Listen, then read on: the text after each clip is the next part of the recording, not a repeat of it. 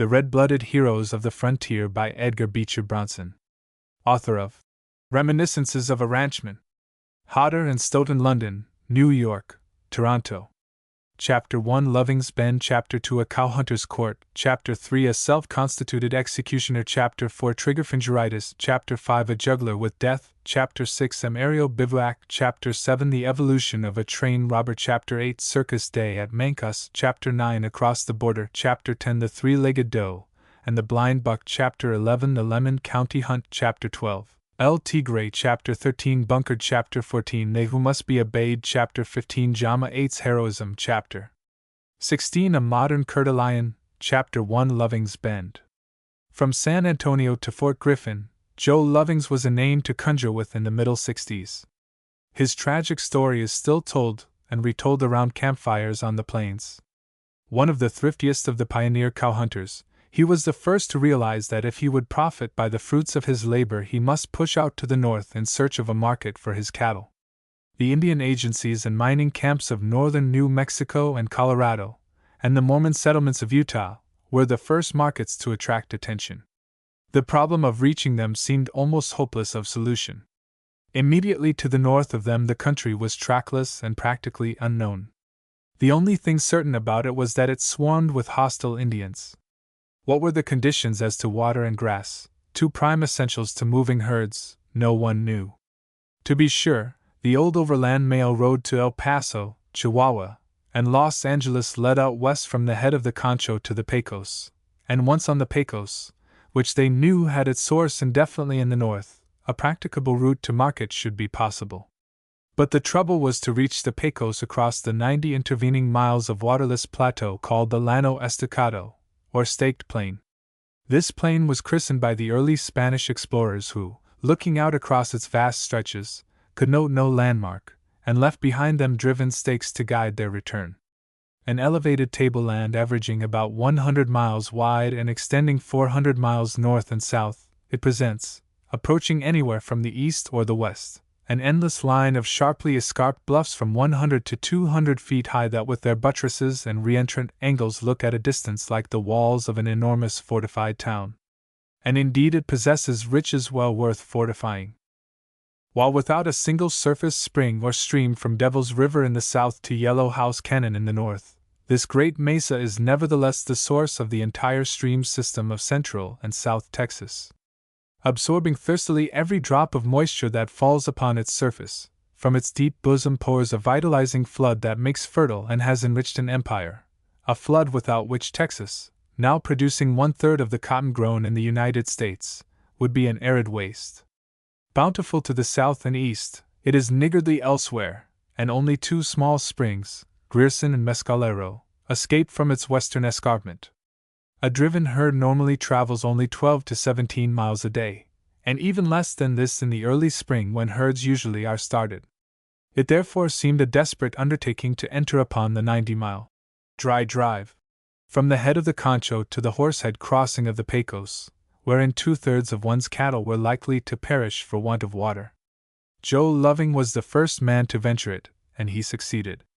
He traversed the plain, fought his way up the Pecos, reached a good market, and returned home in the autumn, bringing a load of gold and stories of hungry markets in the north that meant fortunes for Texas ranchmen.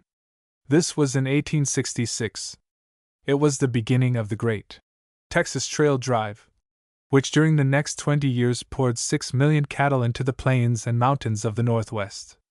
Of this great industrial movement, Joe Loving was the pioneer. At this time Fort Sumner, situated on the Pecos about 400 miles above Horsehead Crossing, was a large government post, and the agency of the Navajo Indians, or such of them as were not on the warpath. Here, on his drive in the summer of 1867, Loving made a contract for the delivery at the post the ensuing season of 2 herds of beeves.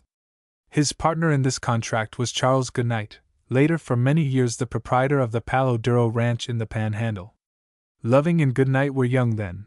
They had helped to repel many a Comanche assault upon the settlements, had participated in many a bloody raid of reprisal, had more than once from the slight shelter of a buffalo wallow successfully defended their lives, and so they entered upon their work with little thought of disaster. beginning their roundup early in March as soon as green grass began to rise, selecting and cutting out cattle of fit age and condition. By the end of the month they reached the head of the Concho with 2 herds, each numbering about 2,000 head. Loving was in charge of one herd and Goodnight of the other. Each outfit was composed of 8 picked cowboys, well drilled in the rude school of the plains, a horse wrangler, and a cook. To each rider was assigned a mount of 5 horses, and the loose horses were driven with the herd by day and guarded by the horse wrangler by night. The cook drove a team of 6 small Spanish mules hitched to a mess wagon. In the wagon were carried provisions, consisting principally of bacon and jerked beef, flour, beans, and coffee, the men's blankets and war sacks, and the simple cooking equipment. Beneath the wagon was always swung a rawhide, a dried, untanned, unscraped cow's hide, fastened by its 4 corners beneath the wagon bed. This rawhide served a double purpose: first, as a carryall for odds and ends, and second, as furnishing repair material for saddles and wagons. In it were carried pots and kettles, extra horseshoes, farrier's tools, and firewood, for often long journeys had to be made across country which did not furnish enough fuel to boil a pot of coffee. On the sides of the wagon, outside the wagon box, were securely lashed the 2 great water barrels, each supplied with a spigot, which are indispensable in trail driving. Where, as in this instance, exceptionally long dry drives were to be made, other water kegs were carried in the wagons. Such wagons were rude affairs, great prairie schooners, hooded in canvas to keep out the rain. Some of them were miracles of patchwork, racked and strained and broken till scarcely a sound bit of iron or wood remained, but, all splinted and bound with strips of the cowboy's indispensable rawhide, they wobbled crazily along, with many a shriek and groan, threatening every moment to collapse, but always holding together until some extraordinary accident required the application of new rawhide bandages. I have no doubt there are wagons of this sort in use in Texas today that went over the trail in 1868. The men need little description, for the cowboy type has been made familiar by Buffalo Bill's most truthful exhibitions of plains life. Lean, wiry, bronzed men, their legs cased in leather chaparreos, with small boots, high heels, and great spurs, they were, despite their loose, slouchy seat, the best rough riders in the world. Cowboy character is not well understood. Its most distinguishing trait was absolute fidelity. As long as he liked you well enough to take your pay and eat your grub, you could, except in very rare instances, rely implicitly upon his faithfulness and honesty. To be sure, if he got the least idea he was being misused, he might begin throwing lead at you out of the business end of a gun at any time. But so long as he liked you, he was just as ready with his weapons in your defense, no matter what the odds or who the enemy. Another characteristic trait was his profound respect for womanhood. I never heard of a cowboy insulting a woman, and I don't believe any real cowboy ever did. Men whose nightly talk around the campfire is of home and mammy are apt to be a pretty good sort. And yet another quality for which he was remarkable was his patient, uncomplaining endurance of a life of hardship and privation equaled only among seafarers. Drenched by rain or bitten by snow, scorched by heat or stiffened by cold, he passed it all off with a jest. Of a bitterly cold night he might casually remark about the quilts that composed his bed, "These here derned huldies ain't much thicker 'n hen skin." Or of a hot night, "Reckon ol' mammy must 'a' stuffed a hull bale of cotton inter this yer ol' huldy." Or in a pouring rain, "'Pears like ol' master's got a derned fool day we uns is wet-footed." Or in a driving snowstorm, "Yef ol' master had to get rid o' this yer damn cold stuff, he might 'a' dumped it on fellers what's got more firewood." Handy. Vices? Well, such as the cowboy had, someone who loves him less will have to describe. Perhaps he was a bit too frolicsome in town, and too quick to settle a trifling dispute with weapons, but these things were inevitable results of the life he led. In driving a herd over a known trail where water and grass are abundant, an experienced trail boss conforms the movement of his herd as near as possible to the habit of wild cattle on the range. At dawn the herd rises from the bed ground and is drifted, or grazed, without pushing, in the desired direction. By 9 or 10 o'clock they have eaten their fill, and then they are strung out on the trail, to water. They step out smartly, 2 men, one at either side, pointing, the leaders, and swing. Riders along the sides push in the flanks, until the herd is strung out for a mile or more, a narrow, bright, party-colored ribbon of moving color winding over the dark green of hill and plain. In this way they easily march off 6 to 9 miles by noon. When they reach water they are scattered along the stream, drink their fill and lie down. Dinner is then eaten, and the boys not unheard doze in the shade of the wagon, until, a little after 2 o'clock, the herd rise of their own accord and move away, guided by the riders. Rather less distance is made in the afternoon. At twilight the herd is rounded up into a close circular compact mass and bedded down, for the night. The first relief of the night guard riding slowly round, singing softly and turning back stragglers. If properly grazed, in less than a half hour the herd is quiet and at rest, and barring an occasional wild or hungry beast trying to steal away into the darkness, so they lie till dawn unless stampeded by some untoward incident. Every 2 or 3 hours a new relief is called and the night guard changed. Round and round all night ride the guards, jingling their spurs and droning some low monotonous song, recounting through endless stanzas the fearless deeds of some frontier hero, or humming some love ditty rather too passionate for gentle ears. But when a 90-mile drive across the staked plain is to be done, all this easy system is changed.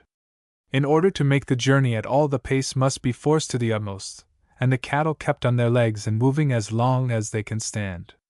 Therefore, when Loving and Goodnight reached the head of the Concho, 2 full days' rest were taken to recuperate the drags, or weaker cattle. Then, late one afternoon, after the herd had been well grazed and watered, the water barrels and kegs filled, the herd was thrown on the trail and driven away into the west, without halt or rest, throughout the night. Thus, driving in the cool of the night and of the early morning and late evening, resting through the heat of midday when travel would be most exhausting, the herd was pushed on westward for 3 nights and 4 days. On these dry drives the horses suffer most, for every rider is forced, in his necessary daily work, to cover many times the distance traveled by the herd, and therefore the horses, doing the heaviest work, are refreshed by an occasional sip of the precious contents of the water barrels, as long as it lasts. By night of the 2nd day of this drive every drop of water is consumed, and thereafter, with tongues parched and swollen by the clouds of dust raised by the moving multitude, thin, drawn, and famished for water, men, horses, and cattle push madly ahead. Come at last within 15 miles of the Pecos, even the leaders, the strongest of the herd, are staggering along with dull eyes and drooping heads, apparently ready to fall in their tracks. Suddenly the whole appearance of the cattle changes. Heads are eagerly raised, ears pricked up, eyes brighten. The leaders step briskly forward and break into a trot. Cow hunters say they smell the water. Perhaps they do, or perhaps it is the last desperate struggle for existence. Anyway, the tide is resistless. Nothing can check them, and 4 men gallop in the lead to control and handle them as much as possible when they reach the stream. Behind, the weaker cattle follow at the best pace they can. In this way over the last stage a single herd is strung out over a length of 4 or 5 miles.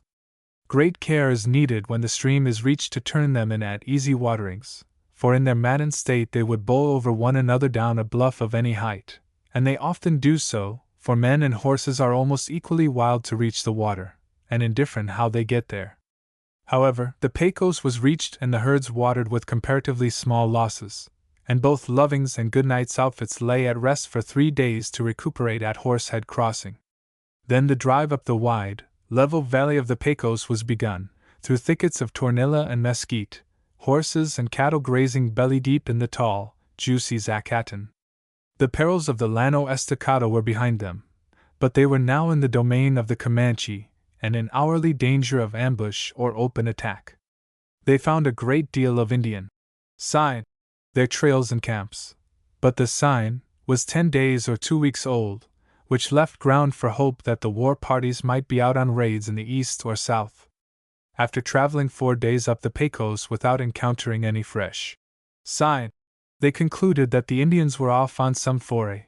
Therefore it was decided that Loving might with reasonable safety proceed ahead of the herds to make arrangements at Fort Sumner for their delivery, provided he traveled only by night, and lay in concealment during the day.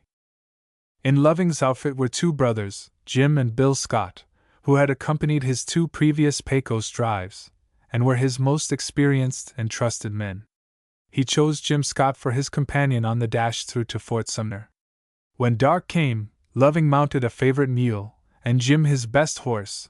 Then, each well armed with a Henry rifle and 2 6-shooters, with a brief "So long, boys!" to Goodnight and the men, they trotted off up the trail.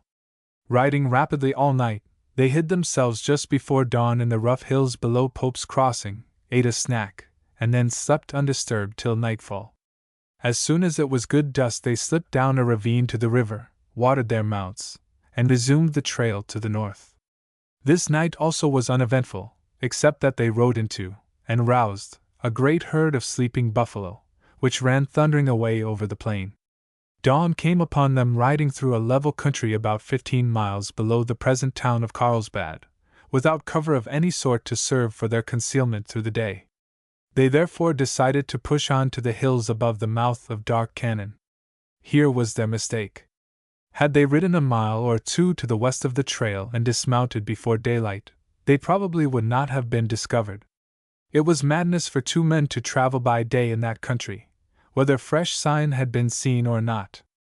But, anxious to reach a hiding place where both might venture to sleep through the day, they pressed on up the trail. And they paid dearly the penalty of their foolhardiness. Other riders were out that morning, riders with eyes keen as a hawk's, eyes that never rested for a moment, eyes set in heads cunning as foxes and cruel as wolves. A war party of Comanches was out and on the move early, and, as is the crafty Indian custom, was riding out of sight in the narrow valley below the well-rounded hills that lined the river. But while hid themselves, their scouts were out far ahead, creeping along just beneath the edge of the plain, scanning keenly its broad stretches, alert for quarry. And they soon found it. Loving and Jim hove in sight. To be sure, they were only 2 specks in the distance, but the trained eyes of these savage sleuths quickly made them out as horsemen, and white men. Halting for the main war party to come up, they held a brief council of war, which decided that the attack should be delivered 2 or 3 miles farther up the river, where the trail swerved into within a few hundred yards of the stream. So the scouts mounted, and the war party jogged leisurely northward and took stand opposite the bend in the trail. On came Loving and Jim, unwarned and unsuspecting, their animals jaded from the long night's ride. They reached the bend. And just as Jim, pointing to a low round hill a quarter of a mile to the west of them, remarked, "Thar'd be a blame good place to stand off a bunch o' Injuns," they were startled by the sound of thundering hoofs off on their right to the east.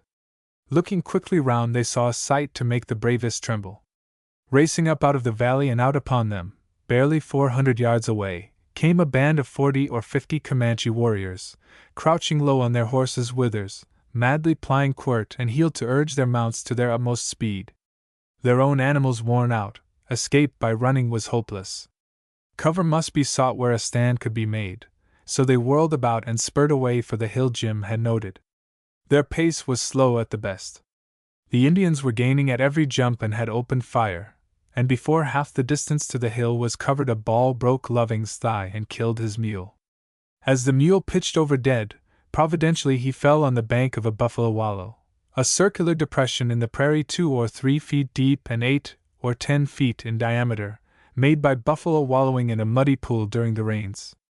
Instantly Jim sprang to the ground, gave his bridle to Loving, who lay helpless under his horse, and turned and poured a stream of lead out of his Henry rifle that bowled over 2 Comanches, knocked down 1 horse, and stopped the charge. While the Indians temporarily drew back out of range, Jim pulled Loving from beneath his fallen mule, and using his neckerchief, applied a tourniquet to the wounded leg which abetted the hemorrhage, and then placed him in as easy a position as possible within the shelter of the wallow, and behind the fallen carcass of the mule. Then Jim led his own horse to the opposite bank of the wallow, drew his bowie knife and cut the poor beast's throat. They were in for a fight to the death, and outnumbered 20 to 1, must have breastworks. As the horse fell on the low bank and Jim dropped down behind him, Loving called out cheerily, "Reckon we're all right now, Jim, and can down half o' them before they get us." "Hell! Here they come again!" A brief, "Bet your life, old man. We'll make him settle now," was the only reply. Stripped naked to their waistcloths and moccasins, with faces painted black and bronze, bodies striped with vermilion, with curling buffalo horns and streaming eagle feathers for their war bonnets, no warriors ever presented a more ferocious appearance than these charging Comanches. Their horses, too, were naked except for the bridle and a hair rope loosely knotted round the barrel over the withers. On they came at top speed until within range, when with that wonderful dexterity no other race has quite equaled, each pushed his bent right knee into the slack of the hair rope, seized bridle and horse's mane in the left hand, curled his left heel tightly into the horse's flank, and dropped down on the animal's right side, leaving only a hand and a foot in view from the left. Then, breaking the line of their charge, the whole band began to race round Loving's entrenchment in single file, firing beneath their horses' necks and gradually drawing nearer as they circled. Loving and Jim wasted no lead. Lying low behind their breastworks until the enemy were well within range, they opened a fire that knocked over 6 horses and wounded 3 Indians. Balls and arrows were flying all about them, but well sheltered, they remained untouched. The fire was too hot for the Comanches and they again withdrew. Twice again during the day the Indians tried the same tactics with no better result. Later they tried sharpshooting at long range, to which Loving and Jim did not even reply. At last, late in the afternoon, they resorted to the desperate measure of a direct charge, hoping to ride over and shoot down the 2 white men. Up they came at a dead run 5 or 6 abreast, the front rank firing as they ran. But badly exposed in their own persons, the fire from the buffalo wallow made such havoc in their front ranks that the savage columns swerved, broke, and retreated. Night shut down. Loving and Jim ate the few biscuits they had baked and some raw bacon. Then they counseled with one another. Their thirst was so great, it was agreed they must have water at any cost. They knew the Indians were unlikely to attempt another attack until dawn, and so they decided to attempt to reach the stream shortly after midnight. Although it was scarcely more than 1,500 yards, that was a terrible journey for Loving. Compelled to crawl noiselessly to avoid alarming the enemy, Jim could give him little assistance. But going slowly, dragging his shattered leg behind him without a murmur, Loving followed Jim, and they reached the river safely and drank. It was now necessary to find new cover. For long distances the banks of the Pecos are nearly perpendicular, and 10 to 20 feet high. At flood the swift current cuts deep holes and recesses in these banks. Prowling along the margin of the stream, Jim found one of these recesses wide enough to hold them both, and deep enough to afford good defense against a fire from the opposite shore. Above them the bank rose straight for 20 feet. Thus they could not be attacked by firing, except from the other side of the river, and while the stream was only 30 yards wide, the opposite bank afforded no shelter for the enemy. In the gray dawn the Indians crept in on the first entrenchment, and sprang inside the breastworks with upraised weapons, only to find it deserted. However, the trail of Loving's dragging leg was plain, and they followed it down to the river, where, coming unexpectedly in range of the new defenses, 2 of their number were killed outright. Throughout the day they exhausted every device of their savage cunning to dislodge Loving, but without avail. They soon found the opposite bank too exposed and dangerous for attack from that direction. Burning brush dropped from above failed to lodge before the recess, as they had hoped it might. The position seemed impregnable, so they surrounded the spot, resolved to starve the white men out. Loving and Jim had leisure to discuss their situation. Loving was losing strength from his wound. They had no food but a little raw bacon. Without relief they must inevitably be starved out. It was therefore agreed that Jim should try to reach Goodnight and bring aid. It was a forlorn hope, but the only one. The herds must be at least 60 miles back down the trail. Jim was reluctant to leave, but Loving urged it as the only chance. As soon as it was dark, Jim removed all but his underclothing, hung his boots round his neck, slid softly into the river, and floated and swam downstream for more than a quarter of a mile. Then he crept out on the bank. On the way he had lost his boots, which more than doubled the difficulty and hardship of his journey. Still he struck bravely out for the trail, through cactus and over stones. He traveled all night, rested a few hours in the morning, resumed his tramp in the afternoon, and continued it well nigh through the second night. Near morning, famished and weak, with feet raw and bleeding, totally unable to go farther, Jim lay down in a rocky recess 200 or 300 yards from the trail, and went to sleep. It chanced that the two outfits lay camped scarcely a mile farther down the trail. At dawn they were again en route, and both passed Jim without rousing or discovering him. Then a strange thing happened. 3 or 4 horses had strayed away from the horse wrangler during the night, and Jim's brother Bill was left behind to hunt them. Circling for their trail, he found and followed it until it brought him almost upon the figure of a prostrate man, nearly naked, bleeding, and apparently dead. Dismounting and turning the body over, Bill was startled to find it to be his brother Jim. With great difficulty Jim was roused. He was then helped to mount Bill's horse, and hurried on to overtake the outfit. Coffee and a little food revived him so that he could tell his story. Neither danger nor property was considered where help was needed in those days. Goodnight instantly ordered 6 men to shift saddles to their strongest horses, left the outfits to get on as best they might, and spurred away with his little band to his partner's relief. Loving had a close call the day after Jim left. The Comanches had other plans to carry out, or perhaps they were grown impatient.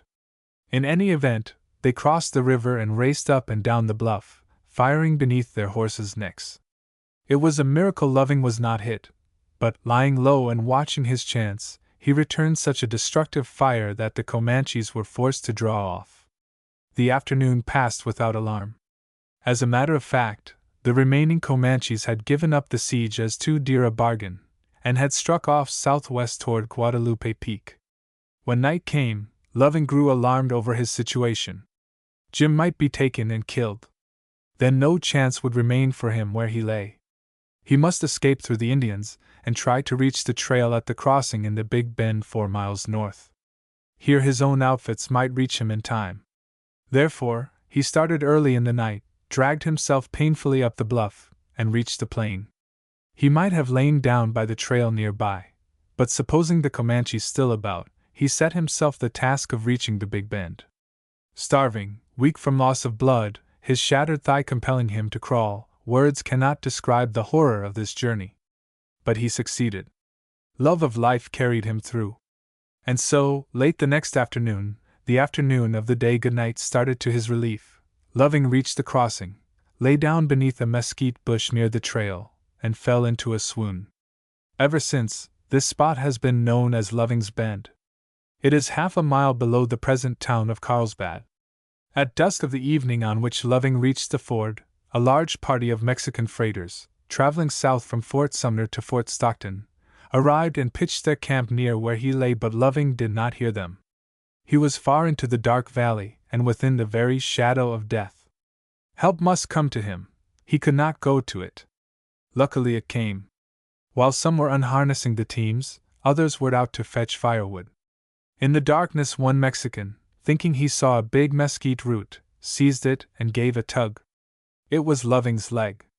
Startled and frightened, the Mexican yelled to his mates, "Que vienen, hombres! Que vienen por el amor de Dios! Aquí está un muerto!" Others came quickly, but it was not a dead man they found, as their mate had called. Dragged from under the mesquite and carried to the fire, Loving was found still breathing. The spark of life was very low, however, and the mescal given him as a stimulant did not serve to rouse him from his stupor.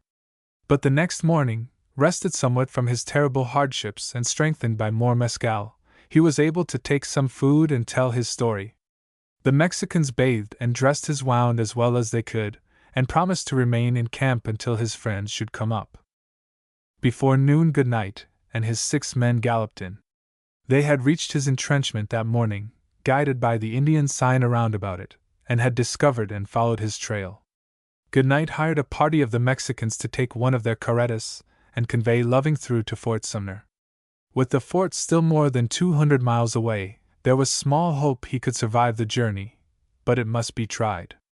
A rude hammock was improvised and slung beneath the canvas cover of the carreta, and placed within it, Loving was made as comfortable as possible.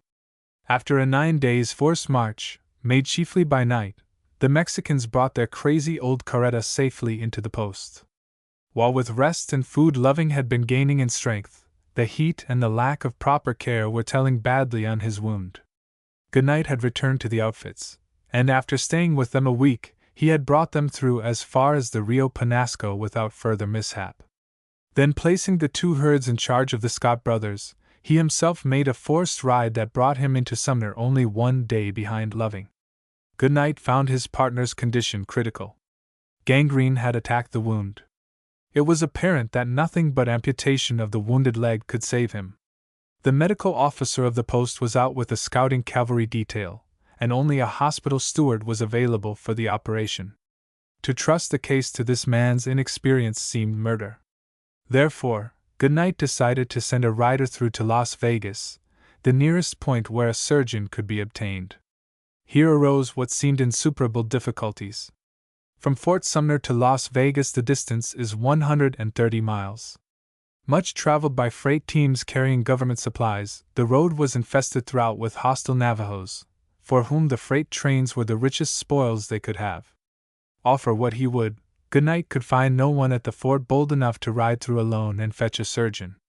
He finally raised his offer to $1,000 for anyone who would make the trip. It was a great prize, but the danger was greater than the prize. No one responded. To go himself was impossible.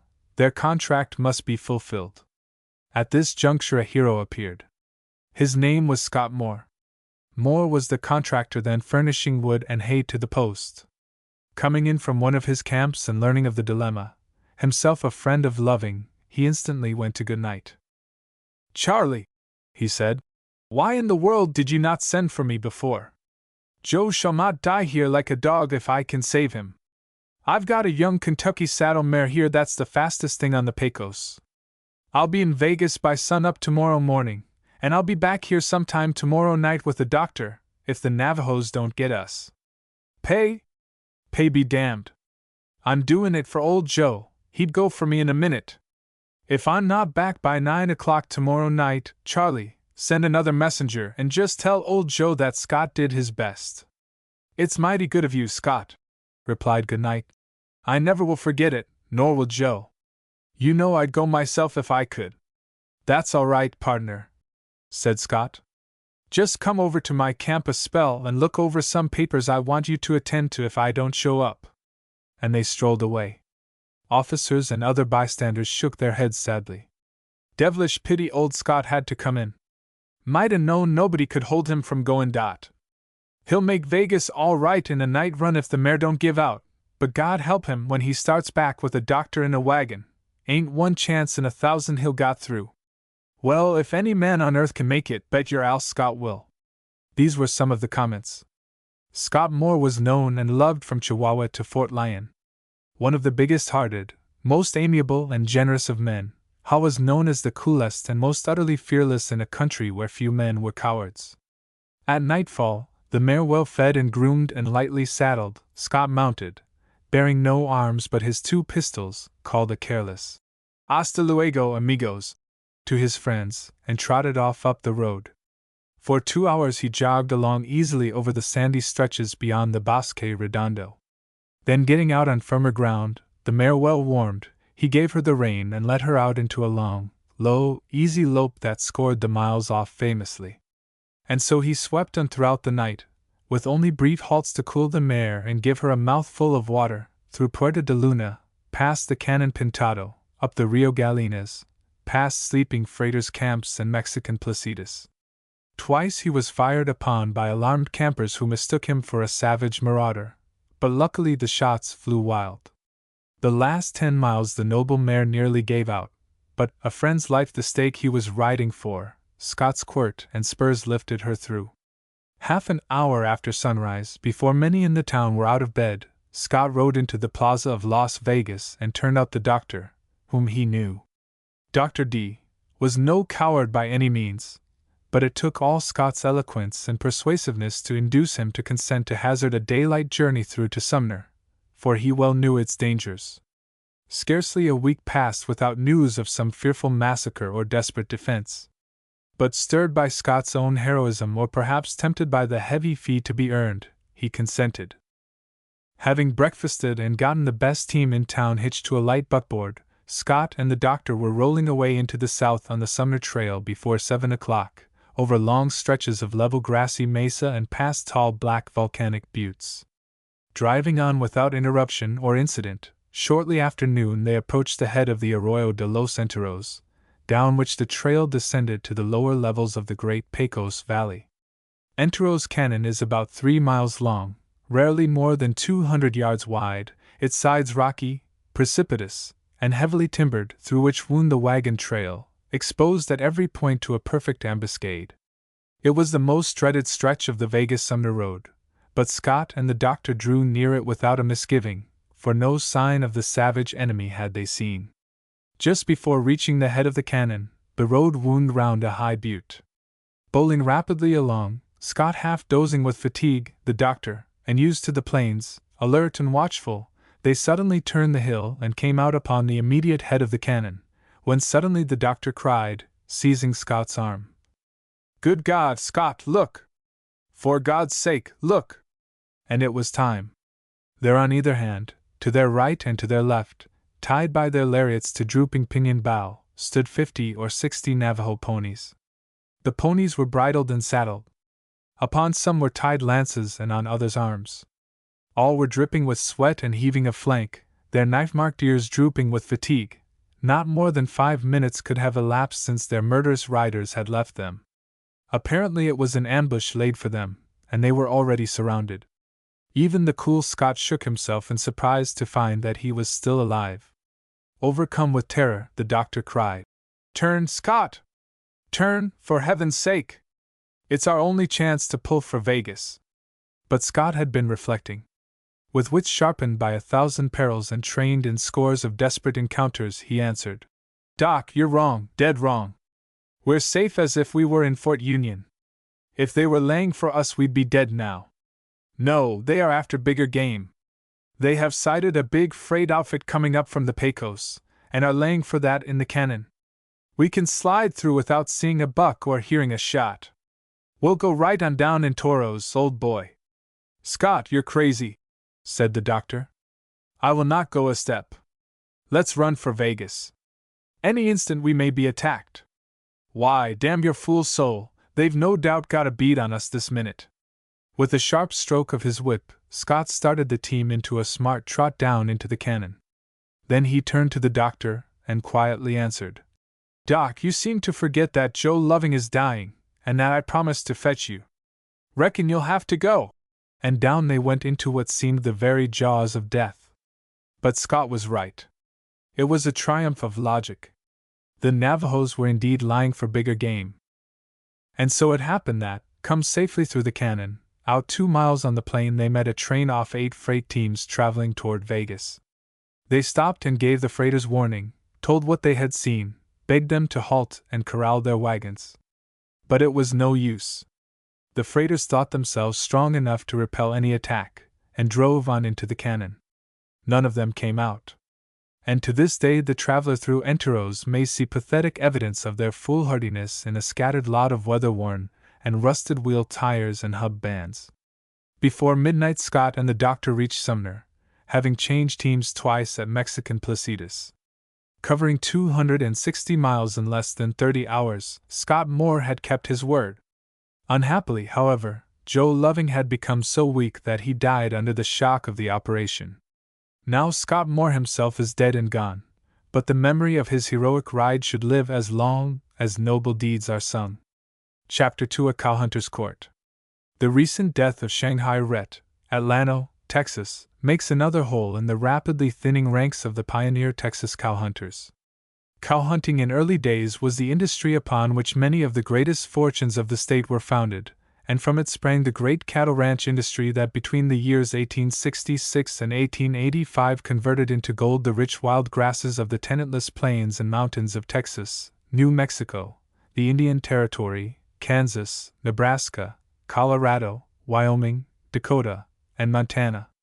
The economic value of this great industrial movement in promoting the settlement and development of that vast region of the West lying between the 98th and 120th meridians, and embracing half the total area of the United States, is comprehended by few who were not personally familiar with the conditions of its rise and progress. There can be no question that the ranch industry hastened the occupation and settlement of the plains by at least 30 years. Farming in those wilds was then an impossibility. Remote from railways, unmapped, and untrod by white men, it was under the sway of hostile Indians, before whose attacks isolated farming settlements, with houses widely scattered, would have been defenseless, alike in their position and in their inexperience in Indian warfare. Then, moreover, there was neither a market nor means of transportation or the farmer's product. All these conditions the Texas cowhunters changed, and they did it in little more than a decade. In Texas were bred the leaders and the rank and file of that great army of cowhunters whose destiny it was to become the pioneers of this vast region. Pistol and knife were the treasured toys of their childhood. They were inured to danger and to hardship. They were expert horsemen, trained Indian fighters, reckless of life but cool in its defense, and thus they were an ideal class for the pacification of the plains. Shanghai Rhett's death removed one of the comparatively few survivors of this most interesting and eventful past. In Texas after the war, when Shawn was young, a pony, a lariat, a six-shooter, and a branding iron were sufficient instruments for the acquisition of wealth. A trained eye and a practiced hand were necessary for the effective use of pistol and lariat. The running iron anybody could wield. Therefore, while a necessary feature of equipment, the iron was a secondary affair. The pistol was useful in settling annoying questions of title, the horse and the lariat, in taking possession after title was settled, the iron, in marking the property with a symbol of ownership. The property in question was always cattle. Before the war, cattle were abundant in Texas. Fences were few. Therefore, the cattle roamed at will over hill and plain. To determine ownership, each owner adopted a distinctive mark and brand. The owner's mark and brand were put upon the young before they left their mothers, and upon grown cattle when purchases were made. Thus the broad sides and quarters of those that changed hands many times were covered over with this barbarous record of their various transfers. The system of marking and branding had its origin among the Mexicans. Marking consists in cutting the ears or some part of the animal's hide in such a way as to leave a permanent distinguishing mark. One owner would adopt the swallow fork, a V-shaped piece cut out of the tip of the ear, another the crop, the tip of the ear cut squarely off, another the under half crop, the under half of the tip of the ear cut away, another the over half crop, the reverse of the last, another the underbit, a round nick cut in the lower edge of the ear, another the overbit, the reverse of the last, another the underslope, the under half of the ear removed by cutting diagonally upward, another the overslope, the reverse of the last, another the grub, the ear cut off close to the head, another the wattle, a strip of the hide an inch wide and 2 or 3 inches long, either on forehead, shoulder, or quarters, skinned and left hanging by one end, where before healing it leaves a conspicuous lump, another the dewlap, 3 or 4 inches of the loose skin under the throat skinned down and left hanging. Branding consists in applying a red-hot iron to any part of the animal for 6 or 8 seconds, until the hide is seared. Properly done, hair never again grows on the seared surface and the animal is branded for life.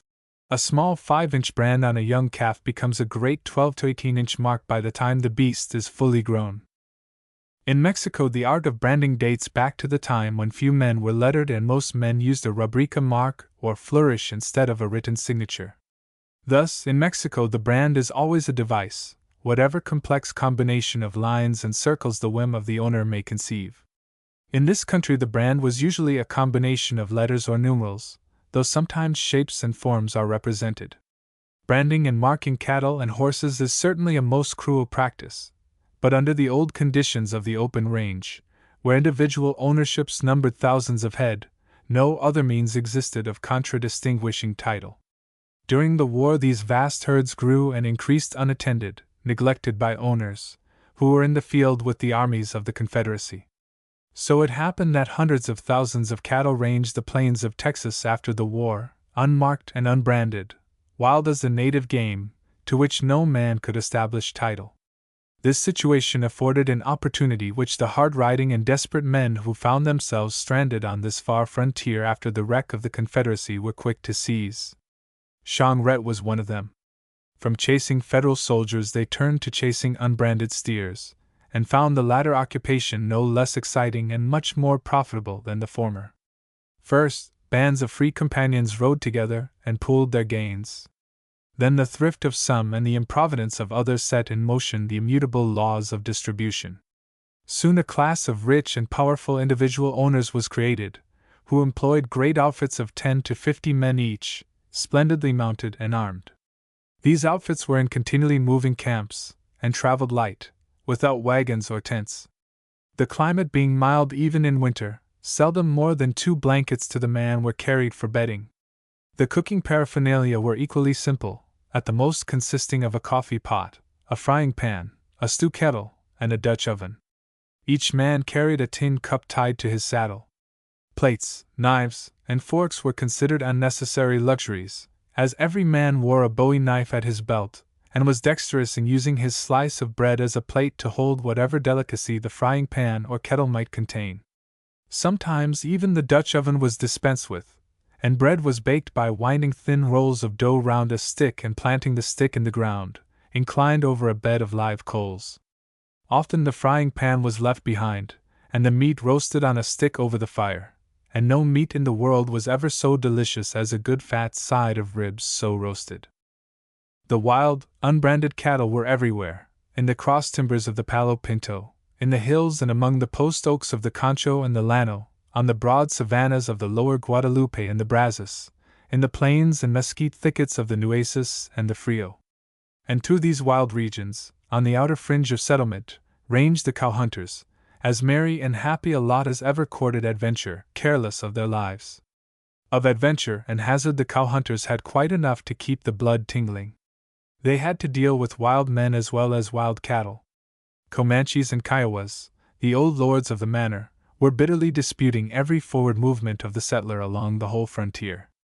No community, from Griffin to San Antonio, escaped their attacks and depredations. Indeed, these incursions were regular monthly visitations, made always, in the light of the moon. A war party of naked bucks on naked horses, the lightest and most dexterous cavalry in the world, would slip softly near some isolated ranch or lonely camp by night. The cleverest and cunningest would dismount and steal swiftly in upon their quarry.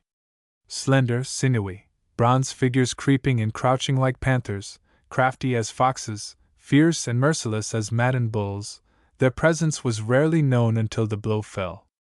Sometimes they were content to steal the settlers' horses, and by daylight be many miles away to the west or north. Sometimes they fired buildings and shot down the inmates as they ran out. Sometimes they crept silently into camps, knifed or tomahawked one or more of the sleepers, and stole away, all so noiselessly that others sleeping near were undisturbed. Sometimes they lay in ambush about a camp till dawn, and then with mad war whoops charged among the sleepers with their deadly arrows and tomahawks. Against these wily marauders the cowhunters could never abate their guard. And it was these same cowhunters the Indians most dreaded, for they were tireless on a trail and utterly reckless in attack. It was not often the Indians got the best of them, and then only by ambush, or overwhelming numbers. Better armed, of stouter hearts in a stand-up fight, little bands of these cowhunters often soundly thrashed war parties outnumbering them 10 to 1. Then it not infrequently fell out that collisions occurred between rival outfits of cowhunters, disputes over territory or cattle, which led to bitter feuds not settled till one side or the other was killed off or run out of the country. Battles royal were fought more than once in which a score or more of men were killed, wherein the casus belli was a difference as to the ownership of a brindle steer. These men were a law unto themselves. Courts were few and far between on the line of the outer settlements. Powder and lead came cheaper than attorneys' fees and were, moreover, found to be more effective.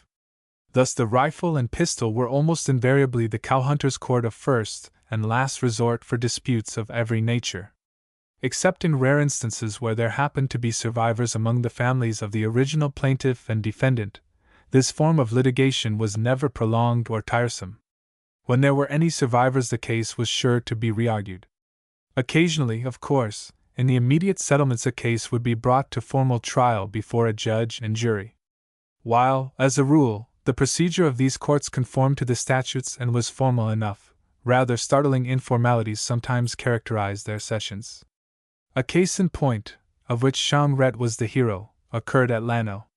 At that time the town of Llano could boast of only one building, a big rough stone house, loopholed for defense against the Indians.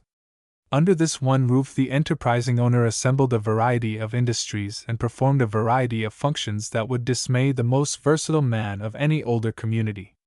Here he kept a general store, operated blacksmith and wheelwright shops, served as postmaster, ran a hotel, and sat as justice of the peace. Indeed, he got so much in the habit of self-reliance in all emergencies, that in more than one instance he subjected himself to some criticism by calmly sitting as both judge and jury in cases wherein he had no jurisdiction. Getting a jury at Llano was no easy task. Often the country for miles around might be scoured without producing a full panel. Llano being the county seat, and this the only house in town, it somewhat naturally from time to time enjoyed temporary distinction as a courthouse, when at long intervals the Llano County Court met. The accommodations, however, were inconveniently limited, so limited in fact that on one occasion at least they were responsible for a sad miscarriage of justice. A murder trial was on. One of the earliest settlers, a man well known and generally liked, had killed a newcomer. It was felt that he had given his victim no chance for his life, else he probably would not have been brought to trial at all. And even in spite of the prevailing disapproval, there was an undercurrent of sympathy for him in the community. However, court met and the case was called. Several settlers were witnesses in the case. It was, therefore, considered a remarkable and encouraging evidence of Llano County's growth in population when the district attorney succeeded in raking together enough men for a jury. At noon of the second day of the trial the evidence was all in, arguments of counsel finished, and the case given to the jury. The prisoner's case seemed hopeless. A clearly premeditated murder had been proved, against which scarcely any defense was produced. Judge, jury, prisoner, and witnesses all had dinner together in the courtroom, which was always demeaned from its temporary dignity as a hall of justice to the humble rank of a dining room as soon as court adjourned. Directly after dinner the jury withdrew for deliberation, in custody of 2 bailiffs. The house was large, to be sure, but its capacity was already so far taxed that it could not provide a jury room. It was therefore the custom of the bailiffs to use as a jury room an open, mossy glade shaded by a great live oak tree on the farther bank of the Llano, and distant 200 or 300 yards from the courthouse. Here, therefore, the jury were conducted, the bailiffs retired to some distance, and discussion of a verdict was begun. In spite of the weight of evidence against him, 2 or 3 were for acquittal. The others said they were damned sorry. Jim was a mighty good feller, but it 'peared like they'd have to foller the evidence. So the discussion pro and con ran on into the mid-afternoon without result. It was an intensely hot afternoon, the air close and heavy with humidity, an hour when all Texans who can do so take a siesta. Judge and counsel were snoozing peacefully on the gallery of the distant courthouse, and the 2 bailiffs guarding the jury room, overcome by habit and the heat, were stretched at full length on the ground, snoring in concert. This situation made the opportunity for a friend at court. Jondrette was the friend awaiting this opportunity. Stepping lightly out of the brush where he had been concealed, a few paces brought him among the jurors. "Howdy, boys," Jondrette drawled. "Pow'ful hot evenin', ain't it? Moseen roon sort o' lonesome like. I thought mebbe so you fellers d be tired o' talkin' law, and I'd jest step over and pass the time o' day and give you a rest." A rude diplomat, perhaps, Jondrette was nevertheless a cunning one. Several jurors expressed their appreciation of his sympathy, and one answered, "Tired o' talkin'? Wall, I reckon so. I'm jest tireder and drier and if I'd been tilin' down beef steers all day. My old tongue's been floppin' till there ain't nary nother flop left in her unless I could get to owl her up with a swallow red eye, and, regretfully, I reckon there ain't no sort o' chance though that." "Thar ain't, hey?" replied Jondrette, producing a big jug from the brush near by. 'Pears like, unless I disremember, thar's some red eye in this yer jug. Upon examination the jug was found to be nearly full, but passed and repassed around the jury room. It was not long before the jug was empty, and the jury full.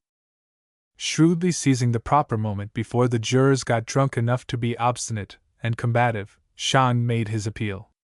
"Fellers," he said, "I allows you all knows that Jim's my friend, and I reckon you can't say but what he has been a mighty good friend to more'n one o' you. Course, I know he got terrible out o' luck when he had killed this yer Arkansas feller. But then, boys, Arkansawers don't count fair much nohow, do they? Powerful one of ye, no account lot, SCA selly fit to practice shootin' at. We fellers ain't a-goin' to lay that up agin Jim, air we? We ain't a-goin' to help this yer jackleg prosecutin' attorney send old Jim up. Why, fellers, we knows well enough that airy one o' us might 'a' done the same thing ef we'd been out o' luck, like Jim was, in meetin' up with this yer Arkansawyer afore we'd had our mornin' coffee. What say, boys? Bein' as how any o' us might be in Jim's boots mo's any day, reckon we'll have to turn him loose?" Sean's pathetic appeal for Jim's life clearly won outright more than half the jury, but there were several who, while their sympathies were with Jim, "'lowed they'd have to bring a verdict accordin' to the evidence." "Verdict? Why, fellers," retorted Jim's advocate, "war's the use of a fool verdict, s'posen we fellers was goin' to be verdict? This is a time for us fellers to stand together, schwa. I'll tell you what le's do, le's all slip off inter th brush, cotch our hosses and pull our freight fair home. This yer court ain't goin' to get airy jury but us in Lano till a new one's growed, and if we skip I reckon they'll have to turn Jim loose." This alternative met all objections. In a moment the jury room was empty. Shortly thereafter the two bailiffs, awakened by a clatter of hoofs over the rocky hills behind them, were doubly shocked to find the only tenant of the jury room, an empty jug. One of the bailiffs sighted some of the escaping jurors and opened fire. The other hastened to alarm the court. The latter, running toward the house, met the judge and counsel who had been roused by the firing, and yelled out, "Jedge, the whole jury's stampeded. Bill's wing two o' them. Gi' me a fast hoss and a lariat and meb so I'll cotch some more." 2 or 3 jurors who were too much fuddled with drink to saddle and mount were quickly captured. The rest escaped. Of course, the court was outraged and indignant, but it was powerless. So Jim was released, thanks to Sean's diplomacy and eloquence. And by the way, in the dark days that came to ranchmen in 1885, Jim, risen to be a well-known and powerful banker in city, furnished the ready money necessary to save Sean's imperiled fortune. And when at length he heard that Sean was at death's door, Jim found the time to leave his large affairs and come all the way up from Lano to bid his old friend farewell. For 2 or 3 years after the war the cowhunters were busy accumulating cattle. From Palo Pinto to San Diego great outfits were working incessantly, scouring the wilds for unbranded cattle. Directly an animal was sighted, 1 or 2 of these riders would spur in pursuit, rope him by horns or legs, and throw him to the ground. Then dismounting and springing nimbly upon the prostrate beast, they quickly fastened the beast's feet with a hogtie, hitched so that he could not rise. A fire was built, the short saddle iron heated, and the beast branded. The feet were then unbound and the cowhunter made a flying leap into his saddle, and spurred away to escape the infuriated charge sure to be delivered by his maddened victim. In this work horses were often fatally gored and not a few men lost their lives. Notwithstanding the fact that it was such a downright desperate task, the men became so expert that they did not even hesitate to tackle, alone and single-handed, great bulls of twice the weight of their small ponies. They roped, held, threw, and branded them. The least accident or mistake, a slip of the foot, a stumble by one's horse, a breaking cinch, a failure to maintain full tension on the lariat, slowness in dismounting to tie an animal, or in mounting after it was untied, any one of these things happening meant death, unless the cowhunter could save himself with a quick and accurate shot. Indeed, the boys so loved this work and were so proud of their skill, that when an unusually vicious old mossback was encountered, each strove to be the first catch and master him. And God knows they should have loved it, as must any man with Rio red blood coursing through his veins, for it was not work. I libel it to call it work, It was rather sport, and the most glorious sport in the world. Riding to hounds over the stiffest country, or hunting grizzly in juniper thickets, is tame beside cow hunting in the old days. The happiest period of my life was my first 5 years on the range in the early 70s. Indeed, it was a period so happy that memory plays me a shabby trick to recall its incidents, and fire me with longings for pleasures I may never again experience. Its scenes are all before me now, vivid as if of yesterday. The night camp is made beside a singing stream or a bubbling spring. The night horses are caught and staked. There is a roaring, merry fire of fragrant cedar boughs. A side of fat ribs is roasting on a spit before the fire, its sweet juices hissing as they drop into the flames, and sending off odors to drive one ravenous. The rich amber contents of the coffee pot is so full of life and strength that it is well nigh bursting the lid with joy over the vitality and stimulus it is to bring you. Supper eaten, there follow pipe and cigarette, jest and badinage, transcriber's note, badinage, over the day's events, stories and songs of love, of home, of mother, and rude impromptu epics relating the story of victories over vicious horses, wild beasts, or savage Indians. When the fire has burnt low and become a mass of glowing coals, voices are hushed, the camp is still, and each, half hypnotized by gazing into the weirdly shifting lights of the dying embers, is wrapped in introspection. Then, rousing, you lie down, your canopy the dark blue vault of the heavens, your mattress the soft, curling buffalo grass. After a night of deep, refreshing sleep, you spring at dawn with every faculty renewed and tense. Breakfast eaten, you catch a favorite roping horse, square and heavy of shoulder and quarter, short of back, with wide, nervous nostrils, flashing eyes, ears pointing to the slightest sound, pastern supple and strong as steel, and of a nerve and temper always reminding you that you are his master only by sufferance. Now begins the day's hunt. Riding softly through cedar brake or mesquite thicket, slipping quickly from one live oak to another, you come upon your quarry, some great tawny yellow monster with sharp-pointed, wide-spreading horns, standing startled and rigid, gazing at you with eyes wide with curiosity, uncertain whether to attack or fly. Usually he at first turns and runs, and you dash after him through timber or over plain, the great loop of your lariat circling and hissing about your head, the noble horse between your knees straining every muscle in pursuit, until, come to fit distance, the loop is cast. It settles and tightens round the monster's horns, and your horse stops and braces himself to the shock that may either throw the quarry or cast horse and rider to the ground, helpless, at his mercy. Once he is caught, woe to you if you cannot master and tie him, for a struggle is on, a struggle of dexterity and intelligence against brute strength and fierce temper, that cannot end till beast or man is vanquished. Thus were the great herds accumulated in Texas after the war. But cattle were so abundant that their local value was trifling. Markets had to be sought. The only outlets were the mining camps and Indian agencies of the Northwest, and the railway construction camps then pushing west from the Missouri River. So the Texans gathered their cattle into herds of 2,000 to 3,000 head each, and struck north across the trackless plains. Indeed, this movement reached such proportions that, excepting in a few narrow mining belts, there is scarcely one of the greater cities and towns between the 98th and 120th meridians which did not have its origin as a supply point for these nomads. Figures will emphasize the magnitude of the movement.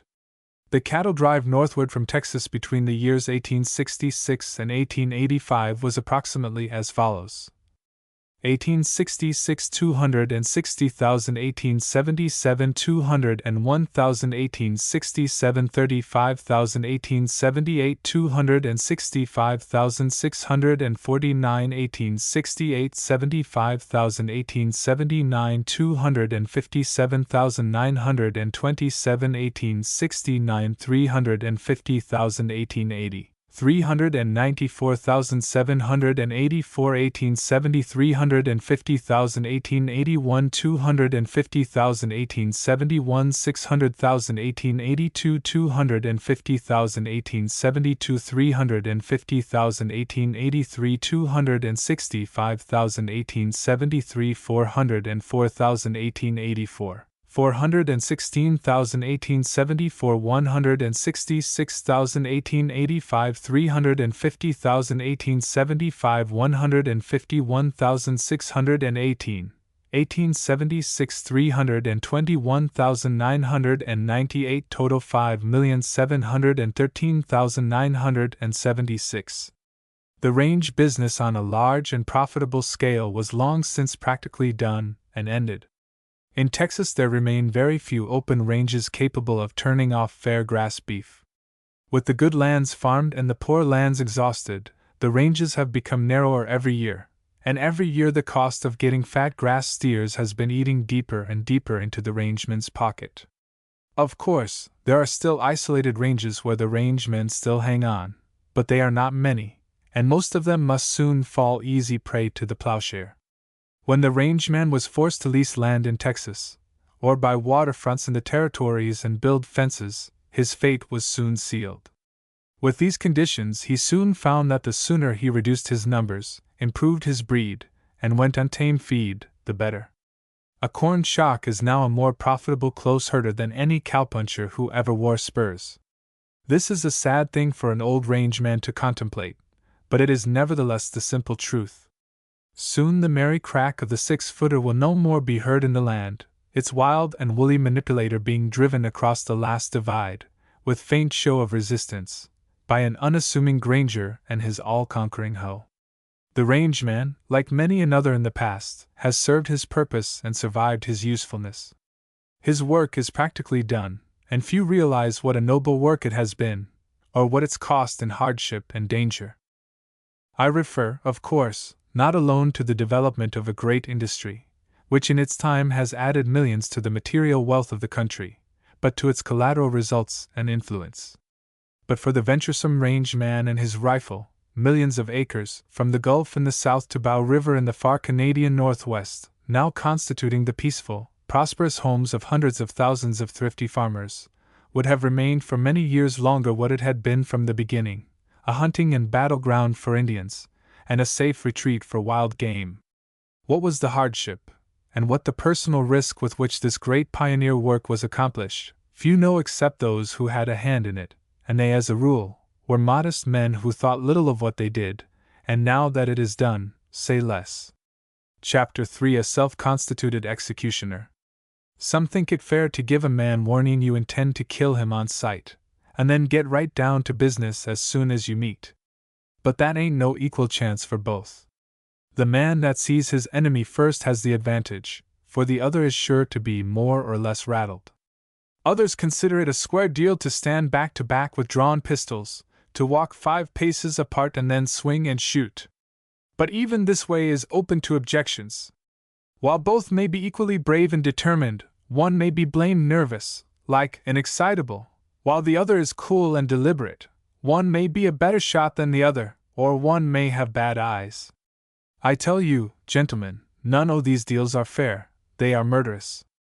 If you want to kill a man in a neat and gentlemanly way that will give both a perfectly equal show for life, let both be put in a narrow hole in the ground that they can't get out of, their left arms securely tied together, their right hands holding bowie knives, and let them cut, and cut till one is down.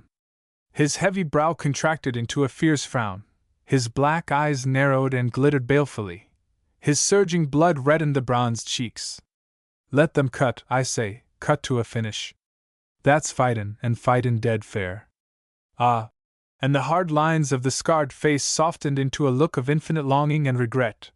If only I could find another man with nerve enough to fight me that way. The speaker was Mr. Clay Allison, formerly of Cimarron, later domiciled at Pope's Crossing. His listeners were cowboys. The scene was a roundup camp on the banks of the Pecos River near the mouth of Rocky Arroyo. Mr. Allison was not dilating upon a theory. On the contrary, he was eminently a man of practice, especially in the matters of which he was speaking. Indeed, he was probably the most expert taker of human life that ever heightened the prevailing dull colors of a frontier community. Early in his career the impression became general that his favorite tint was crimson. And yet Mr. Allison was in no sense an assassin. I never knew him to kill a man whom the community could not very well spare. While engaged as a ranchman in raising cattle, he found more agreeable occupation for the greater part of his time in thinning out the social weeds that are apt to grow quite too luxuriantly for the general good in new Western settlements. His work was not done as an officer of the law either. It was rather a self-imposed task, in which he performed, at least to his own satisfaction, the double functions of judge and executioner. And in the unwritten code governing his decisions all offenses had a common penalty: death. Mr. Allison was born with a passion for fighting, and he indulged the passion until it became a mania. The louder the bullets whistled, the redder the gleaming blades grew, the more he loved it. Yet no knight of old that rode with King Arthur was ever a more chivalrous enemy. He hated a foul blow as much as many of his contemporaries loved to get the drop, which meant taking your opponent unawares and at hopeless disadvantage. In fact, in most cases he actually carried a chivalry so far as to warn the doomed man, a week or two in advance, of the precise day and hour when he might expect to die. And as Mr. Allison was known to be most scrupulous in standing to his word, and as the victim knew there was no chance of a reprieve, this gave him plenty of time to settle up his affairs and to prepare to cross the last divide. Thus the estates of gentlemen who happened to incur Mr. Allison's disapproval were usually left in excellent condition and gave little trouble to the probate courts. Of course, the gentlemen receiving these warnings were under no obligations to await Mr. Allison's pleasure. Some suddenly discovered that they had imperative business in other and remote parts of the country. Others were so anxious to save him unnecessary trouble that they frequented trails he was known to travel, and lay sometimes for hours and days awaiting him, making themselves as comfortable as possible in the meantime behind some convenient boulder or tall nopal, or in the shady recesses of a mesquite thicket. But they might as well have saved all this bother, for the result was the same. Mr. Allison could always spare the time to journey even from New Mexico to Montana where it was necessary to the fulfillment of a promise to do so. To those who were impatient and sought him out in advance, he was ever obliging and proved ready to meet them where and when and how they pleased. It was all the same to him. To avoid annoying legal complications, he was known to have more than once deliberately given his opponent the first shot. In the early 80s, a band of horse rustlers were playing great havoc among the saddle stock in northeastern New Mexico. It was chiefly through Mr. Allison's industry and accurate marksmanship that their numbers were reduced below a convenient working majority. The leader vowed vengeance on Allison. One day they met unexpectedly in the stage ranch at the crossing of the Cimarron. Mr. Allison invited the rustler to take a drink. The invitation was accepted. It was remarked by the bystanders that while they were drinking neither seemed to take any especial interest in the brazen pictures that constituted a feature of the Cimarron bar, and were the pride of its proprietor. The next maneuver in the game was a proposition by Mr. Allison that they retire to the dining room and have some oysters. Unable to plead any other engagement to dine, the rustler accepted. As they sat down at table, both agreed that their pistols felt heavy about their waists, and each drew his weapon from the scabbard and laid it on his knees. While the Cimarron Ranch was noted for the best cooking on the trail, other gentlemen at dinner seemed oddly indifferent to its delicacies, nervously gulped down a few mouthfuls and then slipped quietly out of the room, leaving loaded plates. Presently Mr. Allison dropped a fork on the floor, perhaps by accident, and bent as if to pick it up. An opening in his enemy's guard the rustler could not resist. He grabbed the pistol lying in his lap and raised it quickly, but in doing so he struck the muzzle beneath the edge of the table, causing an instant's delay. It was, however, enough. Allison had pitched sideways to the floor, and firing beneath the table, converted a bad rustler into a good one. Dodge City used to be one of the hottest places on the Texas Trail. It was full of thugs and desperadoes of the worst sort, come to prey upon the hundreds of cowboys who were paid off there. This money had to be kept in Dodge at any cost. Usually the boys were easy game. What money the saloons failed to get was generally gambled off against brace games of faro or monte. And those who would neither drink nor play were waylaid, knocked down, and robbed. On one occasion when the Hunter and Evans, Jingle Bob outfits were in town, they objected to some of these enforced levies as unreasonably heavy. A pitched battle on the streets resulted. Many of the boys were young and inexperienced, and they were getting quite the worst of it, when Clay Allison happened along and took a hand. The fight did not last much longer. When it was over, it was discovered that several of Dodge's most active citizens had been removed from their field of usefulness. For the next day or two, Boot Hill, the local graveyard, was a scene of unusual activity. From all this it fell out that a few days later, when Clay Allison rode alone out of Dodge returning home, he was ambushed a few miles from town by 3 men and shot from his horse.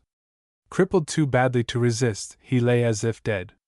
Thinking their work well done, the 3 men came out of hiding, kicked and cursed him, shot 2 or 3 more holes in him, and rode back to town.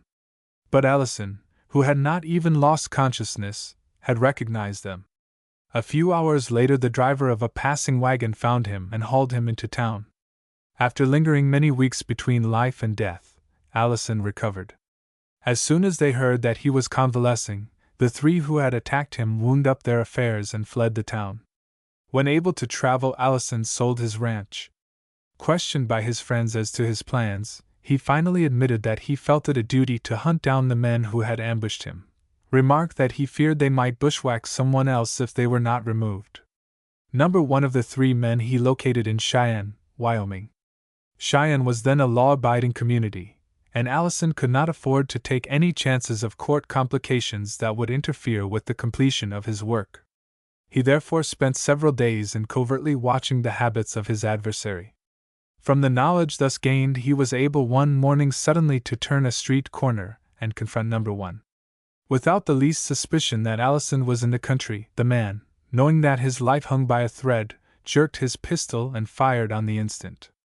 As Allison had shrewdly calculated, his enemy was so nervous that his shot flew wild. Number 1 did not get a second shot. At the inquest, several witnesses of the affray swore that Allison did not even draw until after the other had fired. Several weeks later, Number 2 was found in Tombstone, Arizona, a town of the good old frontier sort that had little use for coroners and juries, so the fighting was half fair. Half an hour after landing from the stagecoach, Allison encountered his man in a gambling house. Number 2 remained in Tombstone, permanently, while Mr. Allison resumed his travels by the evening coach. The hunt for Number 3 lasted several months. Allison followed him relentlessly from place to place through half a dozen states and territories, until he was located on a ranch near Spearfish, Dakota. They met at last, one afternoon, within the shadow of the Devil's Tower. In the duel that ensued, Allison's horse was killed under him. This occasioned him no particular inconvenience, however, for he found that Number 3's horse, after having a few hours' rest, was able to carry him into Deadwood, where he caught the Sydney stage. With this task finished, Mr. Allison was able to return to commercial pursuits. He settled at Pope's Crossing on the Pecos River, in New Mexico, bought cattle, and stocked the adjacent range. Pecos City, the nearest town, lay 50 miles to the south. Started as a front camp, during the construction of the Texas Pacific Railway in 1880, for 5 or 6 years Pecos contrived to rock along without any of the elaborate municipal machinery deemed essential to the government and safety of urban communities in the FE East. It had neither council, mayor, nor peace officer. An early experiment in government was discouraging. In 1883, the Texas Pacific station agent was elected mayor. His name was Ewing, a little man with fierce whiskers and mild blue eyes. 2 nights after the election, a gang of boys from the Hash Knife outfit were in town.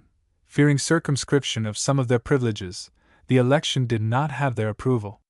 Gleaming out of the darkness 50 yards away from the Lone Wolf Saloon, the light of Mayor Ewing's office window offered a most tempting target. What followed was very natural, in Pecos. The mayor was sitting at his table receiving train orders, when suddenly a bullet smashed the telegraph key beside his hand and other balls whistled through the room bearing him a message he had no trouble in reading. Rushing out into the darkness, he spent the night in the brush, and toward morning boarded an eastbound freight train. Mayor Ewing had abdicated. The railway company soon obtained another station agent, but it was some years before the town got another mayor. On Pecos carnival nights like this, when some of the cowboys were in town, prudent people used to sleep on the floor of Van Slyke's store with bags of grain piled round their blankets 2 tiers deep, for no Pecos house walls were more than inch boards.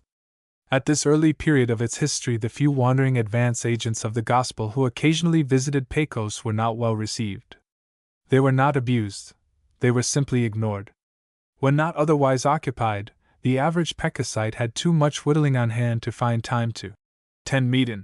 Of this, every pine dry goods box in the town bore mute evidence, its fair sides covered with innumerable rude carvings cut by aimless hands.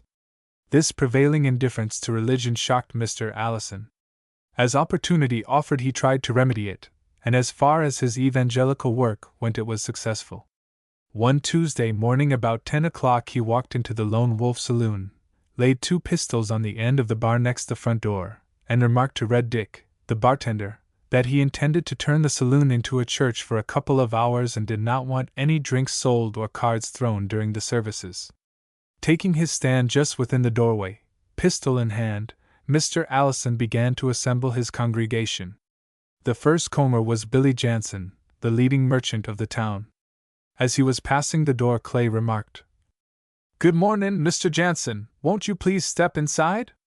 Religious services will be held here shortly and I reckon you'll be useful in the choir." The only reply to Billy's protest of urgent business was a gesture that made Billy think going to church would be the greatest pleasure he could have that morning.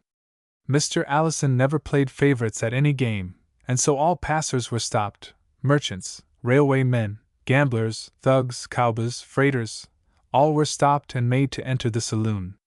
The least furtive movement to draw a gun or to approach the back door received prompt attention from the impromptu evangelist that quickly restored order in the congregation. When 50 or 60 men had been brought into this improvised fold, Mr. Allison closed the door and faced about. "Fellers," he said, "this meetin' bein' held on the Pecos, I reckon we'll open her by singin' 'Shall We Gather at the River?' Of course we're already gathered, but the song sort o' fits. No gammon now, fellers, everybody sings that knows her." The result was discouraging. Few in the audience knew any hymn, much less this one.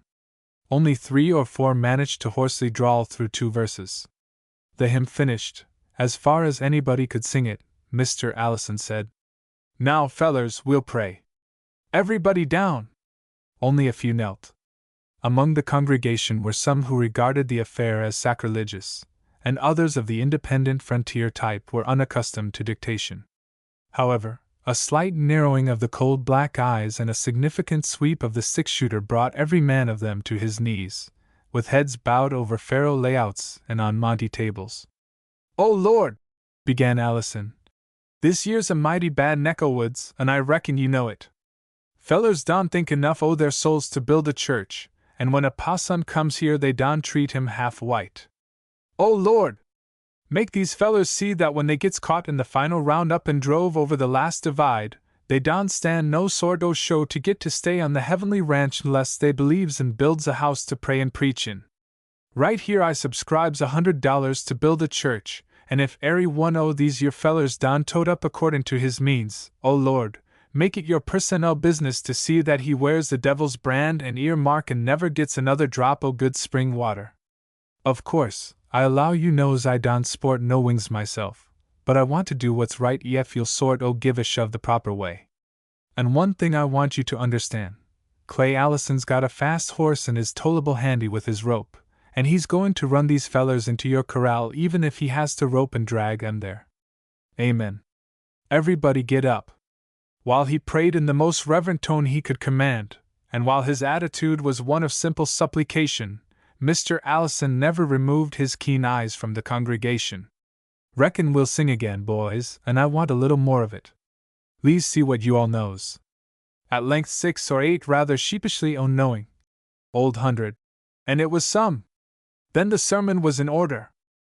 "Fellers," he began, "my old mammy used to tell me that the only show to shake the devil off your trail was to believe everything the Bible says. What your mammy tells you 's bound to be right, dead right, so I think I'll take the sentiment o' this year round up on believin'.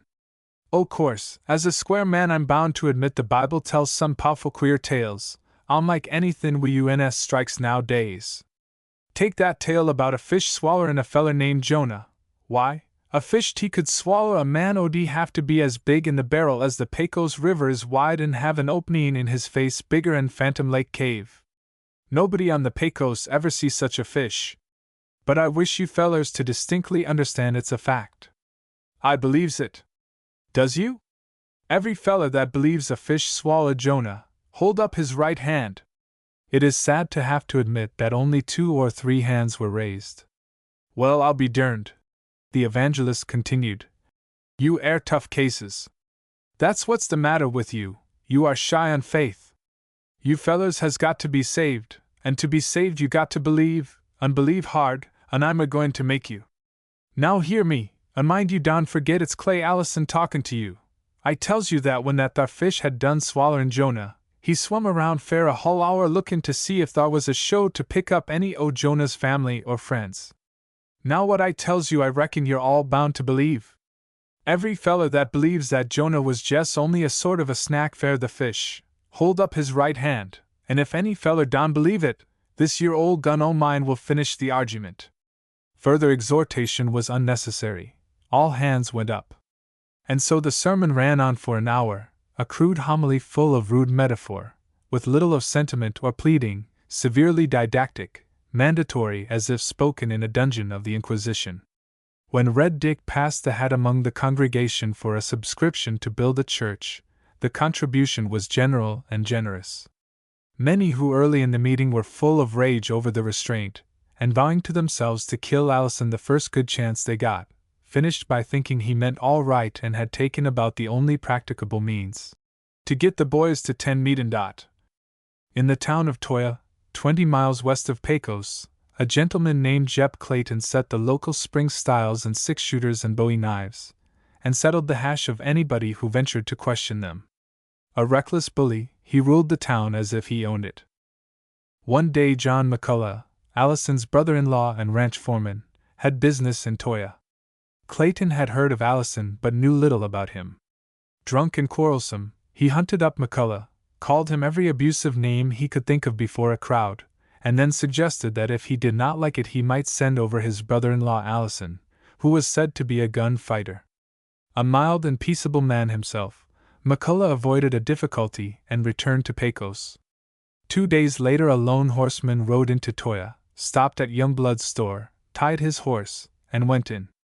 Approaching the group of loafers curled up on boxes at the rear of the store, he inquired, "Can any of you gentlemen tell me if a gentleman named Clayton, Jep Clayton, is in town, and where I can find him?" They replied that he had been in the store an hour before and was probably nearby. As the lone horseman walked out of the door, one of the loungers remarked, "I believe that's Clay Allison, and if it is it's all up with Jep." He slipped out and gave Jep warning, told him Allison was in town, that he had known him years before, and that Jep had better quit town or say his prayers. Concluding, he said, "You done barked up the wrong tree this time, sure." Allison went on from one saloon to another, at each making the same polite inquiry for Mr. Clayton's whereabouts. At last, out on the street Allison met a party of 8 men, a crowd Clayton had gathered, and repeated his inquiry. A man stepped out of the group and said, "My name's Clayton, and I reckon yours is Allison." "Look here, Mr. Allison, this is all a mistake." Why, what's a mistake? Didn't you meet Mr. McCullough the other day?" "Yes." "Didn't you abuse him shamefully?" "Well, yes, but—" "Didn't you send me an invite to come over here?"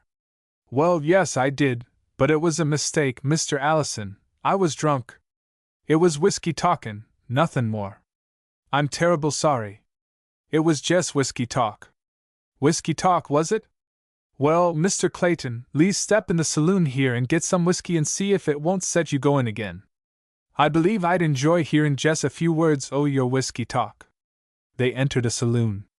For an hour Clayton was plied with whiskey, taunted and jeered until those who had admired him slunk away in disgust, and those who had feared him laughed in enjoyment of his humiliation.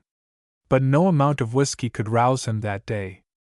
Allison's scarred and passive face, low, quiet tones, and glittering black eyes held him cowed. The terror of Toyah had found his master, and knew it. At last, in utter disgust, Allison concluded, "Mr. Clayton, your invitation brought me 20 miles to meet a gunfighter. I find you such a cur that if ever we meet again I'll lash you into strips with a bull whip." A month later, Mr. Clayton was killed by his own brother-in-law, Grant Tinnan, one of the quiet good men of the country, who never failed to score in any real emergency. "I wonder how it will all end," Allison used often to remark while lying idly staring into the campfire. "Of course I know I can't keep up this sort o' thing. Someone's sure to get me. And I'd just give anything in the world to know how I'm going to die, by pistol or knife." It turned out that fate had decreed other means for his removal. One day Allison and his brother-in-law John McCullough had a serious quarrel. Allison left the ranch and rode into town to think it over. In his later years, killing had become such a mania with him that his best friend could never feel entirely safe against his deadly temper. The least difference might provoke a collision. McCullough was therefore not greatly surprised to get a letter from Allison a few days later, sent out by special messenger, telling him that Allison would reach the ranch late in the afternoon of the next day and would kill him on sight. Early in the morning of the appointed day, Allison left town in a covered hack. He had been drinking heavily and had whiskey with him. About halfway between town and the ranch, he overtook George Larimore, a freighter, seated out in the sun on top of his heavy load. "Hello, George," called Allison. "Mighty hot up there, ain't it?" "Howdy, Mr. Allison. I don't mind the heat, I'm used to it," answered Larimore. "George," called Allison, after driving on a short distance, "'pears to me the good things o' this world ain't equally divided. I don't see why you should sit up there roasting in the sun and me down here in the shade o' the hack. We'll jest even things a little right here. You crawl down off that load and jump into the hack, and I'll get up there and drive your team. Pow'ful good o' you, Mr. Allison, but crawl down, I say, George, it's Clay tellin' you." And the change was made without further delay. 5 miles farther up the road, John McCullough and 2 friends lay in ambush all that day and far into the night, with ready Winchesters, awaiting Allison. But he never came. Shortly after taking his seat on top of the high load in the broiling sun, plodding slowly along in the dust and heat, Allison was nodding drowsily, when suddenly a protruding mesquite root gave the wagon a sharp jolt that plunged Clay headlong into the road, where, before he could rise, the great wheels crunched across his neck. Chapter 4, Triggerfingeritis 1. On the plains 30 years ago there were 2 types of man-killers, and these 2 types were subdivided into classes. The first type numbered all who took life in contravention of law. This type was divided into 3 classes: A. Outlaws to whom bloodletting had become a mania; B. Outlaws who killed in defense of their spoils or liberty; C. Otherwise good men who had slain in the heat of private quarrel, and either gone on the scout, or jumped the country, rather than submit to arrest. The second type included all who slew in support of law and order. This type included 6 classes: A. United States Marshals; B. Sheriffs and their deputies; C. Stage or railway express guards called messengers; D. Private citizens organized as vigilance committees, these often none too discriminating, and not infrequently the blind or willing instruments of individual grudge or greed; E. Unorganized bands of ranchmen who took the trail of marauders on life or property and never quit it; F. Inspectors, detectives, for stock growers' associations.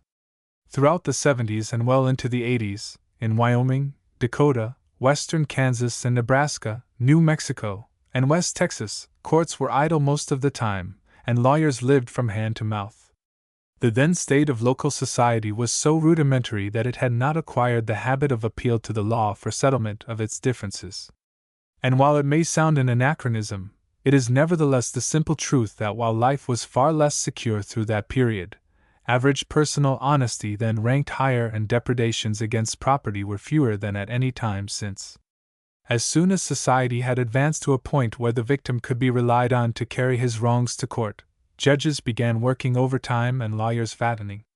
But of the actual pioneers who took their lives in their hands and recklessly staked them in their everyday goings and comings, as, for instance, did all who ventured into the Sioux country north of the Platte between 1875 and 1880, few long stayed, no matter what their occupation, who were slow on the trigger. It was back to Mother Earth or home for them. Of the supporters of the law in that period, Boone May was one of the finest examples any frontier community ever boasted. Early in 1876 he came to Cheyenne with an elder brother, and engaged in freighting thence overland to the Black Hills. Quite half the length of the stage road was then infested by hostile Sioux. This meant heavy risks and high pay. The brothers prospered so handsomely that, toward the end of the year, Boone withdrew from freighting, bought a few cattle and horses, and built and occupied a ranch at the stage road crossing of Lance Creek, midway between the Platte and Deadwood, in the very heart of the Sioux country. Boone was then well under 30, graceful of figure, dark-haired, wore a slender downy mustache that served only to emphasize his youth, but possessed that reserve and repose of manner most typical of the utterly fearless. The Sioux made his acquaintance early, to their grief. One night they descended on his ranch and carried off all the stage horses and most of Boone's. Although the sign showed there were 15 or 20 in the party, at daylight Boone took their trail, alone. The third day thereafter he returned to the ranch with all the stolen stock, besides a dozen split-eared Indian ponies, as compensation for his trouble, taken at what cost of strategy or blood Boone never told. Learning of this exploit from his drivers, Al Patrick, the superintendent of the stage line, took the next coach to Lance Creek and brought Boone back to Deadwood, enlisted in his corps of messengers. He was too good timber to miss. At that time every coach southbound from Deadwood to Cheyenne carried thousands in its mail pouches and express boxes, and once a week a treasure coach armored with boilerplate, carrying no passengers, and guarded by 6 or 8 messengers, or sawed-off shotgun men, conveyed often as high as $200,000 of hard-won Black Hills gold bars. Thus it naturally followed that, throughout 1877 and 1878, it was the exception for a coach to get through from the Chugwater to Jenny's Stockade without being held up by bandits at least once. Any that happened to escape Jack Watkins in the south were likely to fall prey to Dune Blackburn in the north, the two most desperate bandit leaders in the country. In February 1878, I had occasion to follow some cattle thieves from Fort Laramie to Deadwood. Returning south by coach one bitter evening we pulled into Lance Creek, 8 passengers inside, Boone, May, and myself on the box with Jean Barnett the driver. Stocking, another famous messenger, roost behind us atop of the coach, fondling his sawed-off shotgun. From Lance Creek southward lay the greatest danger zone. At that point, therefore, Boone and Stocking shifted from the coach to the saddle, and, as Jean popped his whip and the coach crunched away through the snow, both dropped back perhaps 30 yards behind us. An hour later, just as the coach got well within a broad belt of plum bushes that lined the north bank of Old Woman's Fork, out into the middle of the road sprang a lithe figure that threw a snapshot over Jean's head and halted us. Instantly 6 others surrounded the coach and ordered us down.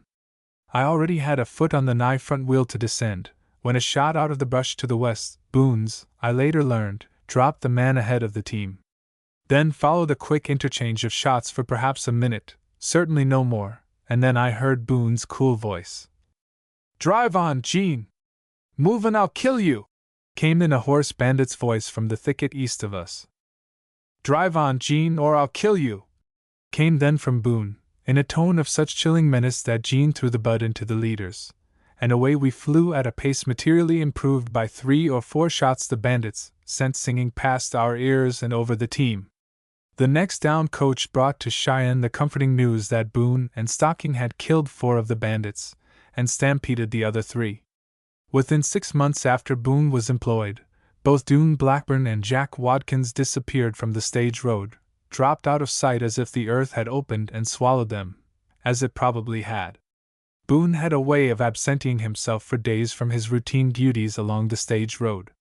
He slipped off entirely alone after this new quarry precisely as he had followed the Sioux horse raiders, and, while he never admitted it, the belief was general that he had run down and planted both.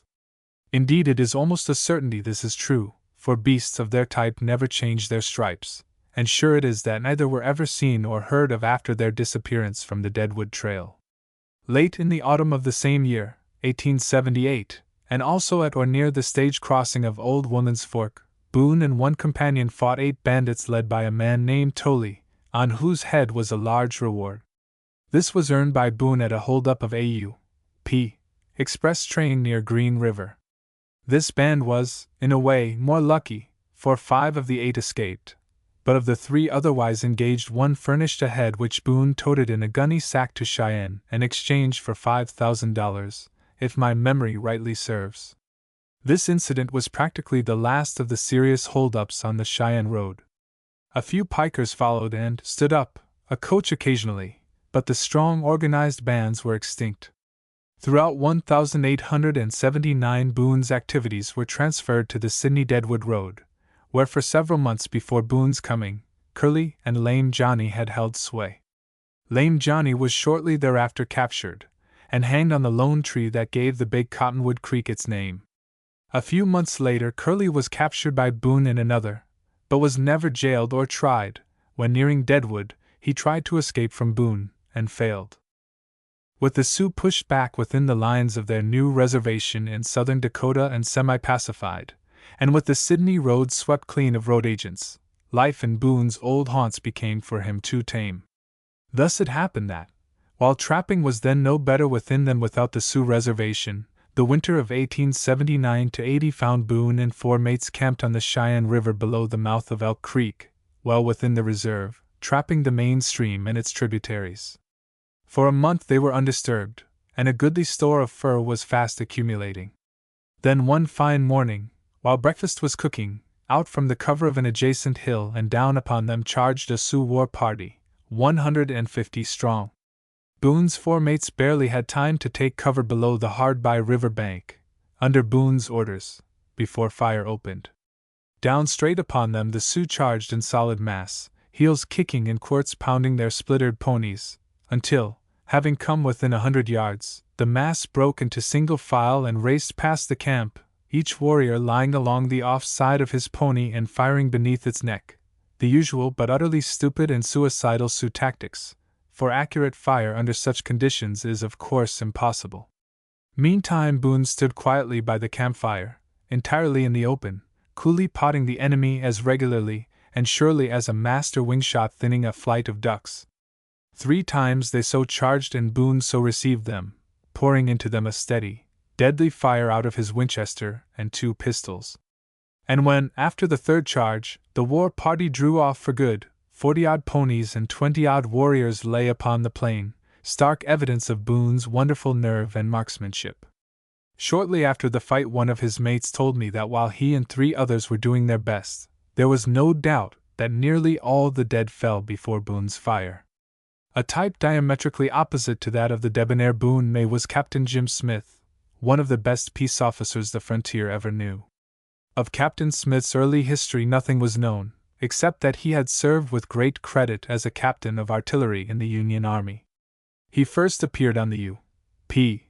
during construction days in the late 60s, serving in various capacities as railroad detective, marshal, stock inspector, and the like. For 18 years Captain Smith wrote more red history with his pistol, barring May's work on the Sioux, than any 2 men of his time.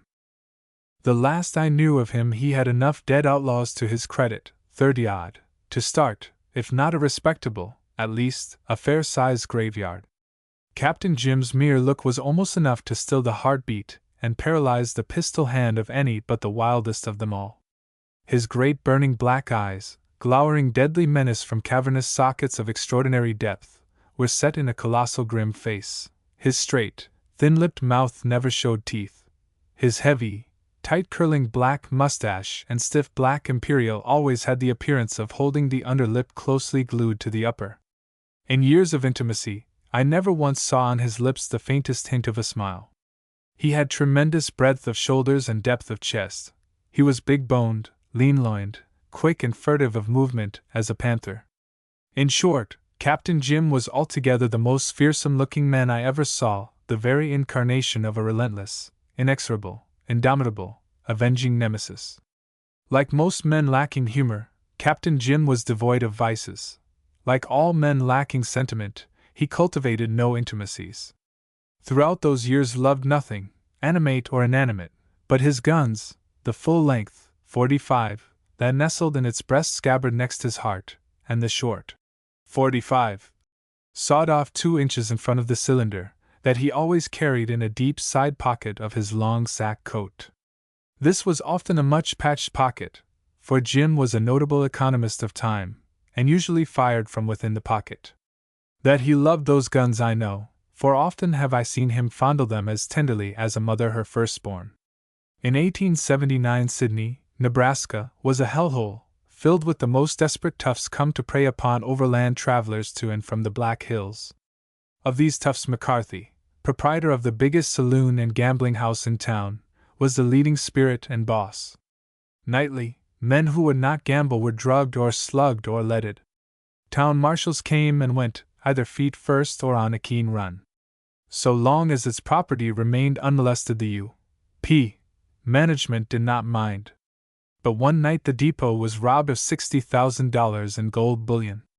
Of course, this was the work of the local gang. Then the U.P. got busy. Pete Shelby summoned Captain Jim to Omaha and committed the Sidney situation to his charge. Frequenting haunts where he knew the news would be wired to Sidney, Jim casually mentioned that he was going out there to clean out the town, and purposed killing McCarthy on sight. This he rightly judged would stampede, or throw a chill into, many of the pikers, and simplify his task. Arrived in Sidney, Jim found McCarthy absent, at North Platte, due to return the next day. Coming to the station the next morning, Jim found the express reported 3 hours late, and returned to his room in the railway house, 50 yards north of the depot. He doffed his coat, shoulder scabbard, and boots, and lay down, shortly falling into a doze that nearly cost him his life. Most inconsiderately, the train made up nearly an hour of its lost time. Jim's awakening was sudden, but not soon enough. Before he had time to rise at the sound of the softly opening door, McCarthy was over him with a pistol at his head. Jim's left hand nearly touched the gun pocket of his coat, and his right lay in reach of the other gun, but his slightest movement meant instant death. "Here'd you come to hang my hide up and skin the town, but you're under a copper and my open play wins, Black Jim." "See?" growled McCarthy. "Well, Mac," coolly answered Jim, "you're a bigger damn fool than I allowed. Never heard of you before making a killin' there was nothin' in. What's the matter with you and your gang? I'm after that bullion, and I've got a straight tip. Lame Johnny's the bird that hooked onto it. If you're standing in with him, you better leave me a plenty, for if you don't I'll sure get him." "Honest? Is that right, Jim? Ain't lyin' none?" queried McCarthy, relieved of the belief that his gang were suspected. "Sure, she's right, Mac.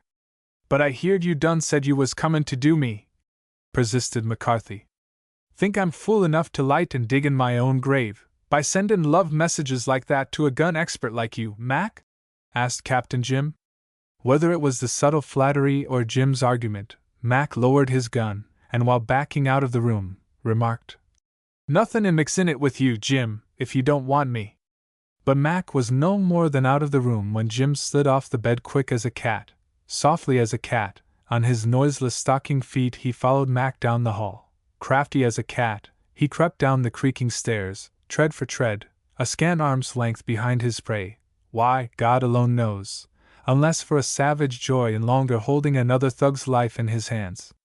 So he hung, like a leech to the blood it loves, across the corridor and to the middle of the trunk room that lay between the hall and the hotel office. There Jim spoke.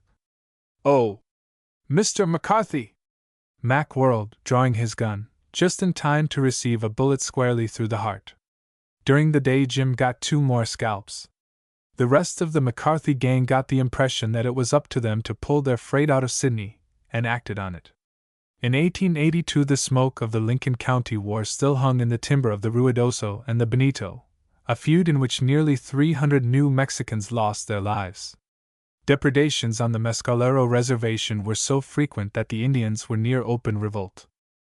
Needing a red-blooded agent, the Indian Bureau sought and got one in Major W. H. Llewellyn, since captain of Rough Riders, Troop H, then a United States Marshal with a distinguished record. The then chief of the Bureau offered the major 2 troops of cavalry to preserve order among the mescaleros and keep marauders off the reservation, and was astounded when Llewellyn declined and said he would prefer to handle the situation with no other aid than that of one man he had in mind. Captain Jim Smith was the man.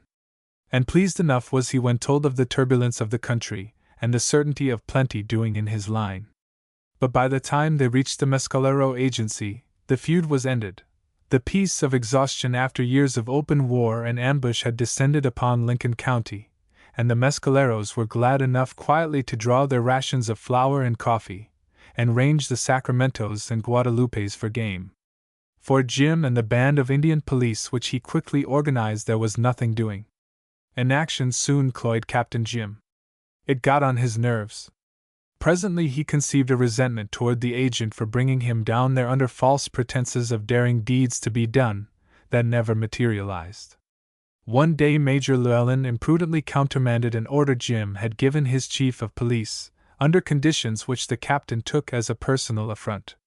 The next thing the major knew, he was covered by Jim's gun listening to his death sentence. "Major," began Captain Jim, "right here is where you cash in. Played me for a big fool long enough. Toted me off down here on the guarantee of the best show of fightin' I've heard of since the war, here where there ain't a man in the territory with nerve enough left to tackle a prairie dog, as far as I can see. Lied to me a plenty, didn't you? Anything to say before you quit?" Since that time Major Llewellyn has become, and is now, a famous pleader at the New Mexican bar, but I know he will agree that the most eloquent plea he has to this day made was that in answer to Captain Jim's arraignment. Luckily it won. A month later Jim called on me at El Paso. At the time I was president of the West Texas Cattle Growers Association, organized chiefly to deal with marauding rustlers. "Howdy, Ed," Jim began. "I've jumped the Mescalero Reservation, headed north. Nothin' doin' down here now. But say, Ed, I hear they're crowed in the rustlers a-plenty up in the Indian Territory and the Panhandle, and she's a cinch they'll be down on you thick in a few months. And say, Ed, don't forget old Jim. When the rustlers come, send for him. You know he's the cheapest proposition ever, never any lawyer's fees or court costs, nothin' to pay but just Jim's wages." That was the last time we ever met, and lucky it will probably be for me if we never meet again, for if Jim still lives and there is aught in this story he sees occasion to take exception to, I am sure to be due for a mix-up I can very well get on without. From 1878 to 1880 Billy Likens was one of the most efficient inspectors of the Wyoming Stock Growers Association, a short man of heavy muscular physique and a round, cherubic, pink and white face, in which a pair of steel-blue glittering eyes looked strangely out of place. A second glance, however, showed behind the smiling mouth a set of the jaw that did not belie the fighting eyes. So far as I can now recall, Billy never failed to get what he went after while he remained in our employ. Probably the toughest customer Billy ever tackled was Doc Middleton. As an outlaw, Doc was the victim of an error of judgment. When he first came among us, hailing from Llano County, Texas, Doc was as fine a puncher and jolly, good-tempered range mate as any in the territory. Sober and industrious, he never drank or gambled. But he had his bit of temper, had Doc, and his chunk of good old Llano nerve. Thus, when a group of carousing soldiers, in a Sydney saloon, one night lit in to beat Doc up with their six-shooters for refusing to drink with them, the inevitable happened in a very few seconds. Doc killed 3 of them, jumped his horse, and split the wind for the Platte. And therein lay his error.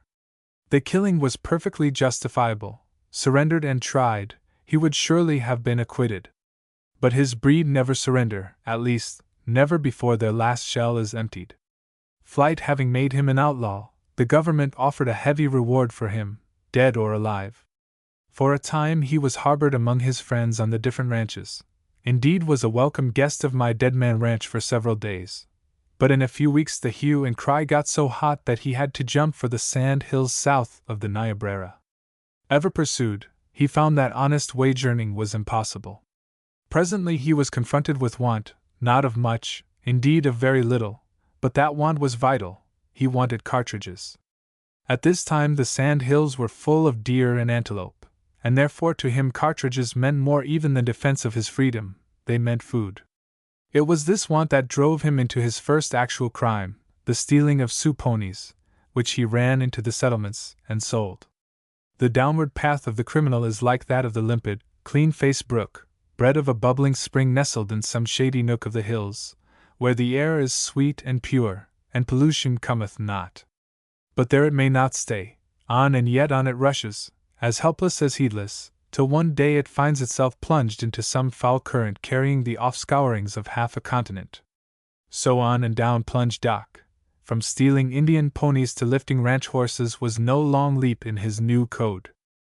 Then our stock association got busy and Billy Likens took his trail. Oddly, in a few months the same type of accident in turn saved the life of each. Their first encounter was single-handed. With the better horse, Likens was pressing Doc so close that Doc raced to the crest of a low conical hill, jumped off his mount, dropped flat on the ground and covered Likens with a Springfield rifle, meantime yelling to him, "Doc, you little Dutch fool, I don't want to kill you!" For they knew each other well, and in a way were friends. But Billy never knew when to stop. Deeper into his pony's flank sank the rowels, and up the hill on Doc he charged, pistol in hand. At 30 yards Doc pulled the trigger, when, wonder of wonders, the faithful old Springfield missed fire. Before Doc could throw in another shell or draw his pistol, Billy was over him and had him covered. If my memory rightly serves, the Sydney jail held Doc almost a fortnight. A few weeks later Doc had assembled a strong gang about him, rendezvoused on the Piney, a tributary of the lower Niobrara. There he was far east of Likens's bailiwick, but a good many degrees within Likens's disposition to quit his trail. Accompanied by Major W. H. Llewellyn and an Omaha detective, inappropriately named Hassard, Likens located Doc's camp, and the three lay near for several days studying their quarry. One morning Llewellyn and Hassard started up the creek, mounted, on a scout, leaving Likens and his horse hidden in the brush near the trail. At a sharp bend of the path the two ran plunk into Doc and 5 of his men. Both being unknown to Doc's gang, and the position and odds forbidding hostilities, they represented themselves as campers hunting lost stock, and turned and rode back down the trail with the outlaws, alert for any play their leader might make. Recognizing his man, Billy lay with his .45 and .70 sharps comfortably resting across a log, and when the band were come within 20 yards of him, he drew a careful bead on Doc's head and pulled the trigger. By strange coincidence his sharps missed fire, precisely as had Doc's Springfield a few weeks before. Hearing the snap of the rifle hammer, with a curse Doc jerked his gun and whirled his horse toward the brush just as Billy sprang out into the open and threw a pistol shot into Doc that broke his thigh. Swaying in saddle, Doc cursed Hassard for leading him into a trap, and shot him twice before himself pitching to the ground. Hassard stood idly, stunned apparently by a sort of white-hot work he was not used to, and received his death wound without any effort even to draw. Meantime, the firm of Likens and Llewellyn accounted for 2 more before Doc's mates got out of range.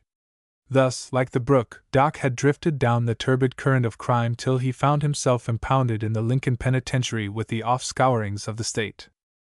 While it is true that back into such impounding most who once have been there soon return, Doc turned out to be one of the rare exceptions proving the rule.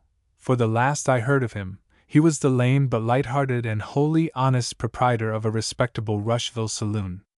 When in the early 80s the front camps of the Atchison, Topeka, and Santa Fe and the Texas Pacific met at El Paso, then a village called Franklin, within a few weeks the population jumped from a few hundred to nearly 3,000. Speculators, prospectors for business opportunities, mechanics, miners, and tourists poured in, a chance-taking, high-living, free-spending lot that offered such rich pickings for the predatory that it was not long before nearly every fat pigeon had a hungry, merciless vulture hovering near, watching for a chance to fasten its claws and gorge itself.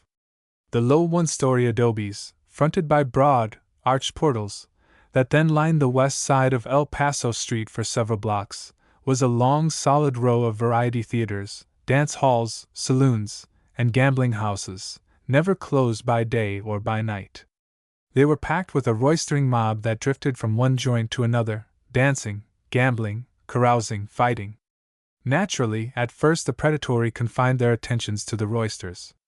Of course, every layout was a brace game, from which no player arose with any notable winning except occasionally when the house felt it a good bit of advertising to graduate a handsome winner, and then it was usually a capper, whose gains were in a few minutes passed back into the till. The faro boxes were full of springs as a watch.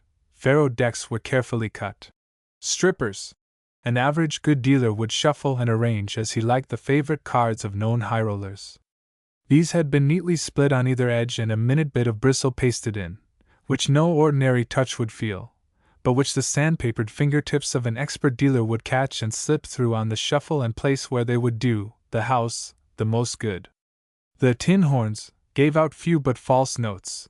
The roulette balls were kicked silly out of the boxes representing heavily played numbers. Not content with the kiddies rake off, every stud poker table had one or more cappers sitting in, to whom the dealers could occasionally throw a stiff pot. The backs of poker decks were so cunningly marked that while the wise ones could read their size and suit across the table, no untaught eye could detect their guile.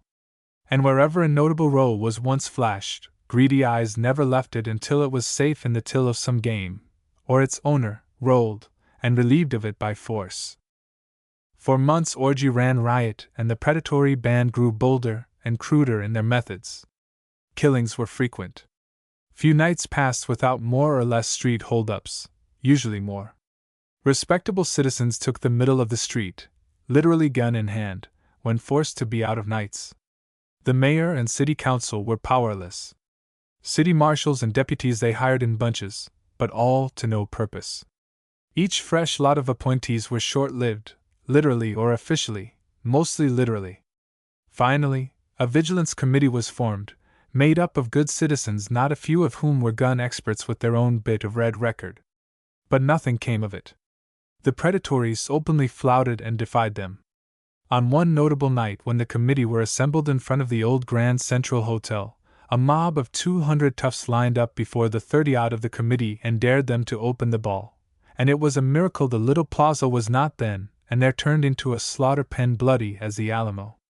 It really looked as if nothing short of martial law and a strong body of troops could pacify the town. But one night, into the chamber of the city council stalked a man, the man of the hour, unheralded and unknown. He gave the name of Bill Stoudenmayer. About all that was ever learned of him was that he hailed from Fort Davis. His type was that of a coarse, brutal, Germanic gladiator, devoid of strategy, a bluff, stubborn, give-and-take fighter, who drove bullheaded at whatever opposed him. But El Paso soon learned that he could handle his guns with as deadly dexterity as did his forebears their nets and tridents. Asked his business with the council, he said he had heard they had failed to find a marshal who could hold the town down, and allowed he'd like to try the job if the council would make it worth his while. Questioned as to his views, he explained that he was there to make some good money for himself and save the city more. If they would pay him $500 a month for 2 months, they could discharge all their deputies and he would go it alone and agree to clear the town of toughs or draw no pay. The mayor and council were paralyzed in a double sense, by the wild audacity of this proposal, and by their memory of recent threats of the thug leaders that they would massacre the council to a man if any further attempts were made to circumscribe their activities. Some were openly for declining the offer, but in the end a majority gained heart of Stoudenmayer's own hardihood sufficiently to hire him. The rest of the night Stoudenmayer employed in quietly familiarizing himself with the personnel of the enemy. He lost no time. At daylight the next morning, several notices, manually written in a rude hand and each bearing the signature of the rude hand that wrote it, were found conspicuously posted between Oregon Street and the plaza. The signature was Bill Stoudenmayer, City Marshal. The notice was brief but pointed. Any of the holdups named below I find in town after 3 o'clock today, I'm going to kill on sight. Then followed 70 names. The list was carefully chosen, all pikers, and 4 flushers were omitted. None but the elite of the gun-twirling, blackjack swinging toughs was included. Hardly a single man was named in the list lacking a more or less gory record. By the tough Stoudenmayer was taken as a jest, by respectable citizens as a lunatic. Heavy odds were offered that he would not last till noon, with few takers. And yet throughout the morning Stoudenmayer quietly walked the streets, unaccompanied save by his 2 guns and his conspicuously displayed marshal's star. Nothing happened until about 2 o'clock, when 2 men sprang out from ambush behind the big cottonwood tree that then stood on the northeast corner of El Paso and San Antonio streets. one armed with a shotgun and the other with a pistol, and started to throw down on Stoutenmayer, who was approaching from the other side of the street. But before either got his artillery into action, the marshal jerked his 2 pistols and killed both, then quietly continued his stroll over their prostrate bodies, and passed them up the street. It was such an obviously workmanlike job that it threw a chill into the hardiest of the 68 survivors, so much of a chill that, though Stoutenmayer paraded streets and threaded saloon and dance-hall throngs all the rest of the afternoon, seeking his prey, not a single man of them could he find. All stayed close in their dens. But that the thug leaders were not idle Stoutenmayer was not long learning.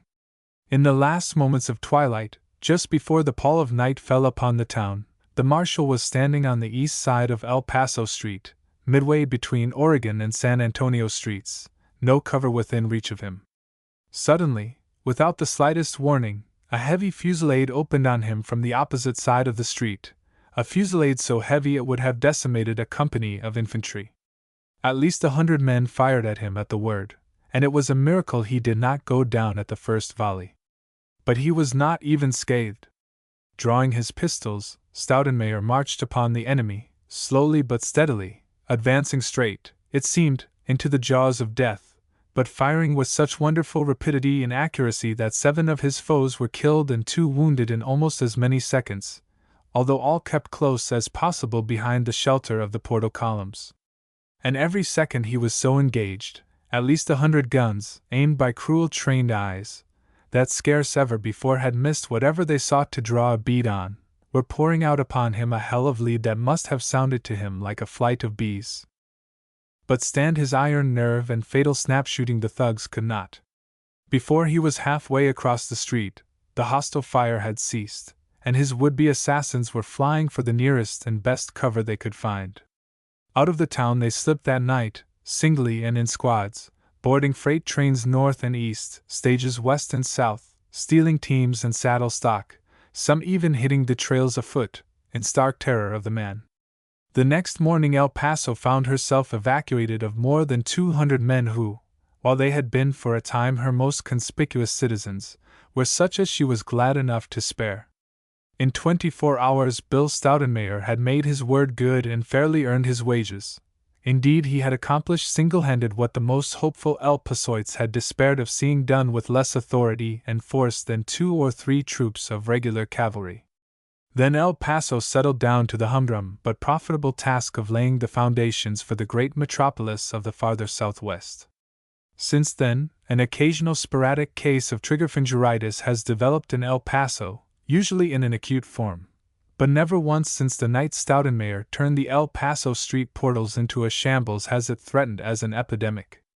Unluckily, Bill Stoutenmayer did not last long to enjoy the glory of his deed. He was a marked man, merely from motives of revenge harbored by friends of the departed, dead or live, but as a man with a reputation so big as to hang up a rare prize and laurels for any with the strategy and hardihood to down him. It was therefore matter of no general surprise when, a few weeks after his resignation as city marshal, he fell the victim of a private quarrel. A few years later, Hal Gosling was the U.S. Marshal for the Western District of Texas.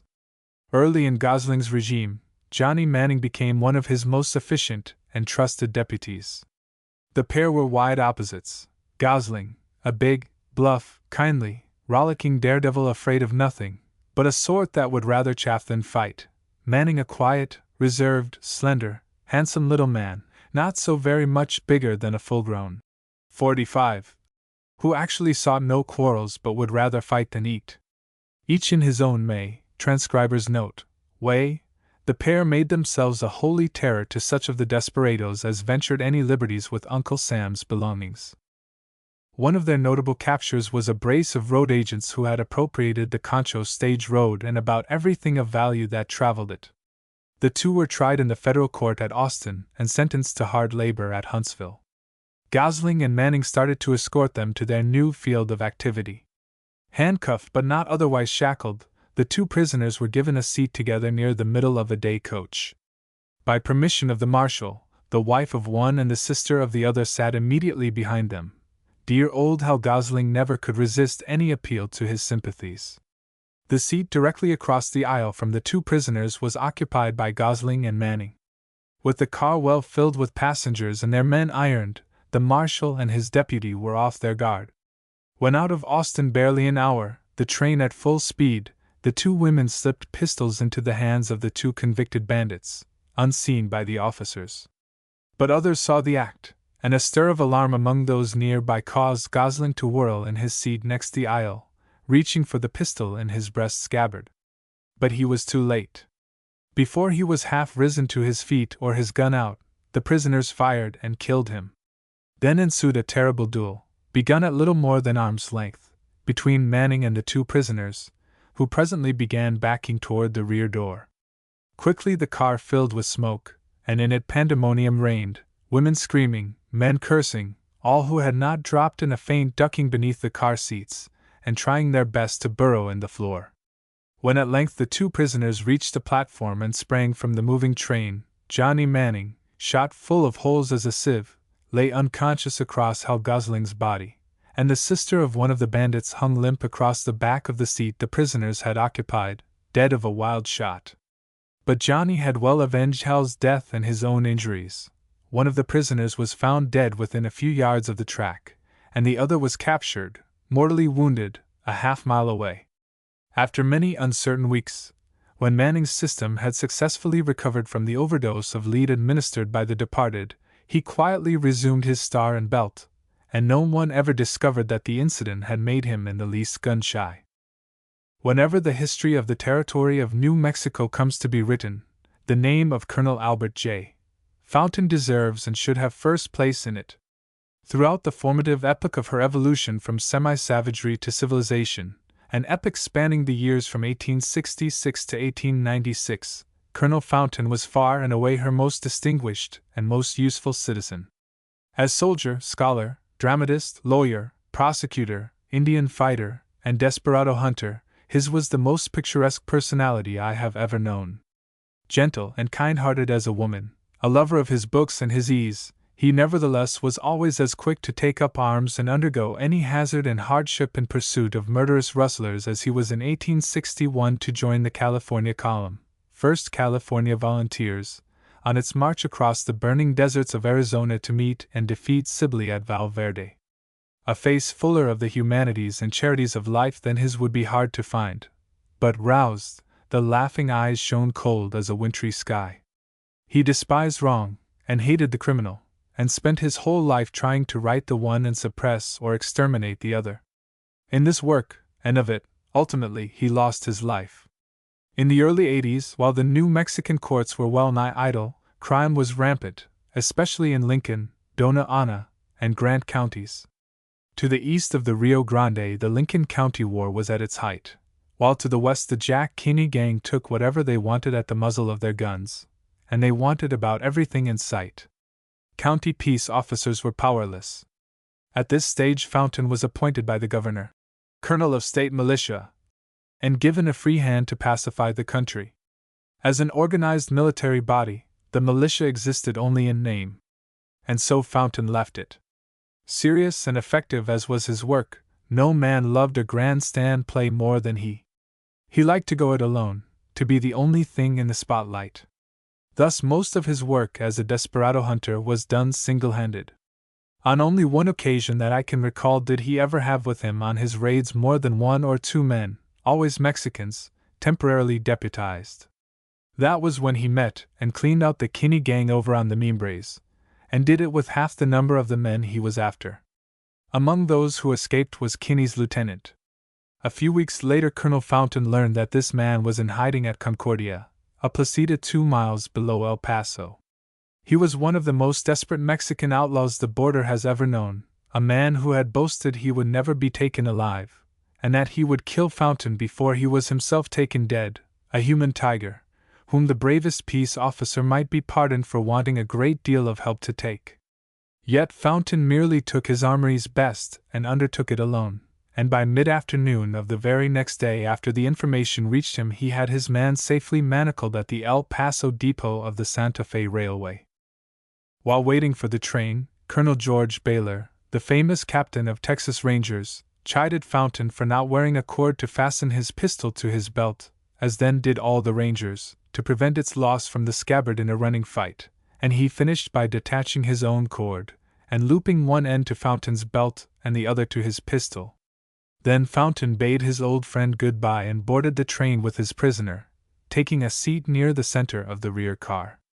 When well north of Canutillo and near the site of Old Fillmore, Fountain rose and passed forward to speak to a friend who was sitting a few seats in front of him, a safe enough proceeding, apparently, with his prisoner handcuffed and the train doing 35 miles an hour.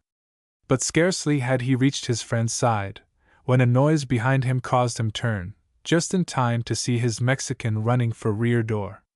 Instantly Fountain sprang after him. Before he got to the door the man had leaped from platform. Without the slightest hesitation, Fountain jumped after him, hitting the ground only a few seconds behind him but 30 or 40 yards away, rolling like a tumbleweed along the ground. By the time Fountain had regained his feet, his prisoner was running at top speed for the mesquite thickets lining the river, in whose shadows he must soon disappear, for it was already dusk. Reaching for his pistol and finding it gone, lost evidently in the tumble, and fearing to lose his prisoner entirely if he stopped to hunt for it, Fountain hit the best pace he could in pursuit. But almost at the first jump something gave him a thump on the shin that nearly broke it, and, looking down, there, dangling on Colonel Bayla's pistol cord, he saw his gun. Always a cunning strategist, Fountain dropped to the ground, skylined his man on the crest of a little hillock he had to cross, and took a careful two-handed aim which enabled Rio Grande ranchers thereafter to sleep easier of nights.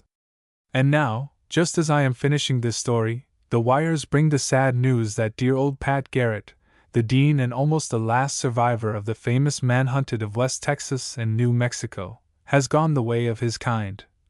Died with his boots on.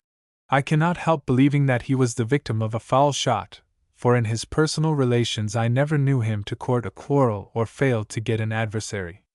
Many a night we have camped, eaten, and slept together. Barring Colonel Fountain, Pat Garrett had stronger intellectuality and broader sympathies than any of his kind I ever met. He could no more do enough for a friend than he could do enough to an outlaw. In his private affairs so easygoing that he began and ended a ne'er-do-well, in his official duties as a peace officer he was so exacting and painstaking that he ne'er did ill.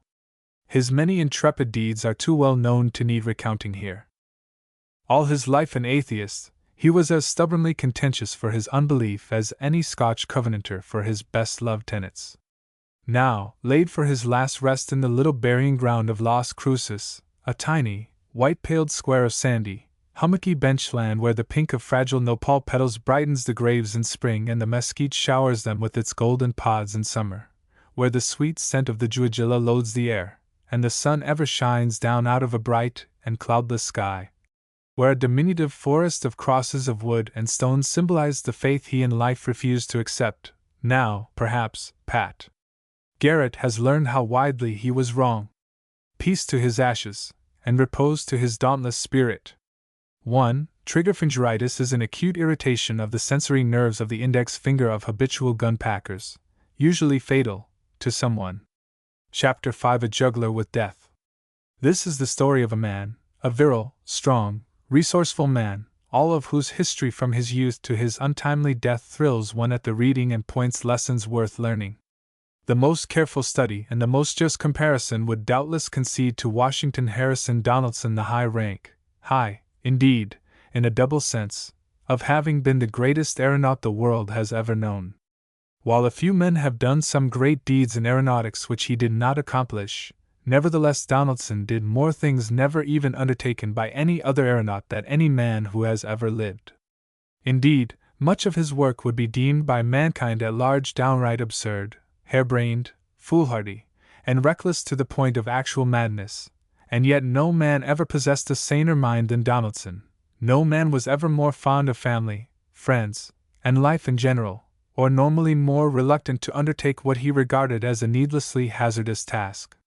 His boldest and most seemingly reckless feats were to him no more than the everyday work of a man of a strong mind, of a stout heart, and of a perfectly trained body, who had so completely mastered every detail of his profession as gymnast, acrobat, and aeronaut, that he had come to have absolute faith in himself, downright abiding certainty that within his sphere of work not only must he succeed, but that, in the very nature of things, it was quite impossible for him to fail.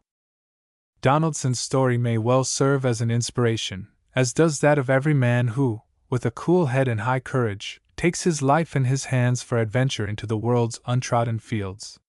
While he was regarded by average onlookers as little better than a Merry Andrew, a public shocker, doing feats before the multitude to still the heart and freeze the blood, those whose fortune it was to know him intimately realized him to be a man of the most serious purpose, with a great faith in the future of aerial navigation. He seemed to be possessed by the conviction that it was one day to become wholly practicable and generally useful, for he was keen to do all he could to popularize and advance it, and to demonstrate its large measure of safety where practiced under reasonable conditions. To many still living his memory is dear, to all indeed who ever knew him well, and it is to his memory and to the surviving friends who held him dear I dedicate this little story. Washington Harrison Donaldson was the son of David Donaldson, an artist of no mean ability of Philadelphia, where the boy was born October 10, 1840. The mother, of straight descent from a line of patriots active during the Revolution, gave the boy the name of Washington. The father, an ardent worker for General Harrison's candidacy for the presidency in the Tippecanoe and Tyler II campaign, added the name of Harrison. It is not conceivable that this christening with two names so closely linked with notable deeds of high emprise in the early history of this country had its influence upon the boy. As a mere youth he showed the most adventurous spirit and ardent ambition to excel his mates, to do deeds of skill and dexterity that others could not do. When still a child he was running up an unsupported 8-foot ladder, and balancing himself upon the topmost round in a way to startle the cleverest professional athletes.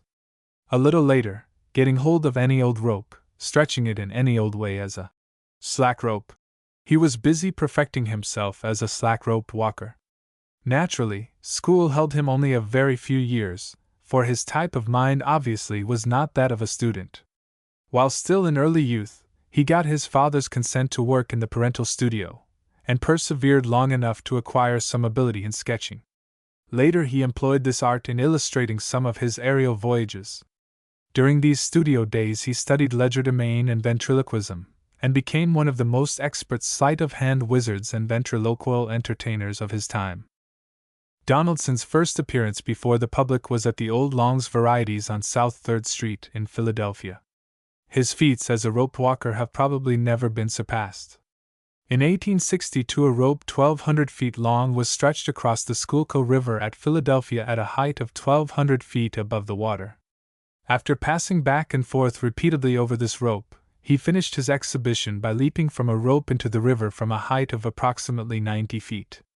2 years later he successfully walked a rope 1,800 feet long and 200 feet high, stretched across the Genesee Falls at Rochester, and 5 years later he was riding a velocipede on a tight wire from stage to gallery of a Philadelphia theater, the first to do this performance.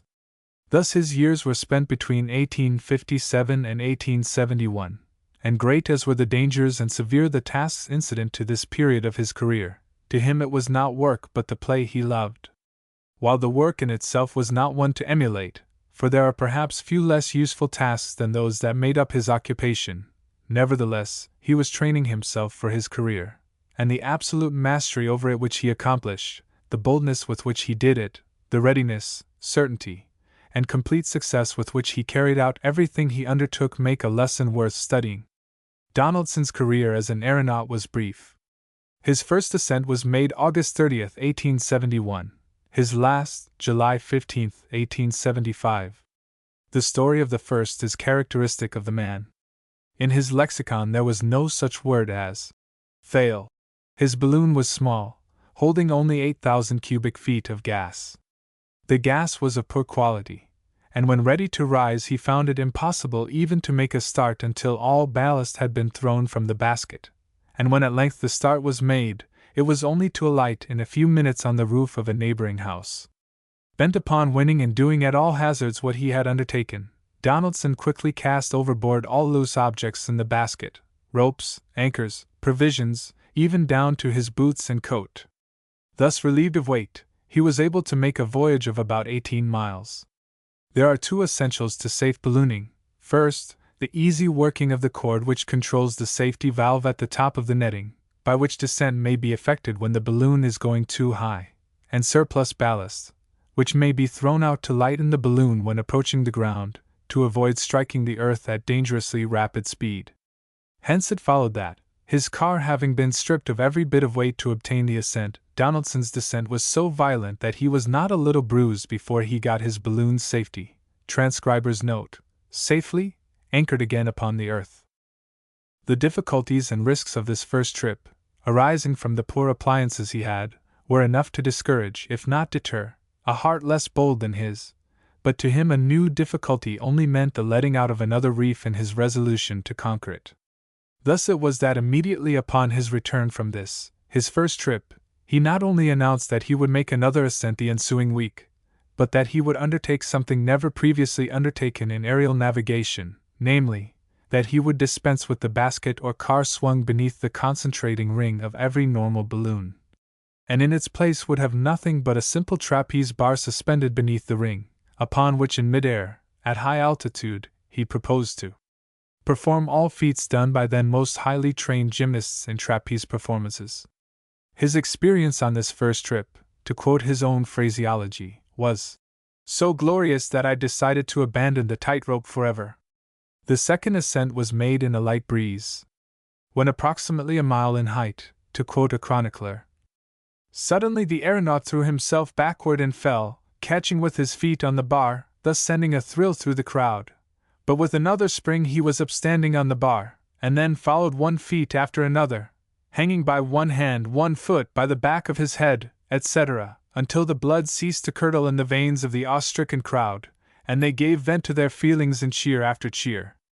His glittering dress sparkled in the sun long after his outline was lost to the naked eye.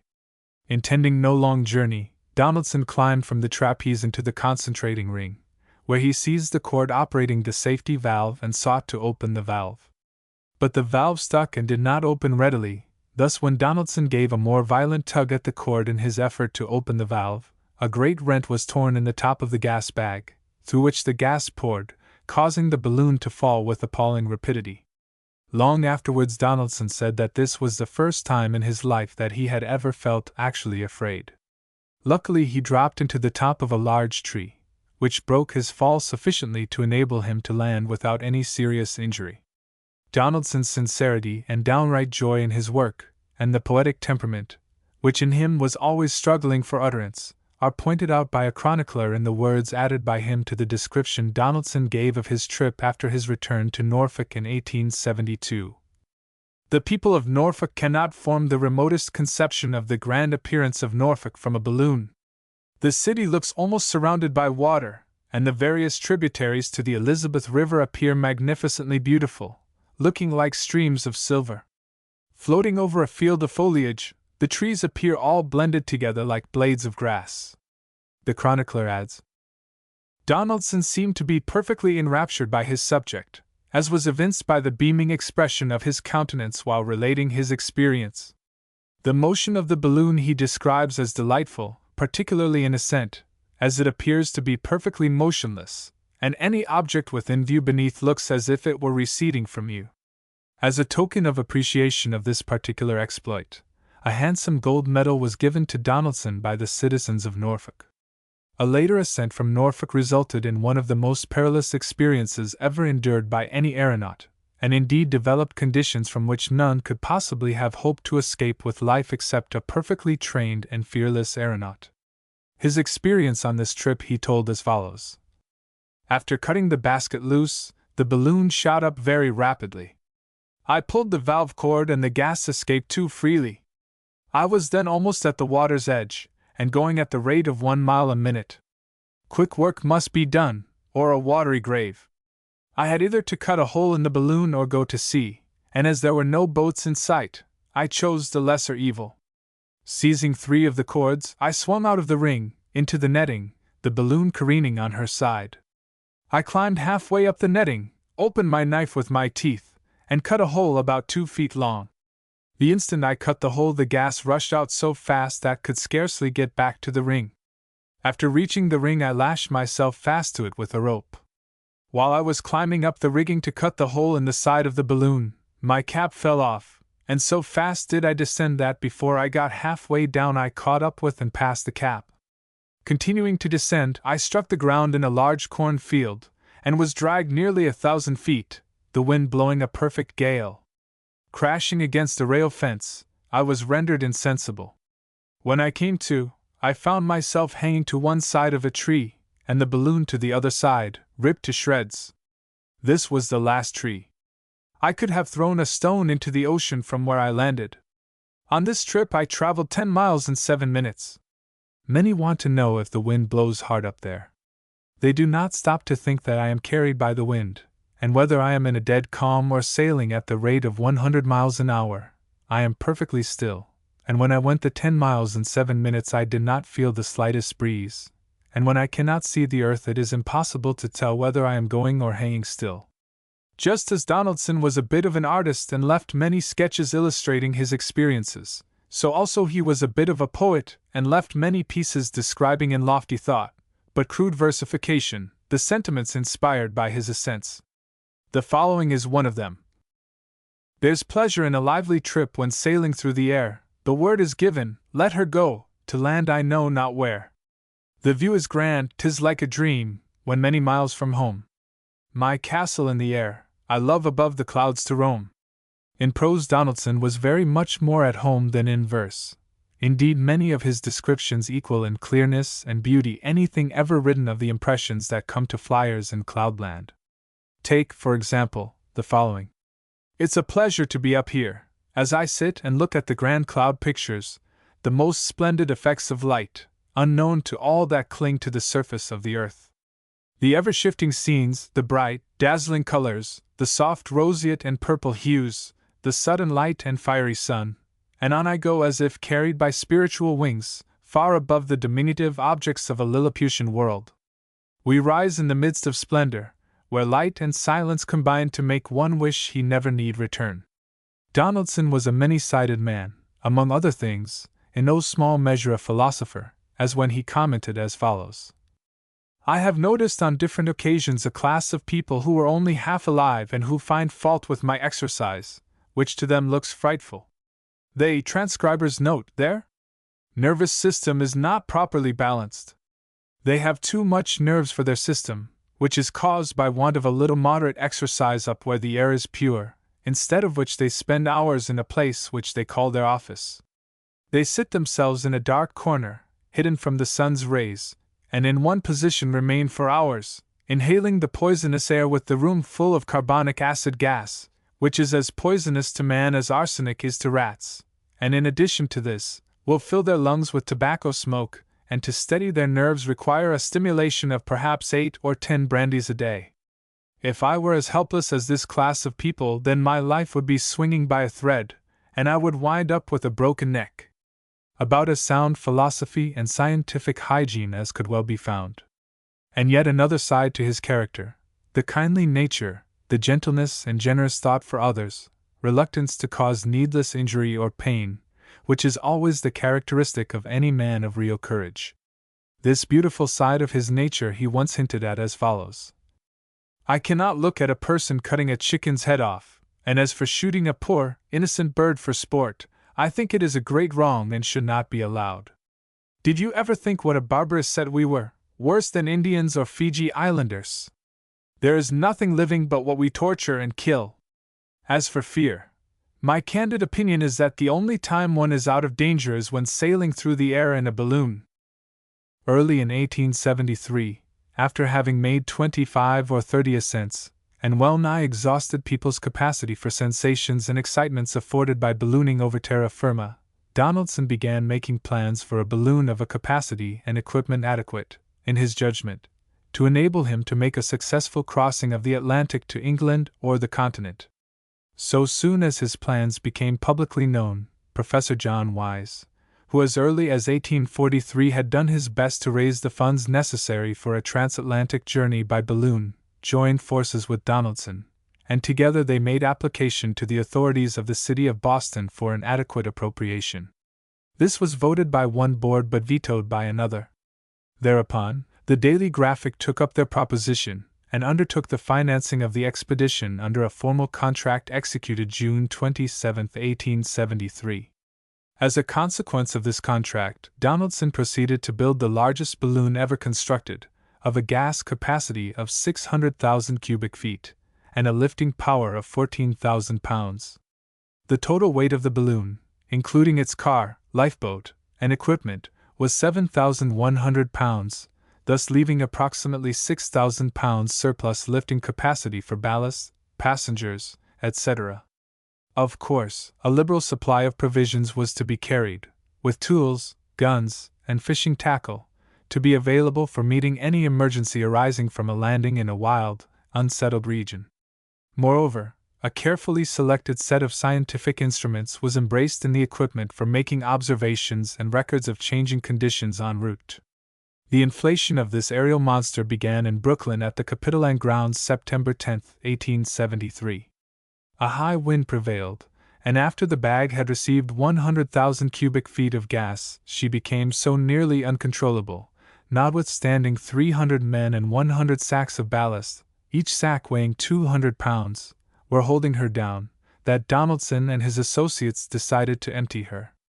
On the 12th of September inflation was again undertaken, although a high wind again prevailed. When something more than half full, the bag burst, and the aeronauts concluded that she was of a size impossible to handle. The bag and rigging were thereupon taken in hand, and she was reduced one half, that is, to a capacity of 300,000 cubic feet of gas. The remodeling was finished early in October, and inflation of this new balloon was begun at 1 p.m. on Sunday, October 6th, and by 10:30 p.m. of that day the inflation was completed, the lifeboat was attached, and she was firmly secured for the night. At 9 the next morning the crew took their places in the boat. Donaldson as aeronaut, Alfred Ford as correspondent for the Graphic, George Ashton Lunt, an experienced seaman, as navigator. Ascent was made, without incident, the balloon drifting first to the north, and then to the southward toward Long Island Sound. Unhappily this voyage was brief, and very nearly tragical in its finish. About noon the balloon entered the field of a storm of wind and rain of extraordinary violence, and before long the cordage, etc., was so heavily loaded with moisture that although practically all available ballast was disposed of, the balloon descended in spite of them. The speed of the balloon was so great that Donaldson did not dare hazard a dash against some house, or into some forest or other obstacle, but selected a piece of open ground, and advised his companions to hang by their hands over the side of the boat and drop at the word. The word at length given by Donaldson, both he and Ford dropped, a distance of about 30 feet, happily without serious injury other than a severe shaking up. Lunt, curious about the distance and the effect of such a fall, as well as unfamiliar with the action of a balloon when relieved of weight, hung watching the descent of his companions, only to realize quickly that he was shooting up into the air like a rocket. Then he clambered back into the boat. However, it was not long before, again weighted and beaten down by the continuing rain, the balloon descended upon a forest, where Lunt swung himself into a treetop, whence he dropped through its branches to the earth, practically unhurt.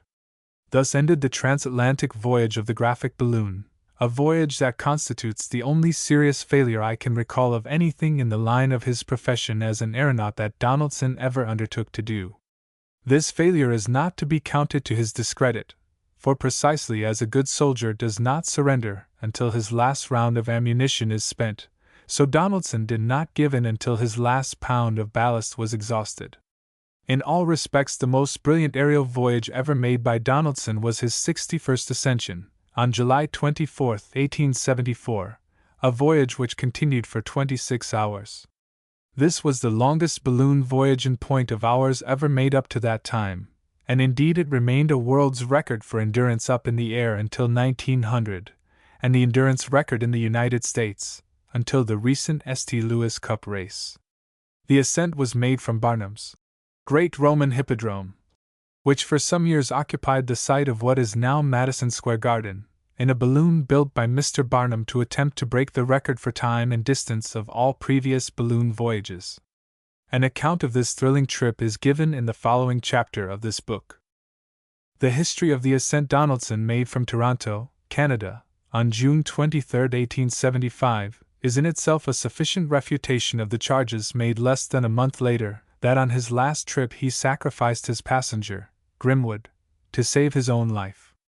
On his Toronto trip he was accompanied by Charles Peary, of the Globe, Mr. Charles, of the Leader, and Mr. Devine, of the Advertiser.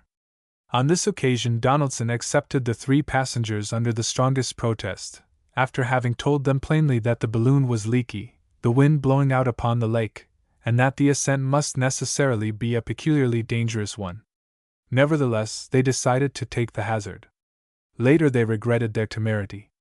Husbanding his ballast as best he could, nevertheless, the loss of gas through leakage was such that by midnight, when well over the center of Lake Ontario, the balloon descended into a rough, tempestuous sea, and was saved from immediate destruction only by the cutting away of both the anchor and the drag rope. This gave them a temporary lease of life, but at 1 o'clock the car again struck the waters and dragged at a frightful speed through the lake, compelling the passengers to stand on the edge of the basket and cling to the ropes, the cold so intense they were well nigh benumbed. At length they were rescued by a passing boat, but this was not until after 3 o'clock in the morning. Of Donaldson's conduct in these hours of terrible tragedy, a passenger wrote: "But for his judicious use of the ballast, his complete control of the balloon as far as it could be controlled, his steady nerve, kindness, and coolness in the hour of danger, the occupants would never have reached land.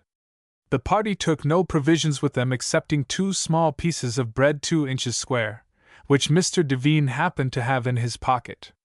At 11 at night, the professor, having had nothing but a noon lunch, was handed up the bread.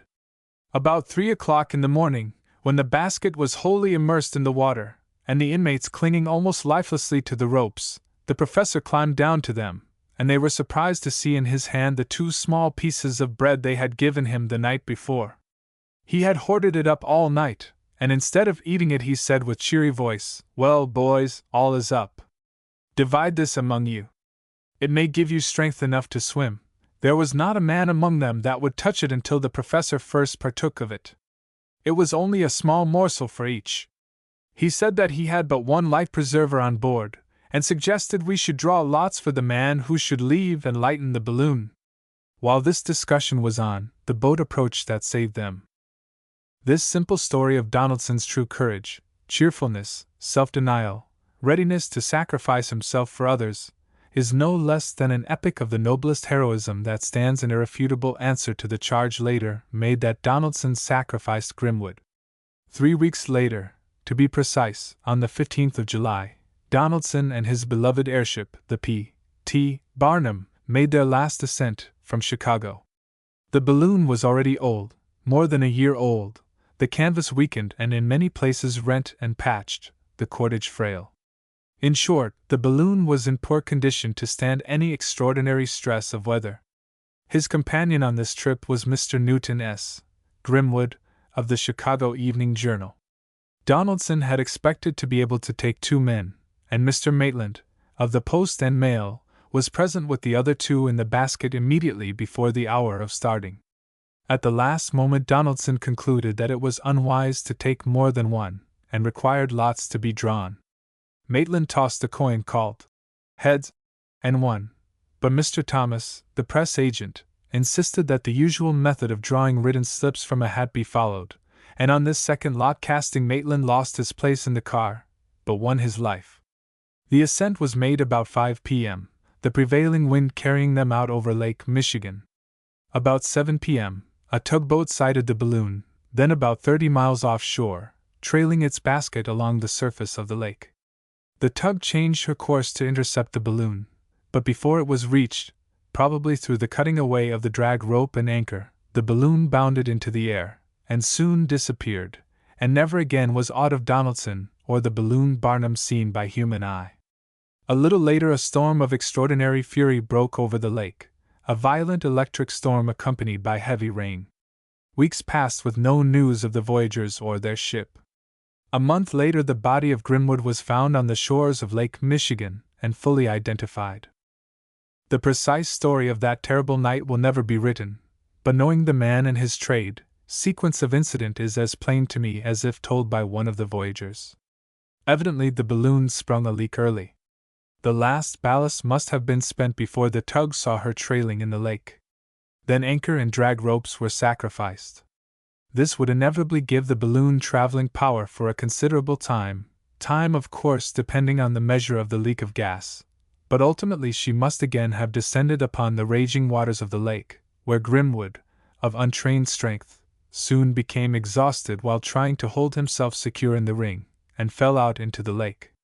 Thus again relieved of weight, the balloon received a new lease of life, and traveled on probably, to a fatal final descent in some untrodden corner of the northern forest, where no one ever has chanced to stumble across the wreck.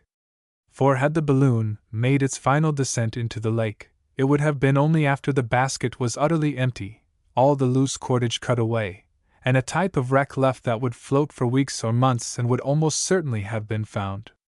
Indeed, for months afterwards the writer and many others of Donaldson's friends held high hopes of hearing of him returned in safety from some remote distance in the wilds. But this was not to be. One more incident, and I have done. 6 or 7 years ago I read in the columns of the Sun an article copied from a Chicago paper, evidently written by some close friend of the unfortunate Grimwood, making a bitter attack upon Donaldson for having sacrificed his passenger's life to save his own. The story moved me so much that I wrote an open letter to the Sun over my own signature, in which I sought to refute the charge by recounting the story of Donaldson's noble conduct, and his constant readiness for self-sacrifice in other situations quite as dire. A few days later, sitting in my office, I was frozen with astonishment when a written card was handed in to me bearing the name Washington H. Donaldson. As soon as I could recover myself, the bearer of the card was asked in. He was a man within a year or two of my friend's age at the time of his death, Wash Donaldson's very self in face and figure. He had the same bright, piercing eye, that looked straight into mine, the same lean, square jaws and resolute mouth, the same waving hair, the same low, cool, steady voice, such a resemblance as to dull my senses, and make me wonder and grope to understand how my friend could thus come back to me, still young after so many years. It was Donaldson's son, a babe in arms at the time his father sailed away to his death. In a few simple words he told me that he and his family lived in a small village. With infinite grief they had read the article charging his father with unmanly conduct, a grief that was the greater because they possessed no means to refute the charge.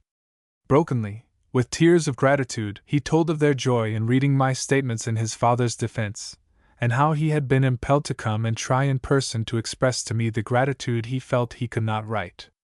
For though this man may be in this world's goods, in the record of his father's character and deeds he owns a legacy fit to give him place among the peers of real manhood. Through some mischance I have lost the address of Donaldson's son.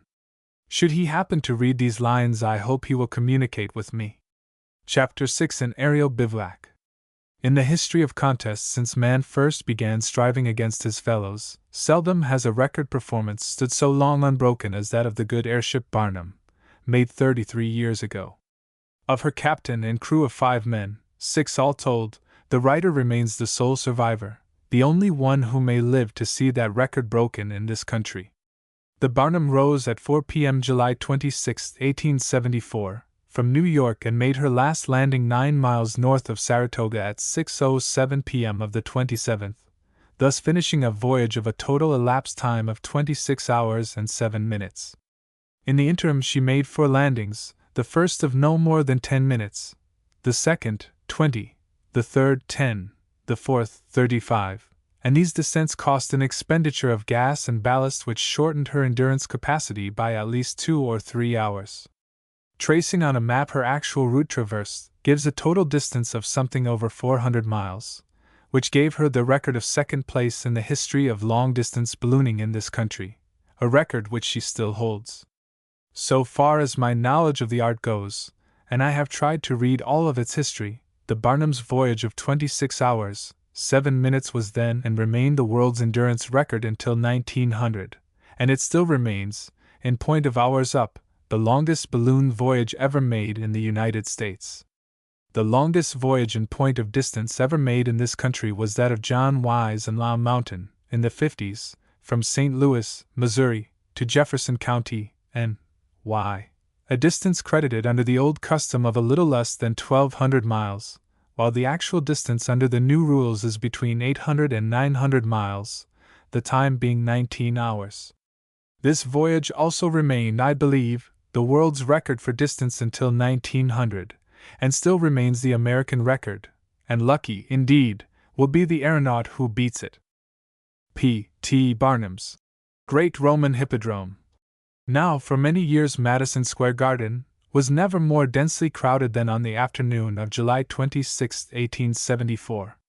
Early in the spring of that year, Mr. Barnum had announced the building of a balloon larger than any theretofore made in this country.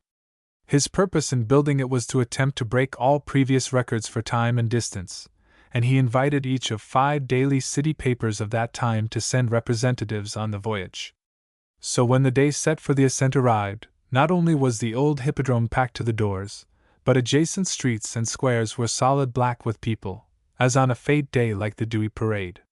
Happily the day was one of brilliant sunshine and clear sky, with scarcely a cloud above the horizon. The captain of the Barnum was Washington H. Donaldson, by far the most brilliant and daring professional aeronaut of his day, and a clever athlete and gymnast. For several weeks prior to the ascent of the Barnum, Donaldson had been making daily short ascents of an hour or two from the hippodrome in a small balloon, as a feature of the performance. Sometimes he ascended in a basket, at other times with naught but a trapeze swinging beneath the concentrating ring of his balloon, himself in tights perched easily upon the bar of the trapeze.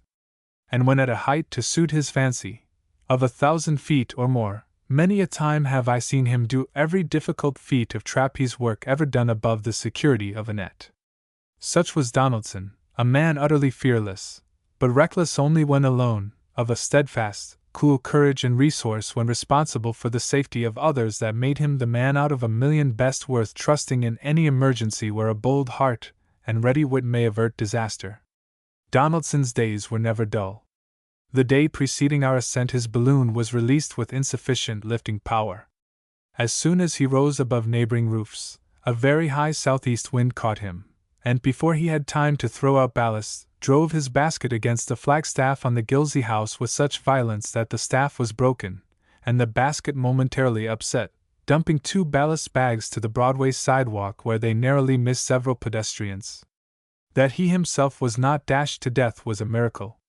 But to him this was no more than a bit unusual incident of the day's work. The reporters assigned as mates on this skylark in the Barnum were Alfred Ford, of the Graphic, Edmund Lyons, of the Sun, Samuel McKeever, of the Herald, W. Austin, of the World, every one of these good fellows now dead, alas, and myself, representing the Tribune. Lyons, McKeever, and myself were novices in ballooning, but the 2 others had scored their bit of aeronautic experience. Austin had made an ascent a year or 2 before at San Francisco, was swept out over the bay before he could make a landing, and through some mishap, dropped into the water midway of the bay and well out toward Golden Gate, where he was rescued by a passing boat. Ford had made several balloon voyages, the most notable in 1873, in the great Graphic balloon. After the voyage of the Barnum was first announced, and it became known that the Tribune would have a pass, everybody on the staff wanted to go. For weeks it was the talk of the office. Even grave graybeards of the editorial rooms were paying court for the preference to Mr. W. F. G. Shanks, that prince of an earlier generation of city editors, who of course controlled the assignment of the pass. But when at length the pass came, the enthusiasm and anxiety for the distinction waned, and it became plain that the piece of paper, good for one aerial trip, etc., must go begging. At that time I was assistant night city editor, and a special detail to interview the man in the moon was not precisely in the line of my normal duties. I was therefore greatly surprised, to put it conservatively, when, the morning before the ascent, Mr. Shanks, in whose family I was then living, routed me out of bed to say, "See here, Ted, you know Barnum's balloon starts tomorrow on her trial for the record, but what you don't know is that we are in a hole. Before the ticket came every one wanted to go, from John R. G. Hassard down to the office boy. Now no one will go, all have funked it, and I suppose you will want to follow suit." Thus diplomatically put, the hinted assignment was not to be refused without too much personal chagrin. So it happened that about 3:30 p.m. the next day I arrived at the Hippodrome, loaded down with wraps and a heavy basket nigh bursting with good things to eat and drink, which dear Mrs. Shanks had insisted on providing. The Barnum was already filled with gas, tugging at her leash and swaying restlessly as if eager for the start. And right here, at first sight of the great sphere, I felt more nearly a downright fright than at any stage of the actual voyage. The balloon appeared such a hopelessly frail fabric to support even its own car and equipment. The light cord net enclosing the great gas bag looked, aloft, where it towered above the roof, little more substantial than a film of lace, and to ascend in that balloon appeared about as safe a proposition as to enmesh a lion in a cobweb. Already my 4 mates for the voyage were assembled about the basket, and Donaldson himself was busy with the last details of the equipment. My weighty lunch basket had from my mates even a heartier reception than I received, but their joy over the prospect of delving into its generous depths was short-lived. The load as Donaldson had planned it was all aboard, weight carefully adjusted to what he considered a proper excess lifting power to carry us safely up above any chance of a collision with another flagstaff, as on the day before above the Gilsey house. Thus the basket and all its bounty, save only a small flask of brandy I smuggled into a hip pocket, were given to a passing acrobat. At 4 p.m. the old Hippodrome rang with applause. A brilliant equestrian act had just been finished. Suddenly the applause ceased and that awful hush fell upon the vast audience which is rarely experienced except in the presence of death or of some impending disaster. We had been seen to enter the basket, and people held their breath. Released, the balloon bounded 700 feet the air, stood stationary for a moment, and then drifted northwest before the prevailing wind. In this prodigious leap there was naught of the disagreeable sensation one experiences in a rapidly rising elevator. Instead, it rather seemed that we were standing motionless, stationary in space, and that the earth itself had gotten loose and was dropping away beneath us to depths unknown. Every cord and rope of the huge fabric was tensely taut, the basket firm and solid beneath our feet. Indeed, the balloon, with nothing more substantial in her construction than cloth and twine, and hempen ropes and willow wands, the latter forming the basket, has always, while floating in midair free of the drag rope's tricks, the rigid homogeneity of a rock, a solidity that quickly inspires the most timid with perfect confidence in her security. Ballast was thrown out by Donaldson a little. At 7th Avenue and 42nd Street our altitude was 2,000 feet. The great city lay beneath us like an unrolled scroll. White and dusty, the streets looked like innumerable strips of Morse telegraph paper, the people the dots, the vehicles the dashes. Central Park, with its winding waters, was transformed into a superb mantle of dark green velvet splashed with silver, worthy of a royal fete. Behind us lay the sea, a vast field of glittering silver. Before us lay a wide expanse of Jersey's hills and dales that from our height appeared a plain, with many a reddish-gray splash upon its verdant stretches that indicated a village or a town. Above and about us lay an immeasurable space of which we were the only tenants, and over which we began to feel a grand sense of dominion that wrapped us as in royal ermine. If we were not lords of this aerial manor, pray, then, who were? Beneath us lay home. Should we ever see it again? This thought I am sure came to all of us. I know it came to me. But the perfect steadiness of the balloon won our confidence, and we soon gave ourselves up to the gratification of our enviable position, and enviable indeed it was. For who has not envied the eagle his power to skim the treetops, to hover above Niagara, to circle mountain peaks, to poise himself aloft and survey creation, or to mount into the zenith and gaze at the sun?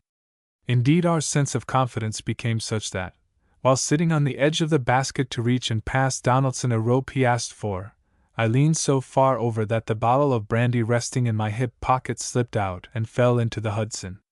Oddly, Ford, who was the most experienced balloonist of the party after Donaldson himself, seemed most nervous and timid, but it was naught but an expression of that constitutional trouble, dizziness, so many have when looking down from even the minor height of a step-ladder. In all the long hours he was with us, I do not recall his once standing erect in the basket, and when others of us perched upon the basket's edge, he would beg us to come down. But mind, there was no lack of stark courage in Alfred Ford, sufficiently proved by the fact that he never missed a chance for an ascent. But safe? Confident? Why, before we were up 10 minutes, Lyons and MacIver were sitting on the edge of the basket, with one hand holding to a stay, tossing out handfuls of small tissue paper circulars bearing news from the clouds. Many-colored, these little circulars as they fell beneath us looked like a flight of giant butterflies, and we kept on throwing out handfuls of them until our pilot warned us we were wasting so much weight we should soon be out of easy view of the earth. Indeed, the balance of the balloon is so extremely fine that when a single handful of these little tissue circulars was thrown out, increased ascent was shown on the dial of our aneroid barometer. At 4:30 p.m. we had drifted out over the Hudson at an altitude of 2,500 feet. Here Donaldson descended from the airy perch which he had been occupying since our start on the concentrating ring, when one of us asked how long he expected the cruise to last. He replied that he hoped to be able to sail the Barnum at least 3 or 4 days. "But," he added, "I shall certainly be unable to carry all of you for so long a journey, and shall be compelled to drop you one by one. So you had best draw lots to settle whom I shall drop first, and in what order the rest shall follow." Sailing then 2,500 feet above the earth, Lyons voiced a thought racing from my own brain for utterance when he blurted out, "What the deuce do you mean by drop us?" Indeed, the question must have been on 3 other tongues as well, for Donaldson's reply, "Oh, descend to the earth and let you step out then," was greeted by all 5 of us with a salvo of deep, lusty sighs of relief. Then we drew lots for the order of our going, MacIver drawing first, Austin second, Lyons third, Ford fourth, and I fifth. Meantime, beneath us on the river vessels which from our height looked like the toy craft on the lake in Central Park were whistling a shrill salute that, toned down by the distance, was really not unmusical. Having crossed the Hudson and swept above Weehawken, we found ourselves cruising northwest over the marshes of the Hackensack. As the heat of the declining sun lessened, our cooling gas contracted and the balloon sank steadily until at 5.10 we were 250 feet above the earth, and 100 feet of our great drag rope was trailing on the ground. Within hailing distance of people beneath us, a curious condition was observed. We could hear distinctly all they said, though we could not make them understand a word. Our voices had to fill a sphere of air, theirs, with the earth beneath them, only a hemisphere. Thus the modern megaphone is especially useful to aeronauts. Hereabouts our fun began.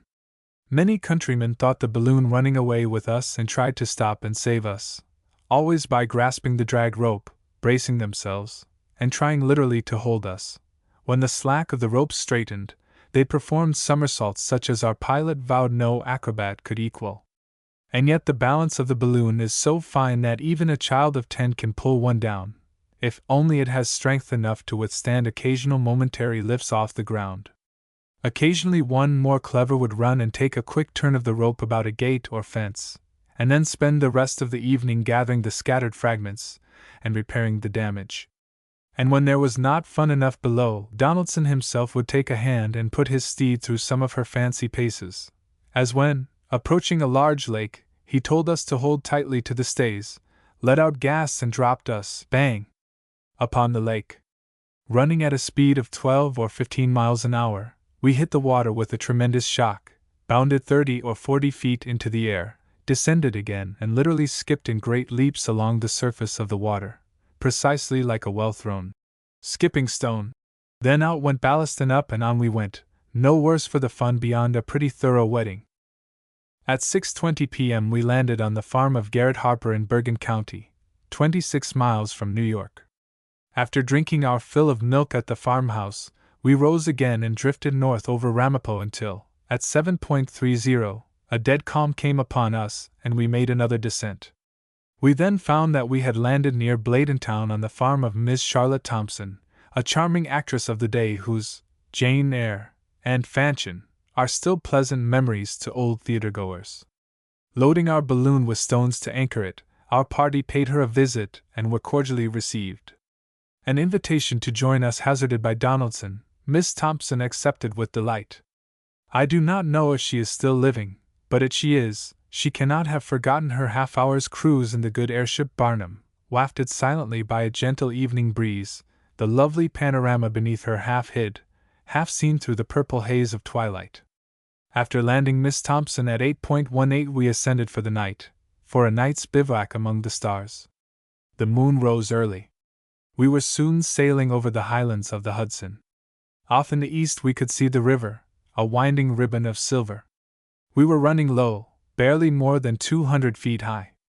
Below us the great drag rope was hissing through meadows, roaring over fences, crashing through treetops.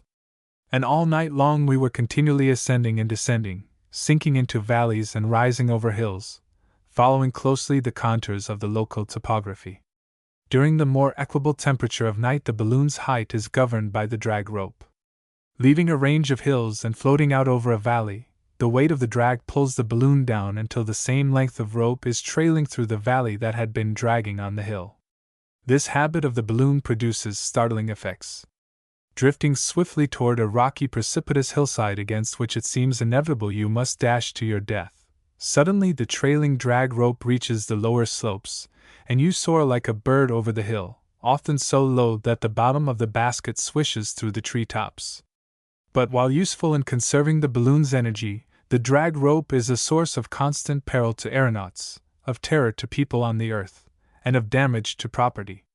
It has a nasty clinging habit, winding round trees or other objects, that may at any moment upset basket and aeronauts. On this trip our drag rope tore sections out of scores of fences, upset many haystacks, injured horses and cattle that tried to run across it, whipped off many a chimney, broke telegraph wires, and seemed to take malicious delight in working some havoc with everything it touched. At 10 o'clock we sighted Cousin's Hotel, and shortly drifted across the parade ground of West Point, its huge battlement gray walls making one fancy he was looking down into the inner court of some great medieval castle. Then we drifted out over the Hudson toward Cold Spring until, caught by a different current, we were swept along the course of the river. As we sailed over midstream and 200 feet above it, with the tall cliffs and mysterious, dark recesses of the highlands on either hand, the waters turned to a livid gray under the feeble light of the waning moon. No part of our voyage was more impressive, no scene more awe-inspiring. It was a region of such weird lights and gruesome shadows as no fancy could people with aught but gaunt goblins and dread demons, come down to us through generations untold, an unspent legacy of terror, from half-savage, superstitious ancestors. Suddenly Ford spoke in a low voice. "Boys, I was in 9 or 10 battles of the Civil War, from Gaines's Mill to Gettysburg, but in none of them was there a scene which impressed me as so terrible as this, no situation that seemed to me so threatening of irresistible perils." Nearing Fishkill at 11, a land breeze caught and whisked us off eastward. At midnight we struck the town of Wappingers Falls, and struck it hard. Our visitation is doubtless remembered there yet. The town was in darkness and asleep. We were running low before a stiff breeze, half our drag rope on the ground. The rope began to roar across roofs and upset chimneys with shrieks and crashes that set the folk within believing the end of the world had come. Instantly the streets were filled with flying white figures and the air with men's curses and women's screams. 3 shots were fired beneath us. 2 of our fellows said they heard the whistle of the balls, so Donaldson thought it prudent to throw out ballast and rise out of range. Here the moon left us and we sailed on throughout the remainder of the night in utter darkness, and without any extraordinary incident, all but the watch lying idly in the bottom of the basket viewing the stars and wondering what new mischief the drag rope might be planning. The only duty of the watch was to lighten ship upon too near descent to the earth, and for this purpose a handful of hippodrome circulars usually proved sufficient. Indeed, only 8 pounds of ballast were used from the time we left Miss Thompson till dawn, barring a half-sack spent in getting out of range of the Wappingers Falls sportsmen, who seemed to want to bag us. Ford and Austin were assigned as the lookout from 12.00 to 2.00, Lyons and myself from 2.00 to 3.00, and Donaldson and Mackever from 3.00 to 4.00. From midnight till 3 o'clock a.m. Donaldson slept as peaceful as a baby, curled up in the basket with a sandbag for a pillow. The rest of us slept little through the night and talked less, each absorbed in the reflections and speculations inspired by our novel experience. At the approach of dawn, we had the most unique and extraordinary experience ever given to man. The balloon was sailing low in a deep valley.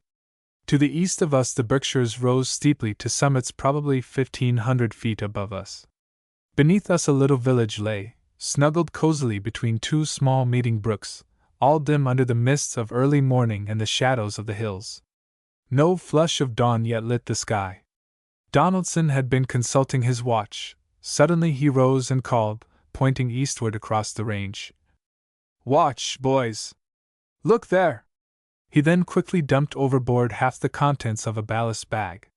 Flying upward like an arrow, the balloon soon shot up above the mountain top, when, lo! A miracle! The phenomenon of sunrise was reversed. We, our very selves instead, had risen on the sun. There he stood, full and round, peeping at us through the trees crowning a distant Berkshire hill, as if startled by our temerity.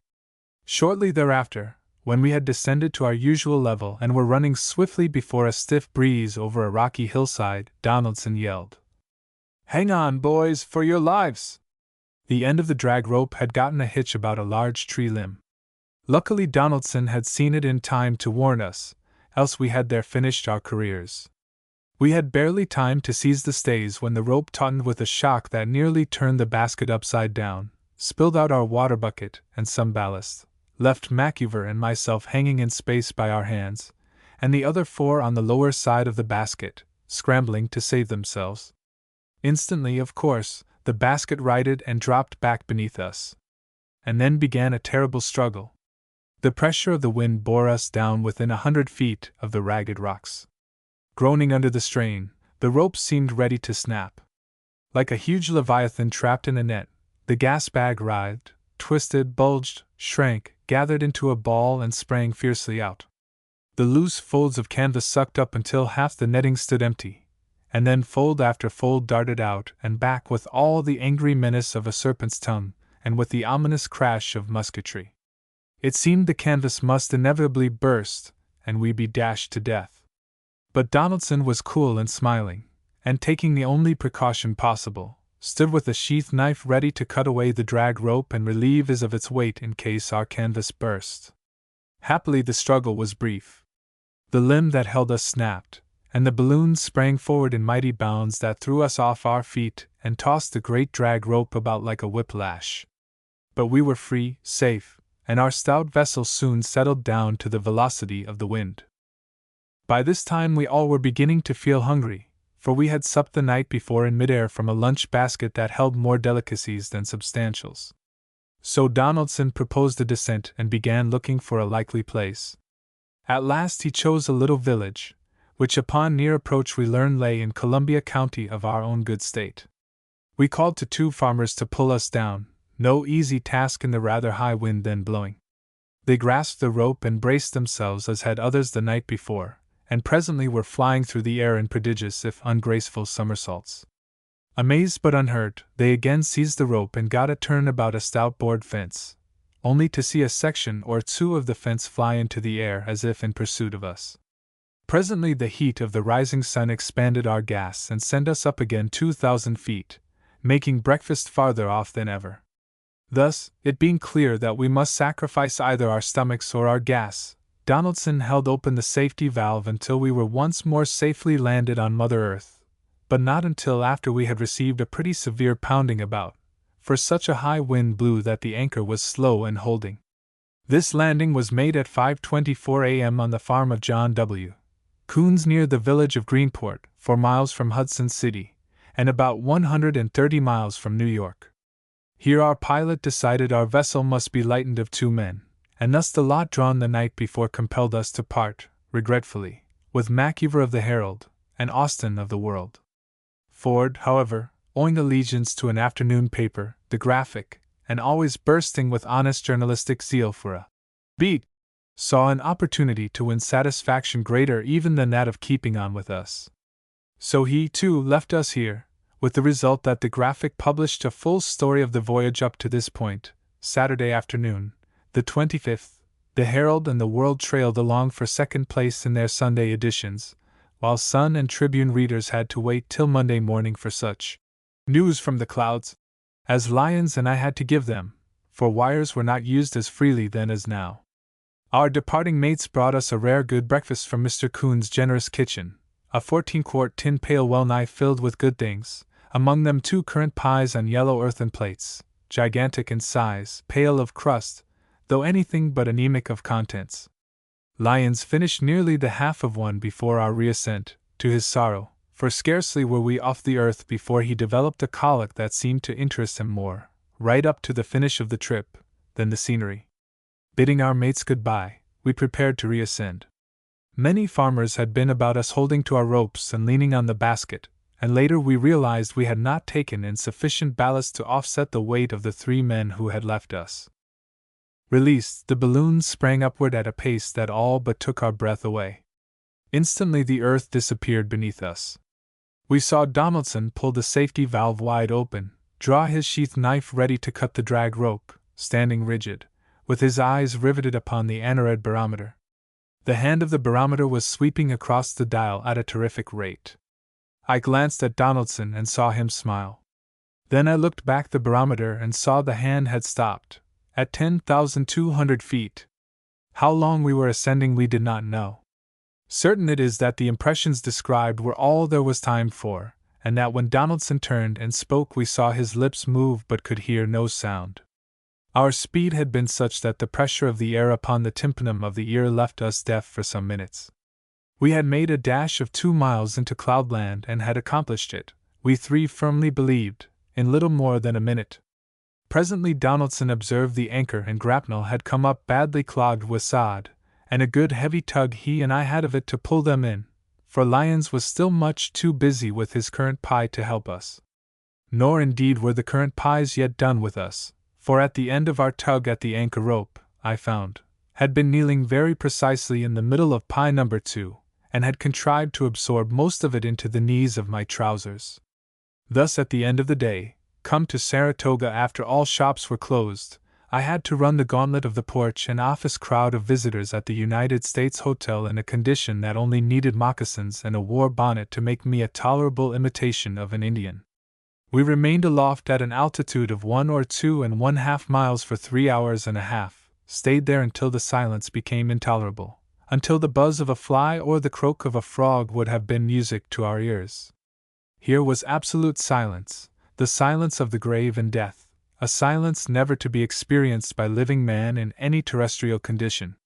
Occasionally the misty clouds in which we hung enshrouded parted beneath us and gave us glimpses of distant earth, opened and disclosed landscapes of infinite beauty set in grey nebulous frames. Once we passed above a thunderstorm, saw the lightning play beneath us, felt our whole fabric tremble at its shock, and were glad enough when we had left it well behind. Seen from a great height, the earth looked to be a vast expanse of dark green velvet, sometimes shaded to a deeper hue by cloudlets floating beneath the sun, splashed here with the silver and there with the gold garniture reflected from rippling waters. Toward noon we descended beneath the region of clouds into the realm of light and life, and found ourselves hovering above the mountain house of the Catskills. And thereabouts we drifted in cross-currents until nearly 4 p.m., when a heavy southerly gale struck us and swept us rapidly northward past Albany at a pace faster than I have ever traveled on a railway. We still had ballast enough left to assure 10 or 12 hours more travel. But we did not like our course. The prospects were that we would end our voyage in the wilderness 200 or more miles north of Ottawa. So we rose to 12,500 feet, seeking an easterly or westerly current, but without avail. We could not escape the southerly gale. Prudence, therefore, dictated a landing before nightfall. Landing in the high gale was both difficult and dangerous, and was not accomplished until we were all much bruised and scratched in the oak thicket Donaldson chose for our descent. Thus the first voyage of the good airship Barnum ended at 6:07 p.m. on the farm of E.R. Young 9 miles north of Saratoga. A year later the Barnum rose for the last time, from Chicago, and to this day the fate of the stanch craft and her brave captain remains an unsolved mystery. Chapter 7: The Evolution of a Train Robber. Life was never dull in Grant County, New Mexico, in the early 80s. There was always something doing, usually something the average law-abiding, peace-loving citizen would have been glad enough to dispense with. To say that life then and there was insecure is to describe altogether too feebly a state of society and an environment wherein death, in one violent form or another, was ever abroad, seldom long idle, always alert for victims. When the San Carlos Apaches, under Victoria, Jew, or Geronimo, were not outgunning for the whites were usually outgunning for one another over some trivial difference. Everybody carried a gun and was more or less handy with it. Indeed, it was a downright bad plan to carry one unless you were handy. For with gunning, the game most played, if not precisely the most popular, every one was supposed to be familiar with the rules and to know how to play. And in a game where every hand is sure to be called, no one ever suspected another of being out on a sheer bluff. Thus the coroner invariably declared it a case of suicide where one man drew a gun on another and failed to use it. This highly explosive state of society was not due to the fact that there were few peaceable men in the country, for there were many of them, men of character and education, honest, and as law-abiding as their peculiar environment would permit. Moreover, the percentage of professional, bad men, and this was a profession then, was comparatively small. It was due rather to the fact that every one, no matter how peaceable his inclinations, was compelled to carry arms habitually for self-defense, for the Apaches were constantly raiding outside the towns, and white outlaws inside. And with any class of men who constantly carry arms, it always falls out that a weapon is the arbiter of even those minor personal differences which in the older and more effete civilization of the East are settled with fists, or in a petty court. The prevailing local contempt for any man who was too timid to put up a gun fight, when the etiquette of a situation demanded it, was expressed locally in the phrase that one could take a corncob and a lightning bug and make him run himself to death trying to get away. It is clearly unnecessary to explain why the few men of this sort in the community did not occupy positions of any particular prominence. Their opinions did not seem to carry as much weight as those of other gentlemen who were known to be notably quick to draw and shoot. I even recall many instances where the pistol entered into the pastimes of the community. One instance will stand telling.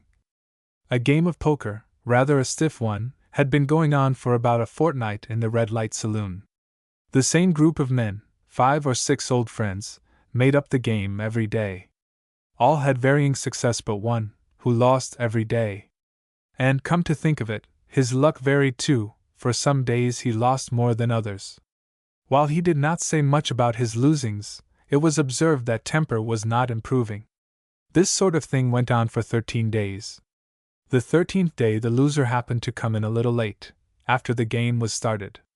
It also happened that on this particular day one of the players had brought in a friend, a stranger in the town, to join the game. When the loser came in, therefore, he was introduced to the stranger and sat down. A hand was dealt him. He started to play it, stopped, rapped on the table attention, and said, "Boys, I want to make a personal explanation to this year stranger. Stranger, this year game is sure a tight wad for a smoothbore.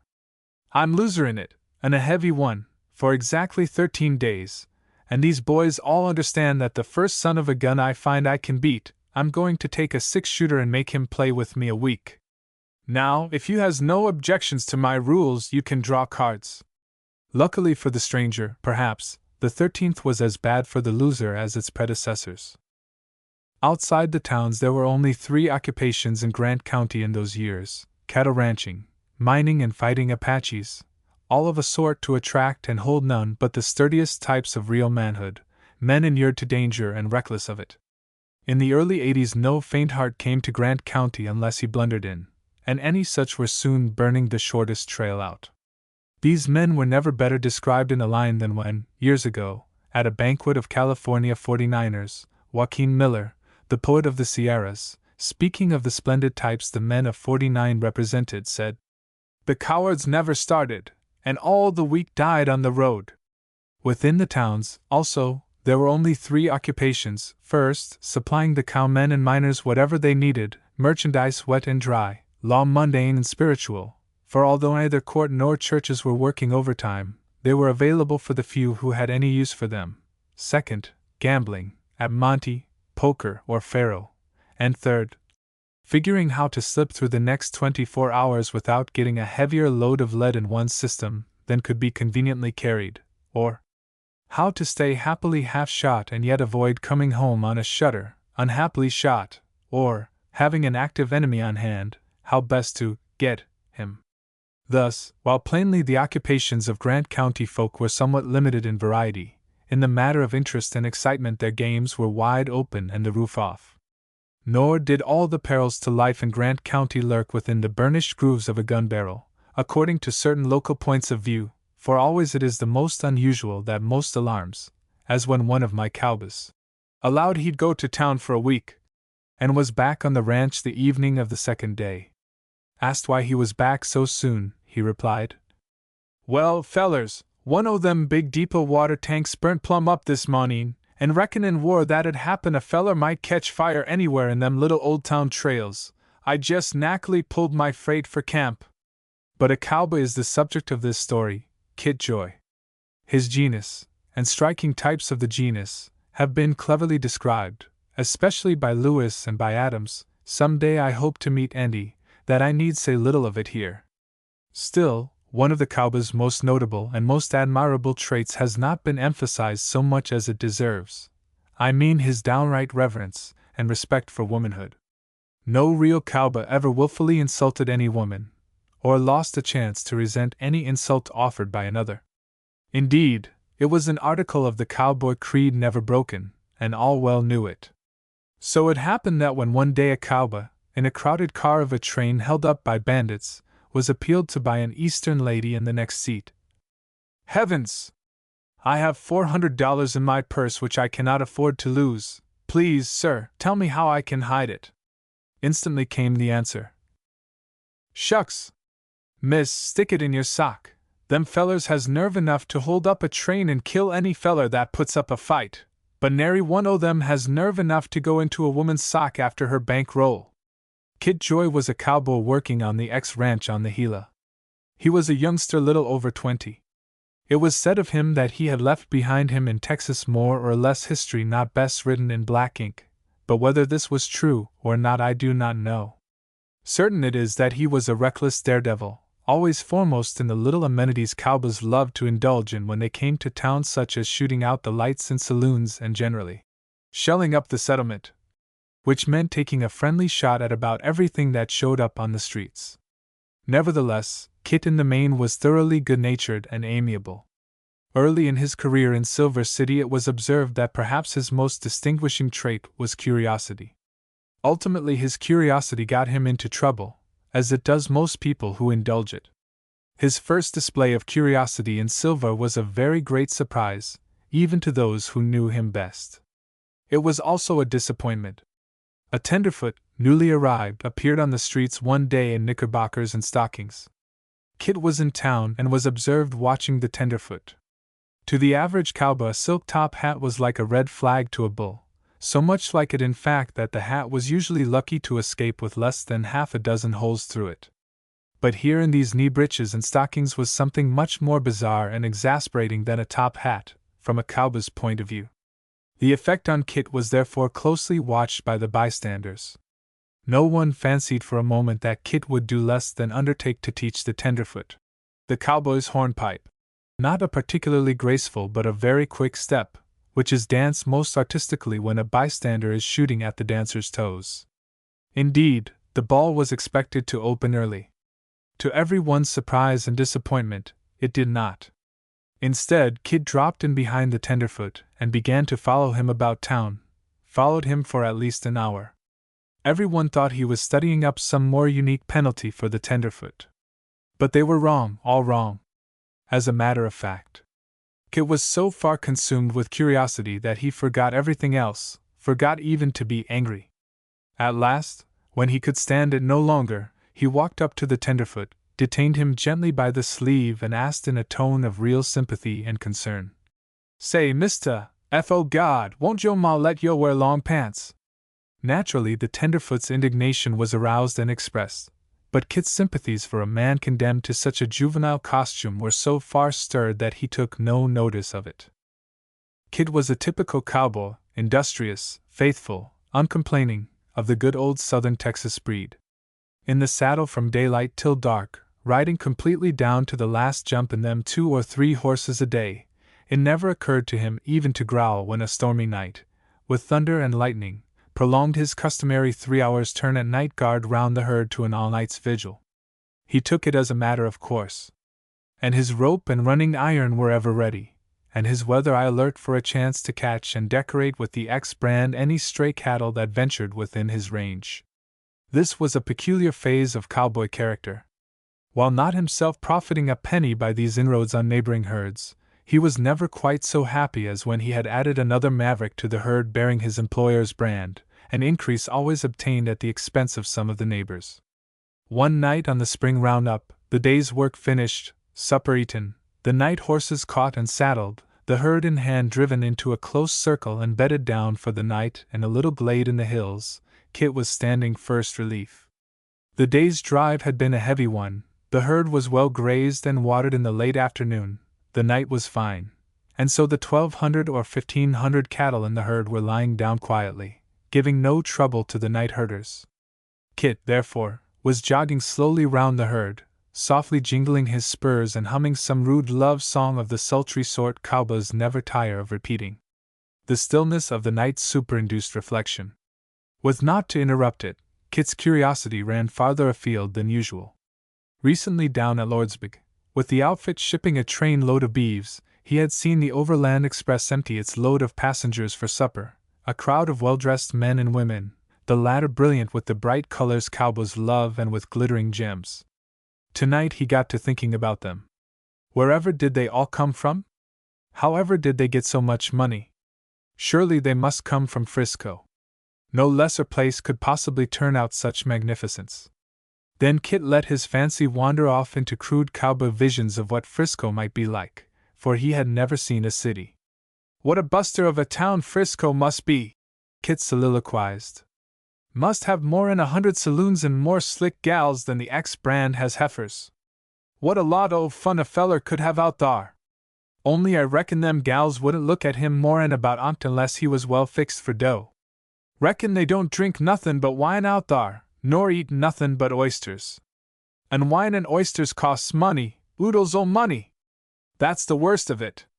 I s'pose it'd take more'n a month's pay to get a feller out thar on the keers, and then about 3 months' pay to get to stay a week. Reckon that's just a little too rich for Kit's blood. But, Jiminy! Wouldn't I like to have a good, big, fat bank roll and go thar? Here was a crisis suddenly come in Kit's life, although he did not then realize it. It is entirely improbable he had ever before felt the want of money. His monthly pay of $35 enabled him to sport a pearl-handled 6-shooter and silver-mounted bridle bit and spurs, kept him well clothed, and gave him an occasional spree in town. What more could any reasonable cowboy ask? But tonight the very elements and all nature were against him. Even a light dash of rain to rouse the sleeping herd, or a hungry cow straying out into the darkness, would have been sufficient to divert and probably save him, but nothing happened. The night continued fine. The herd slept on. And Kit was thus left an easy prey, since covetousness had come to aid curiosity in compassing his ruin. A bank roll! A big, fat, full-grown, long-horned, 4-year-old roll! That's what a feller wants to do Frisco right. Nothin' less. But where's it comin' from, and when? I s'pose I brands a few mavericks and gets a start on my own? No use, Kit, that's too slow. Time you got a proper roll you'd be so old the skeeters wouldn't even bite you, to say nothin' of a gal a-kissin' of you. 'Pears like you ain't liable to get thar very quick, Kit, 'less you rustles mighty pert somewhere. Talkin' of rustlin', what's the matter with that anyway? A cold glitter came in Kit's light blue eyes. The muscles of his lean, square jaws worked nervously. His right hand dropped caressingly on the handle of his pistol. That's the proper caper, Kit. Why didn't you think of it before? Rustle, damn you, and if you're any good, mebbe so you can get to Frisco afore frost comes, or anywhere else you likes. Russell! By Jiminy, I've got it. I'll jest stand up that thar Overland Express them fellers what rides on it's got more'n they've got any sort o' use for. What's the matter with making 'em whack up with a feller? Course they'll kick, and there'll be a whole passel o' marshals and sheriffs out after you, but what o' that? Reckon old Blue'll carry you out o' range. He's the longest-winded chunk o' horse meat in these parts. Then you'll have to stay out strictly on the scout for a few weeks, till they gets tired o' huntin' of you, so you can slip out o' this your neck o' woods 'thout leavin' a trail. And Lord! But won't it be fun, 'bout as much fun, I reckon, as doin' Frisco. Won't them tenderfeet beller when they hears the guns crackin' and the boys yellin'? Lucy, wonder who I'd better take along? Scruples? Kit had none. Bred and raised a merry freebooter on the unbranded spoils of the cattle range, it was no long step from stealing a maverick to holding up a train. With a man of perhaps any other class, a plan to engage in a new business enterprise of so much greater magnitude than any of those he had been accustomed to would have been made the subject of long consideration. Not so with Kit. Cowboy life compels a man to think quickly, and often to act quicker than he finds it convenient to think. The hand skilled to catch the one possible instant when the wide, circling loop of the lariat may be successfully thrown, and the eye and finger trained to accurate snap shooting, do not well go with a mind likely to be long in reaching a resolution or slow to execute one. So Kit at once began to cast about for 2 or 3 of the right sort of boys to join him. 3 were quickly chosen out of his own and a neighboring outfit. They were Mitch Lee and Taggart, 2 white cowboys of his own type and temper, and George Cleveland, a Negro, known as a desperate fellow, game for anything. It needed no great argument to secure the cooperation of these men. A mere tip of the lark and the loot to be had was enough. The boys saw their respective bosses. They allowed they'd lay off for a few days and go to town. So they were paid off, slung their Winchesters on their saddles, mounted their favorite horses, and rode away.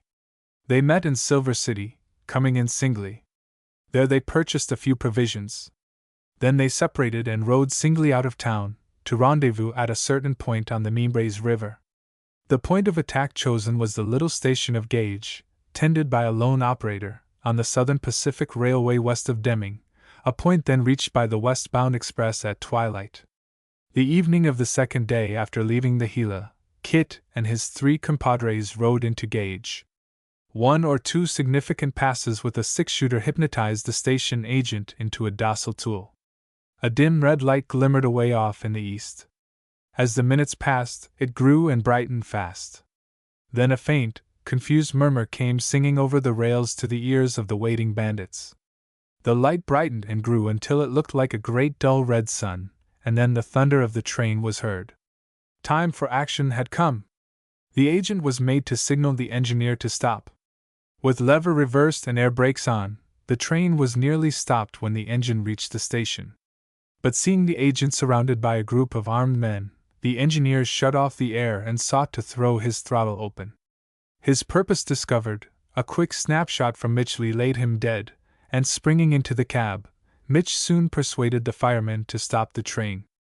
Instantly a fusillade of pistol shots and a mad chorus of shrill cowboy yells broke out, that terrorized train crew and passengers into docility.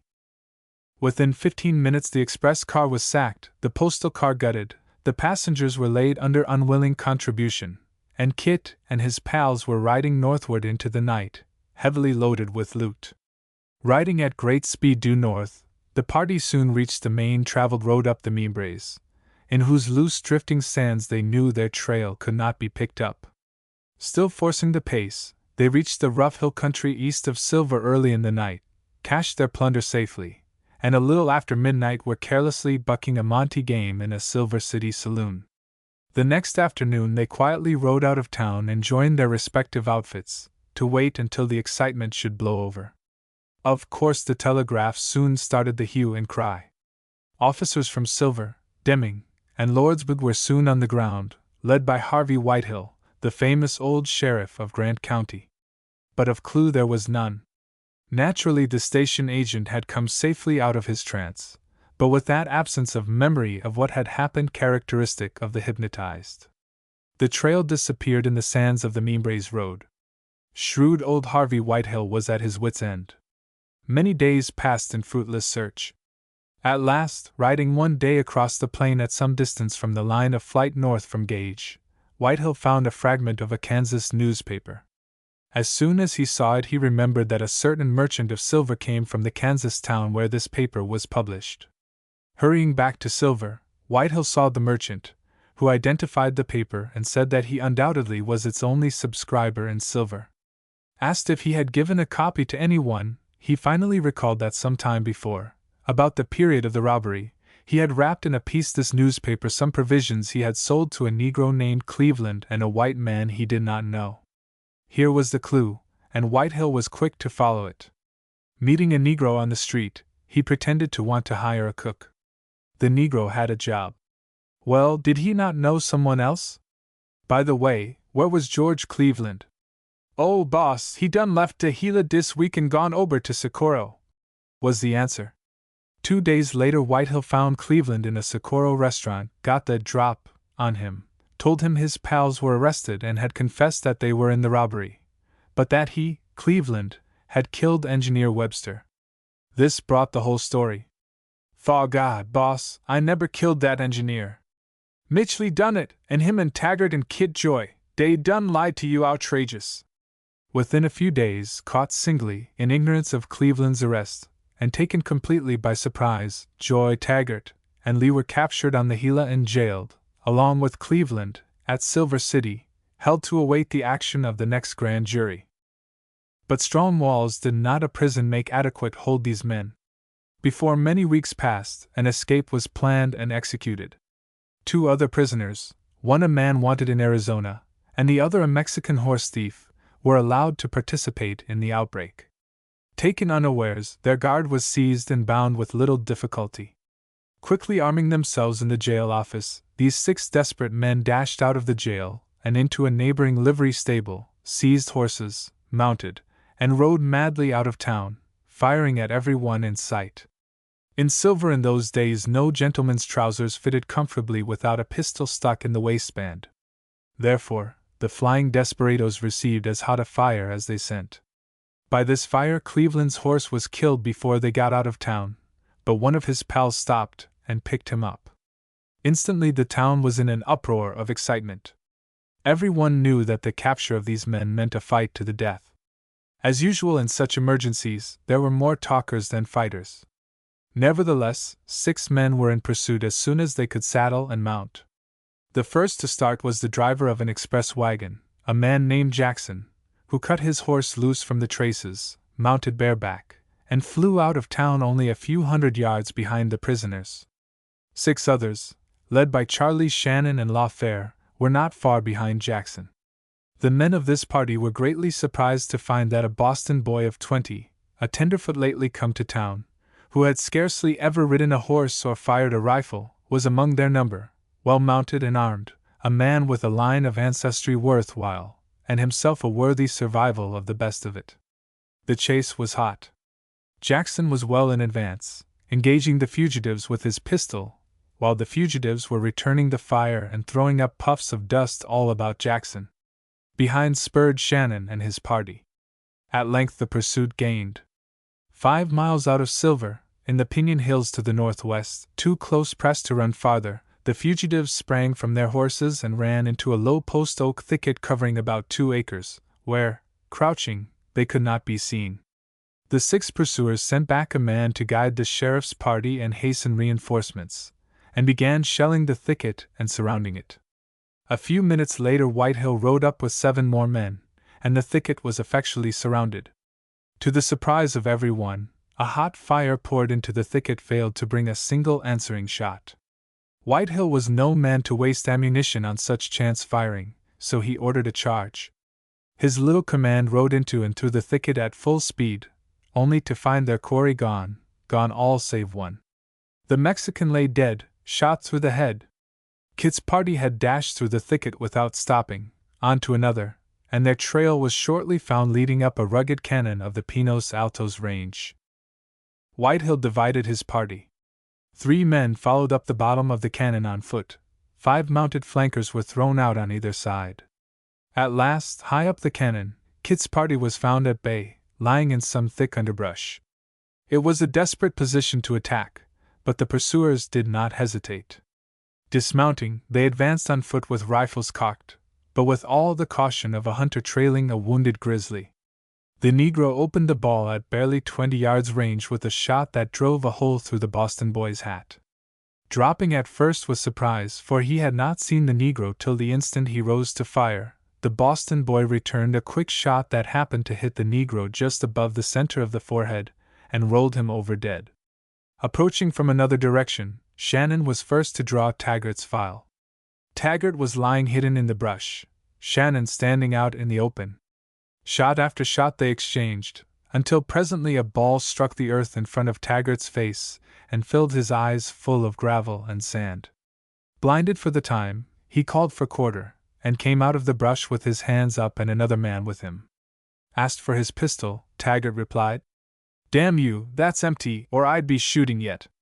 Meantime, Whitehill was engaging Mitch Lee. In a few minutes, shot through and helpless, Lee surrendered. It was quick, hot work. All but Kit were now killed or captured. He had been separated from his party, and Lawfare was seen trailing him on a neighboring hillside. At this juncture the sheriff detailed Shannon to return to town and get a wagon to bring in the dead and wounded, while he started to join Lawfare in pursuit of Kit. An hour later, as Shannon was leaving town with a wagon to return to the scene of the fight, a mob of men, led by a shyster lawyer, joined him and swore they proposed to lynch the prisoners. This was too much for Shannon's sense of frontier proprieties. So, rising in his wagon, he made a brief but effective speech. "Boys, none of our men are hurt, although it is no fault of our prisoners. A dozen of us have gone out and risked our lives to capture these men. You men have not seen fit, for what motives we will not discuss, to help us.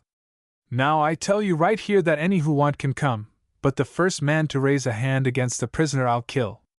Shannon's return escort was small. But once more back in the hills of the Pinos Altos, Shannon found a storm raised he could not quell, even if his own sympathies had not drifted with it when he learned its cause. His friend Lawfare lay dead, filled full of buckshot by Kit before Whitehill's reinforcements had reached him, while Kit had slipped away through the underbrush, over rocks that left no trail. Lawfare's death maddened his friends. There was little discussion. Only one opinion prevailed. Taggart and Lee must die. Nothing was known of the prisoner wanted in Arizona, so he was spared. Taggart and Lee were put in the wagon, the former tightly bound, the latter helpless from his wound. Short rope halters barely 5 feet long were stripped from the horses, knotted round the prisoners' necks, and fastened to the limb of a juniper tree. Taggart climbed to the high wagon seat, took a header, and broke his neck. The wagon was then pulled away and Lee strangled. With Cleveland, Lee, and Taggart dead, Engineer Webster and Lawfare were fairly well avenged. But Kit was still out, known as the leader and the man who shot Lawfare, and for days the hills were full of men hunting him. Hiding in the rugged, thickly timbered hills of the Gila, taking needed food at night, at the muzzle of his gun, from some isolated ranch, he was hard to capture. Had Kit chosen to mount himself and ride out of the country, he might have escaped for good. But this he would not do. Dominated still by the fatal curiosity and covetousness that first possessed him, later mastered him, and then drove him into crime, bound to repossess himself of his hidden treasure and go out to see the world, Kit would not leave the Gila. He was alone, unaided, with no man left his friend, with all men on the alert to capture or to kill him. The unequal contest nevertheless lasted for many weeks. There was only one man Kit at all trusted, a Nestor, small ranchman, named Rackety Smith. One day, looking out from a leafy thicket in which he lay hid, saw Rackety going along the road. A lonely outcast, craving the sound of a human voice, believing Rackety at least neutral, Kit hailed him and approached. As he drew near, Rackety covered him with his rifle and ordered him to surrender. Surprised, taken entirely unawares, Kit started to jump for cover, when Rackety fired, shattered his right leg and brought him to earth. To spring upon and disarm Kit was the work of an instant. Kit was sentenced to imprisonment at Santa Fe. A few years ago, having gained 3 years by good behavior, Kit was released, after having served 14 years. However, Kit may still hanker for a big, fat, 4-year-old, longhorn bankroll, and whatever may be his curiosity to do Frisco proper. It is not likely he will make any more history as a train robber, for at heart Kit was always a better, good man, than bad man. Chapter 8 Circus Day at Mancos. Cowboys were seldom respecters of the feelings of their fellows. Few topics were so sacred or incidents so grave they were not made the subject of the rawest jests. Leading a life of such stirring adventure that few days passed without some more or less serious mishap, reckless of life, unheedful alike of time and eternity, they made the smallest trifles and the biggest tragedies the subjects of chaff and badinage till the next diverting occurrence. But to the cross cannon outfit Matt Barlow's love for Nettie Nevins was so obviously a downright worship, an all-absorbing, dominating cult, that, in a way, and all unknown to her, she became the nearest thing to a religion the cross Cannonites ever had. 8 years before Matt had come among them a green tenderfoot from a South Missouri village, picked up in Durango by Tom Tighe, the foreman, on a glint of the eye and set of the jaw that suggested workable material. Nor was Tighe mistaken. Matt took to range work like a duck to water. Within a year he could rope and tie a moss back with the best, and in scraps with Mancos Jim's Pauta horse raiders had proved himself as careless a daredevil as the oldest and toughest trigger twitcher of the lot. But persuade and cajole as much as they liked, none of the outfit were ever able to induce Matt to pursue his education as a cowboy beyond the details incident to work and frolic on the open range. Old past masters in the classics of cowboy town deportment, expert light shooters, Monte players, dance hall beaux, elbow crookers, and red-eye riot starters labored faithfully with Matt, but all to no purpose. To town with them he went, but with them and their debauches he never joined. Indeed, as a rule he even refused to discuss such incidents with them academically. Thus he delicately but plainly made it known to the outfit that he proposed to keep his mind as clean as his conduct. Such a curiosity as Matt was naturally closely studied. The combined intelligence of the outfit was trained upon him, for some time without result. He was the knottiest puzzle that ever hit cross cannon. At first he was suspected of religious scruples and nicknamed Circuit Rider, but presently it became apparent that he owned ability and will to curse a fighting outlaw bronco till the burning desert air felt chill, and it became plain he feared God as little as man. Matt had joined the outfit in the autumn, when for several weeks it was on the jump, first gathering and shipping beeves, then branding calves, lastly moving the herd down to its winter range on the San Juan. Throughout this period cross cannon's puzzle remained hopeless, but the very first evening after the outfit went into winter quarters at the home ranch, the puzzle was solved. Ranch mails were always small, no matter how infrequent their coming or how large the outfit. The owner's business involved little correspondence, the boy's sentiments inspired less. Few with close home ties exiled themselves on the range. Many were on the scout, from the scene of some remote shooting scrape and known by no other than a nickname. For most of them such was the rarity of letters that often have I seen a cowboy turning and studying an unopened envelope for a half day or more, wondering whoever it was from and guessing whatever its contents could be. Thus it was one of the great sensations of the season from Tighe and his red sashers, when the ranch cook produced 5 letters for Circuit Rider, all addressed in the same neat feminine hand, all bearing the same postmark. And when, while the rest were washing for supper, disposing of war sacks, or making down blankets, Matt squatted in the chimney corner to read his letters, Lee Skeets impressively whispered to Priest, "Ben, I jest knackily hope never to cock another gun ef that the little old Circuit hain't got a gal that stuck to him tighter'n a tick makin' a gotch ear, or that ain't got ary damn thing to do to hum but write letters. Size o' them 5 he's got must a kept her settin' up nights to make 'em ever since Circuit jumped the Hum Reservation. Did you ever hear of a feller gettin' 5 letters from a gal to onct?" "I shore never did," answered Ben. "Circuit must have been 'prenticed to some big medicine man back among his tribe and have a bag full o' hoodoos hid out somewhere. He ain't so damn high just to look at, but he shore never knocked no gal plumb loco that away with his PRSNL beauty. Must be some sort o' Injun medicine he works. Can't be from his mother," cogitated Lee. "Writin' ain't trembly none, looks like it was writ by a schoolmarm, and a lally cooler at that. Circuit will have to get one o' them piano-like writin' makers and keep poundin' it on the back till it hollers, ef he allows to lope close up in that gal's writin' class. Lord, But won't there be fun for us all winter? He pin him 10 to his correspondence. Let's you and me slip round and tip off the outfit to shed up till after supper, and then all be ready with a hot line o' useful hints 'bout his answerin' her. Ben joyously fell in with Lee's plan. The tips were quickly passed round. But none of the hints were ever given, not a single one. A facer lay ahead of them beside which the mere receipt of the 5 letters was nothing. To be sure, the letters were the greatest sensation the outfit had enjoyed since they stood off successfully 2 troops of U.S. cavalry, come to arrest them for killing 20 marauding Utes. But what soon followed filled them with an astonishment that stilled their mischievous tongues, stirred sentiments long dormant, and ultimately, in a measure, tuned their own heartstrings into chord with the sweet melody ringing over Circuit's own. Supper was called, and upon it the outfit fell, all but Circuit.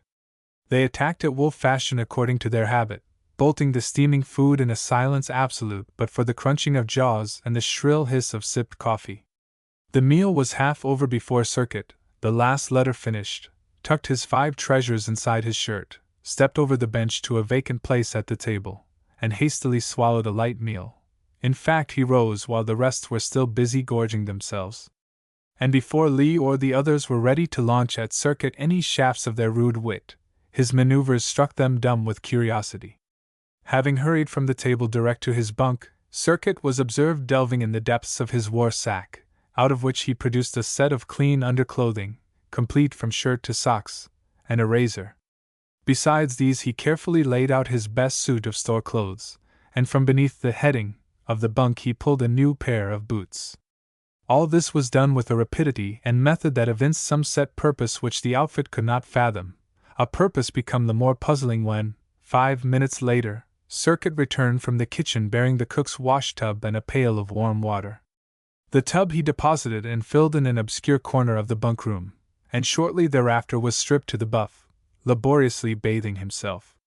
The bath finished, Circuit carefully shaved, combed his hair, and dressed himself in his cleanest and best. While he was dressing, Bill Ball caught breath enough to whisper to Lee, "By cripes! I've got it! Circuit's got a hunch some feller's tryin' to rope and hobble his gal, and he's goin' to ask Tom for his time, fork a cayuse, and hit a lope for a railroad that'll take him to whatever little old Humanville his gal lives at." "Lope hell," answered Lee.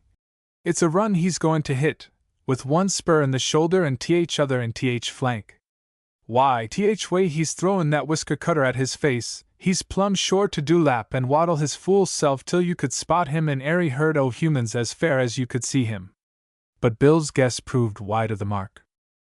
As soon as Circuit's dressing was finished and he had received assurance from the angular fragment of mirror nailed above the wash-basin that his hair was smoothly combed and a new neckerchief neatly knotted, he produced paper and an envelope from his war sack, seated himself at the end of the long dinner table, farthest from the fireplace, lighted a fresh candle, spread out his 5 treasures, carefully sharpened a stub pencil, and duly set its lead end a soak in his mouth, preparatory to the composition of a letter.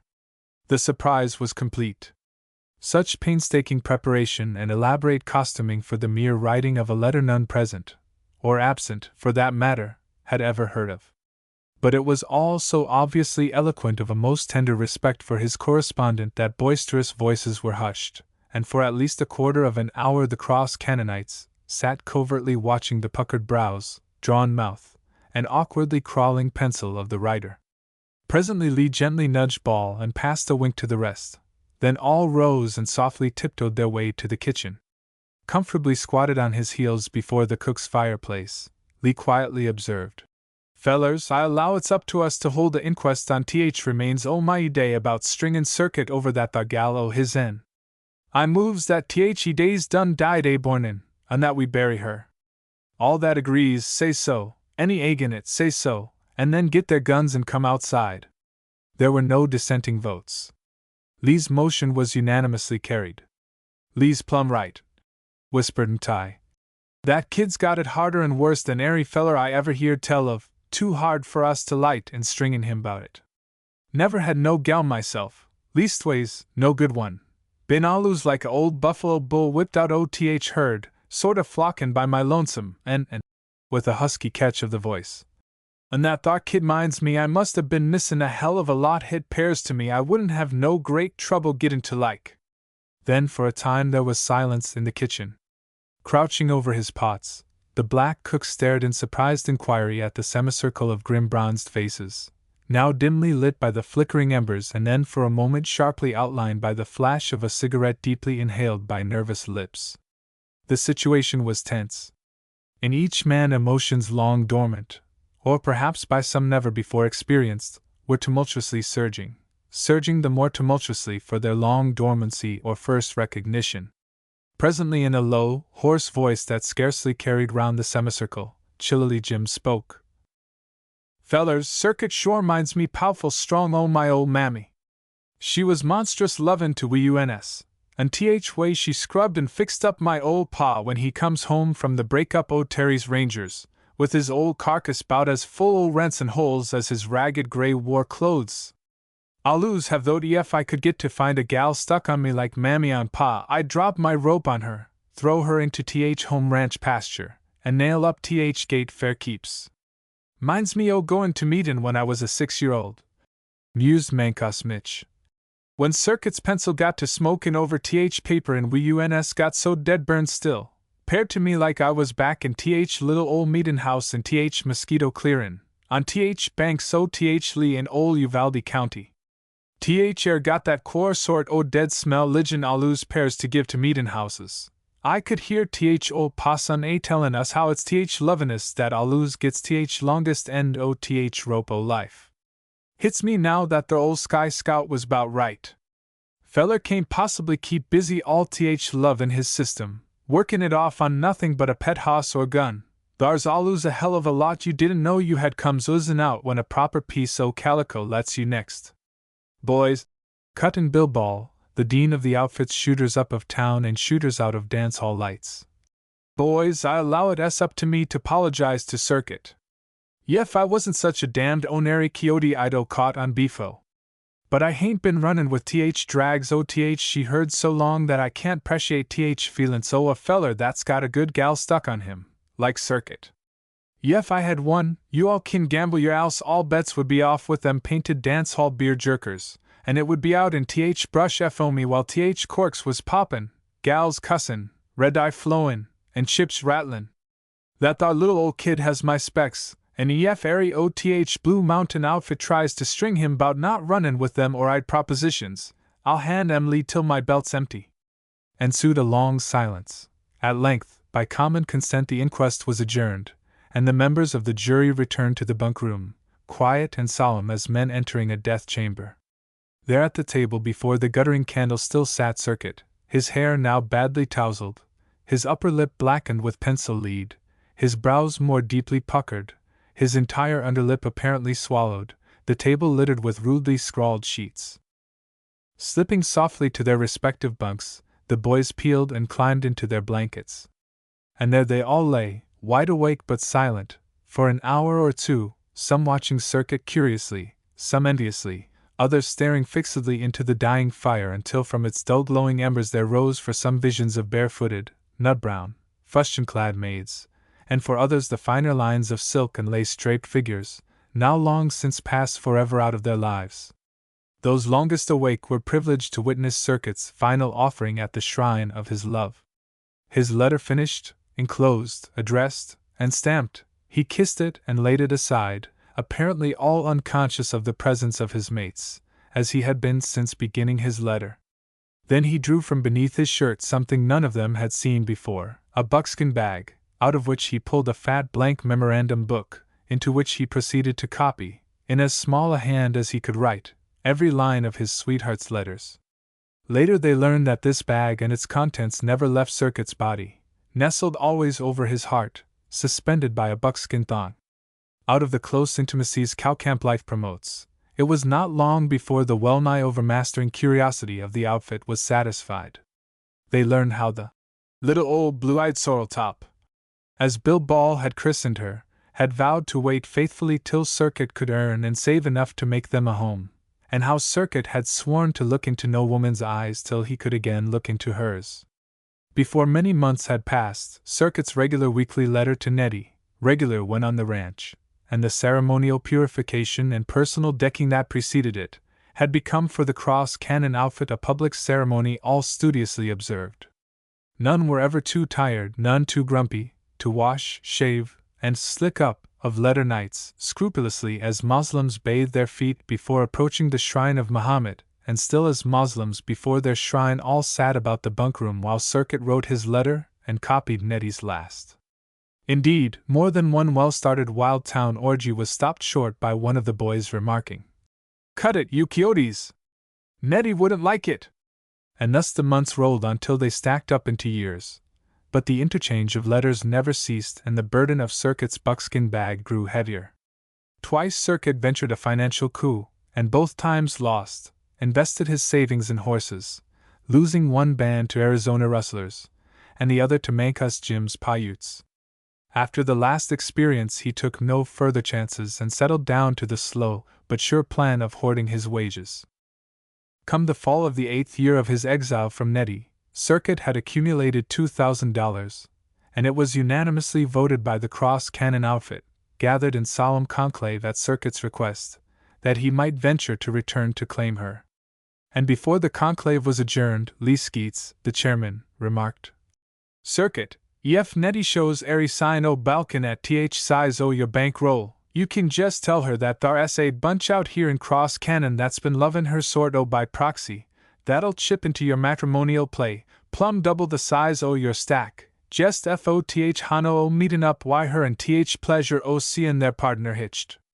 The season's work done and the herd turned loose on its winter range on the San Juan, the outfit decided to escort Circuit into Mancos and there celebrate his coming nuptials.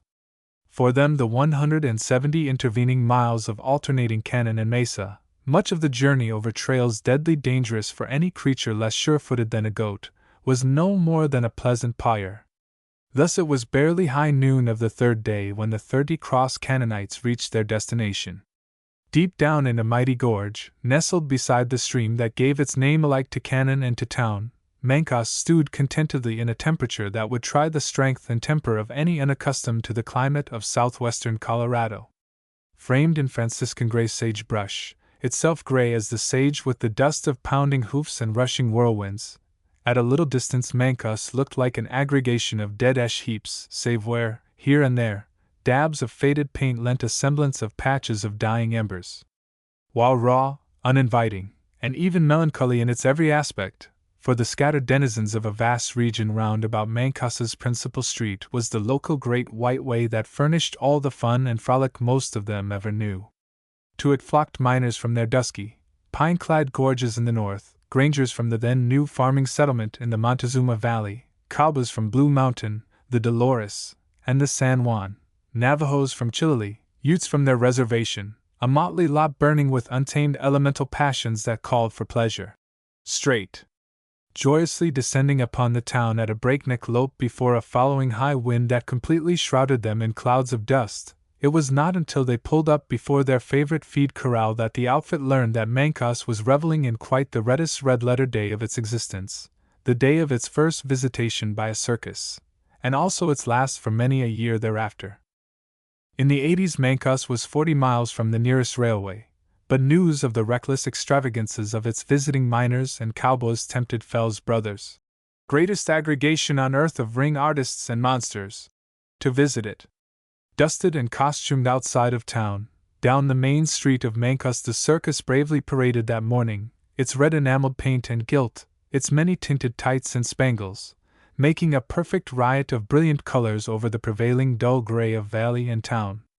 Streets, stores, saloons, and dance halls were swarming with the outpouring of the ranches and the mines, men who drank abundantly but in the main a rollicking, good-natured lot. While the cross Cannonites were liquoring at the fashion bar, Circuit drinking sarsaparilla, Lame Johnny, the barkeeper, remarked, "UNS missed it a lot, not seein' the PR sesh. She were a ring-tailed tutor for fair, with the damnedest biggest noise-makin' band you ever heard, and th performers wearin' more PRTYS than I ever allowed was made.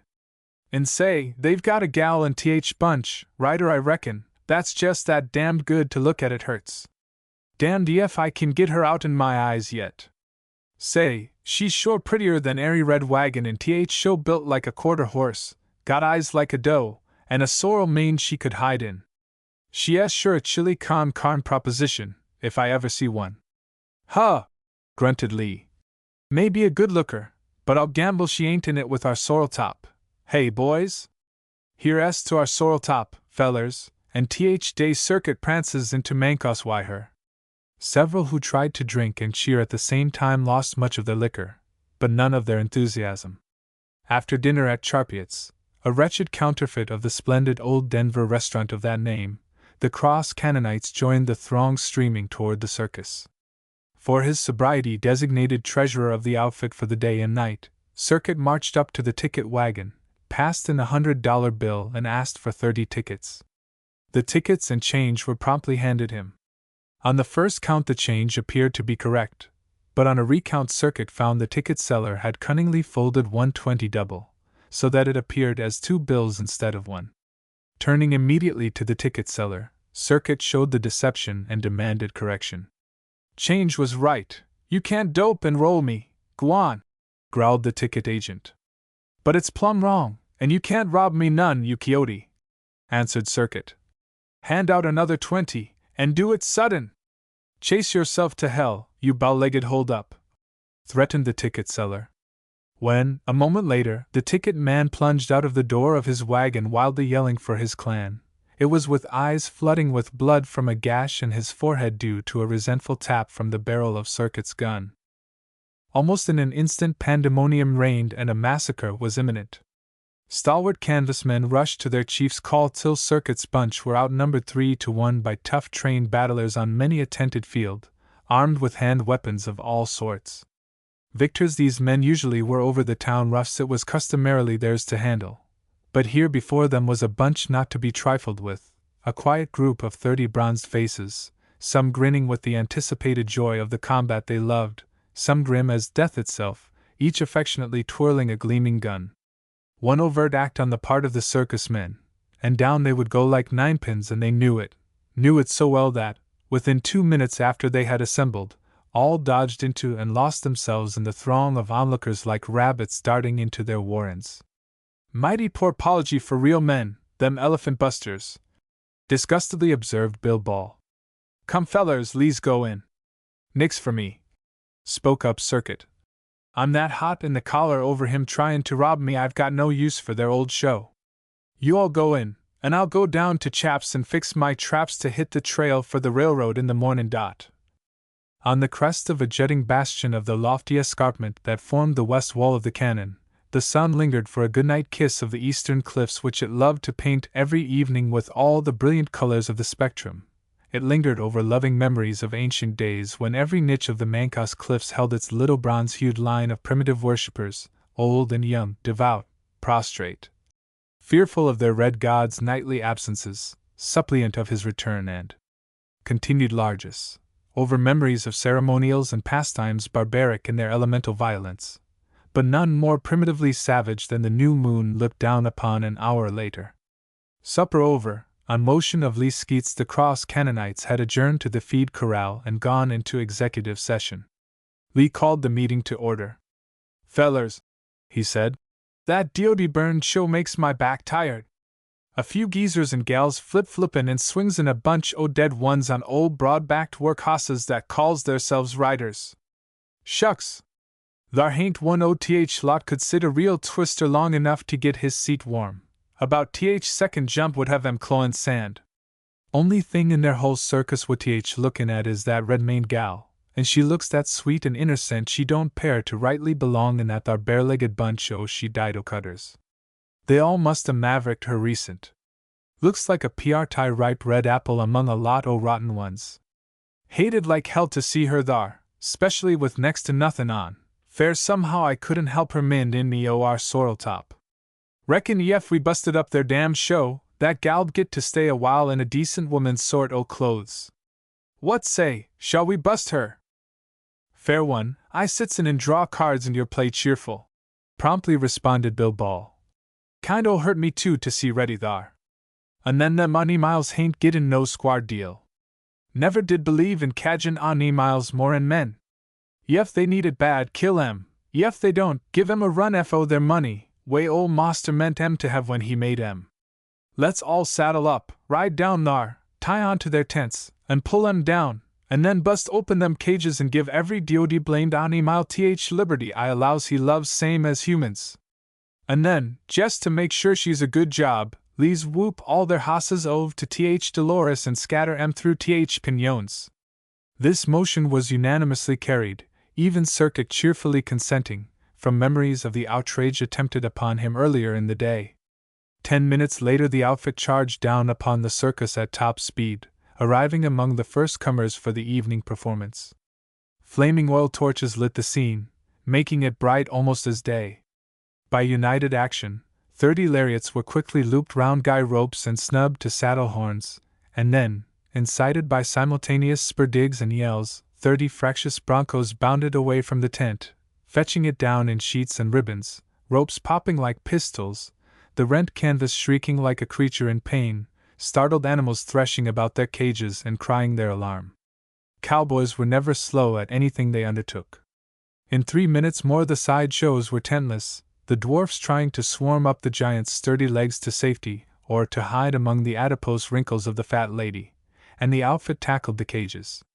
In another 3 minutes the elephant, with a sociable shot through his off ear to make sure he should not tarry, was thundering down Mancus's main street, trumpeting at every jump, followed by the lion, the great tuft of hair at the end of his tail converted, by a happy thought of Lee Skeets, into a brightly blazing torch that, so long as the fuel lasted, lighted the shortest cut to freedom for his escaping mates. For the lion hit as close a beeline as possible, trying to outrun his own tail. For the outfit, it was the lark of their lives. Crashing pistol shots and ringing yells bore practical testimony to their joy. But they were not to have it entirely their own way. Just as they were all balled up before the rhinoceros, staggered a bit by his great bulk and threatening horn, out upon them charged a body of canvas men, all the manager could contrive to rally, for a desperate effort to stop the damage and avenge the outrage. In their lead ran the ticket seller, armed with a pistol and keen for evening up things with the man who had hit him, dashing straight for Circuit. Circuit did not see him, but Lee did, and thus in the very instant Circuit staggered and dropped to the crack of his pistol. Down beside Circuit pitched the ticket man with a ball through his head. Then for 2 minutes, perhaps, a hell of fierce hand-to-hand battle raged, cowboy skulls crunching beneath fierce blows, circus men falling like autumn leaves before the cowboy's fire. And so the fight might have lasted till all were down but for a startling diversion. Suddenly, just as Circuit had struggled to his feet, out from among the wrecked wagons sprang a dainty figure in tulle and tights, masses of hair red as the blood of the battlers streaming in waves behind her, and fired at the nearest of the common enemy, which happened to be poor Circuit. Swaying for a moment with the shock of the wound, down to the ground he settled like an empty sack, falling across the legs of the ticket seller. Startled and shocked, it seemed, by the consequences of her deed, the woman approached and for a moment gazed down, horror-stricken, into Circuit's face. Then suddenly, with a shriek of agony, she dropped beside him, drew his head into her lap, wiped the gathering foam from his lips, fondled and kissed him. Ripping his shirt open at the neck to find his wound, she uncovered Circuit's buckskin bag and memorandum book, showing through its center the track of a bullet that had finally spent itself in fracturing a rib over Circuit's heart, the ticket seller's shot, that would have killed him instantly but for the shielding bulk Nettie's treasured letters interposed. Moved, perhaps, by some subtle instinctive suspicion of its contents, she glanced within the book, started to remove it from Circuit's neck, and then gently laid it back above the heart it so long had lain next and so lately had shielded. Meantime about this little group gathered such of the cross-Canaanites as were still upon their legs, while, glad of the diversion, their enemies hurriedly withdrew. Round about the outfit stood, their fingers still clutching smoking guns, but pale and sobered. Circuit lay with eyes closed, feebly gasping for breath, and just as the girl's nervous fingers further rent his shirt and exposed the mortal wound through the right lung made by her own tiny pistol, Circuit half rose on one elbow and whispered, "Boys, right, Nettie, I was trying to get to her." And then he fell back and lay still. For 5 minutes, perhaps, the girl crouched silent over the body, gazing wide-eyed into the dead face, stunned, every faculty paralyzed. Presently Lee softly spoke. "Sis, if, as I allows, you're Nettie, you sure did Matt a good turn killin' him 'fore he saw you. Woulda hurt him pow'ful to see you in this bunch. Hurts us 'bout enough, I reckon." Roused from contemplation of her deed, the girl rose to her knees, still clinging to Circuit's stiffening fingers, and sobbingly murmured, in a voice so low the awed group had to bend to hear her. "Yes, I'm Nettie, and every day while I live I shall thank God Matt never knew. This is my husband lying dead beneath Matt. They made me do it, my family, nagged me to marry Tom, then a rich horse breeder of our county, till home was such a hell I couldn't stand it.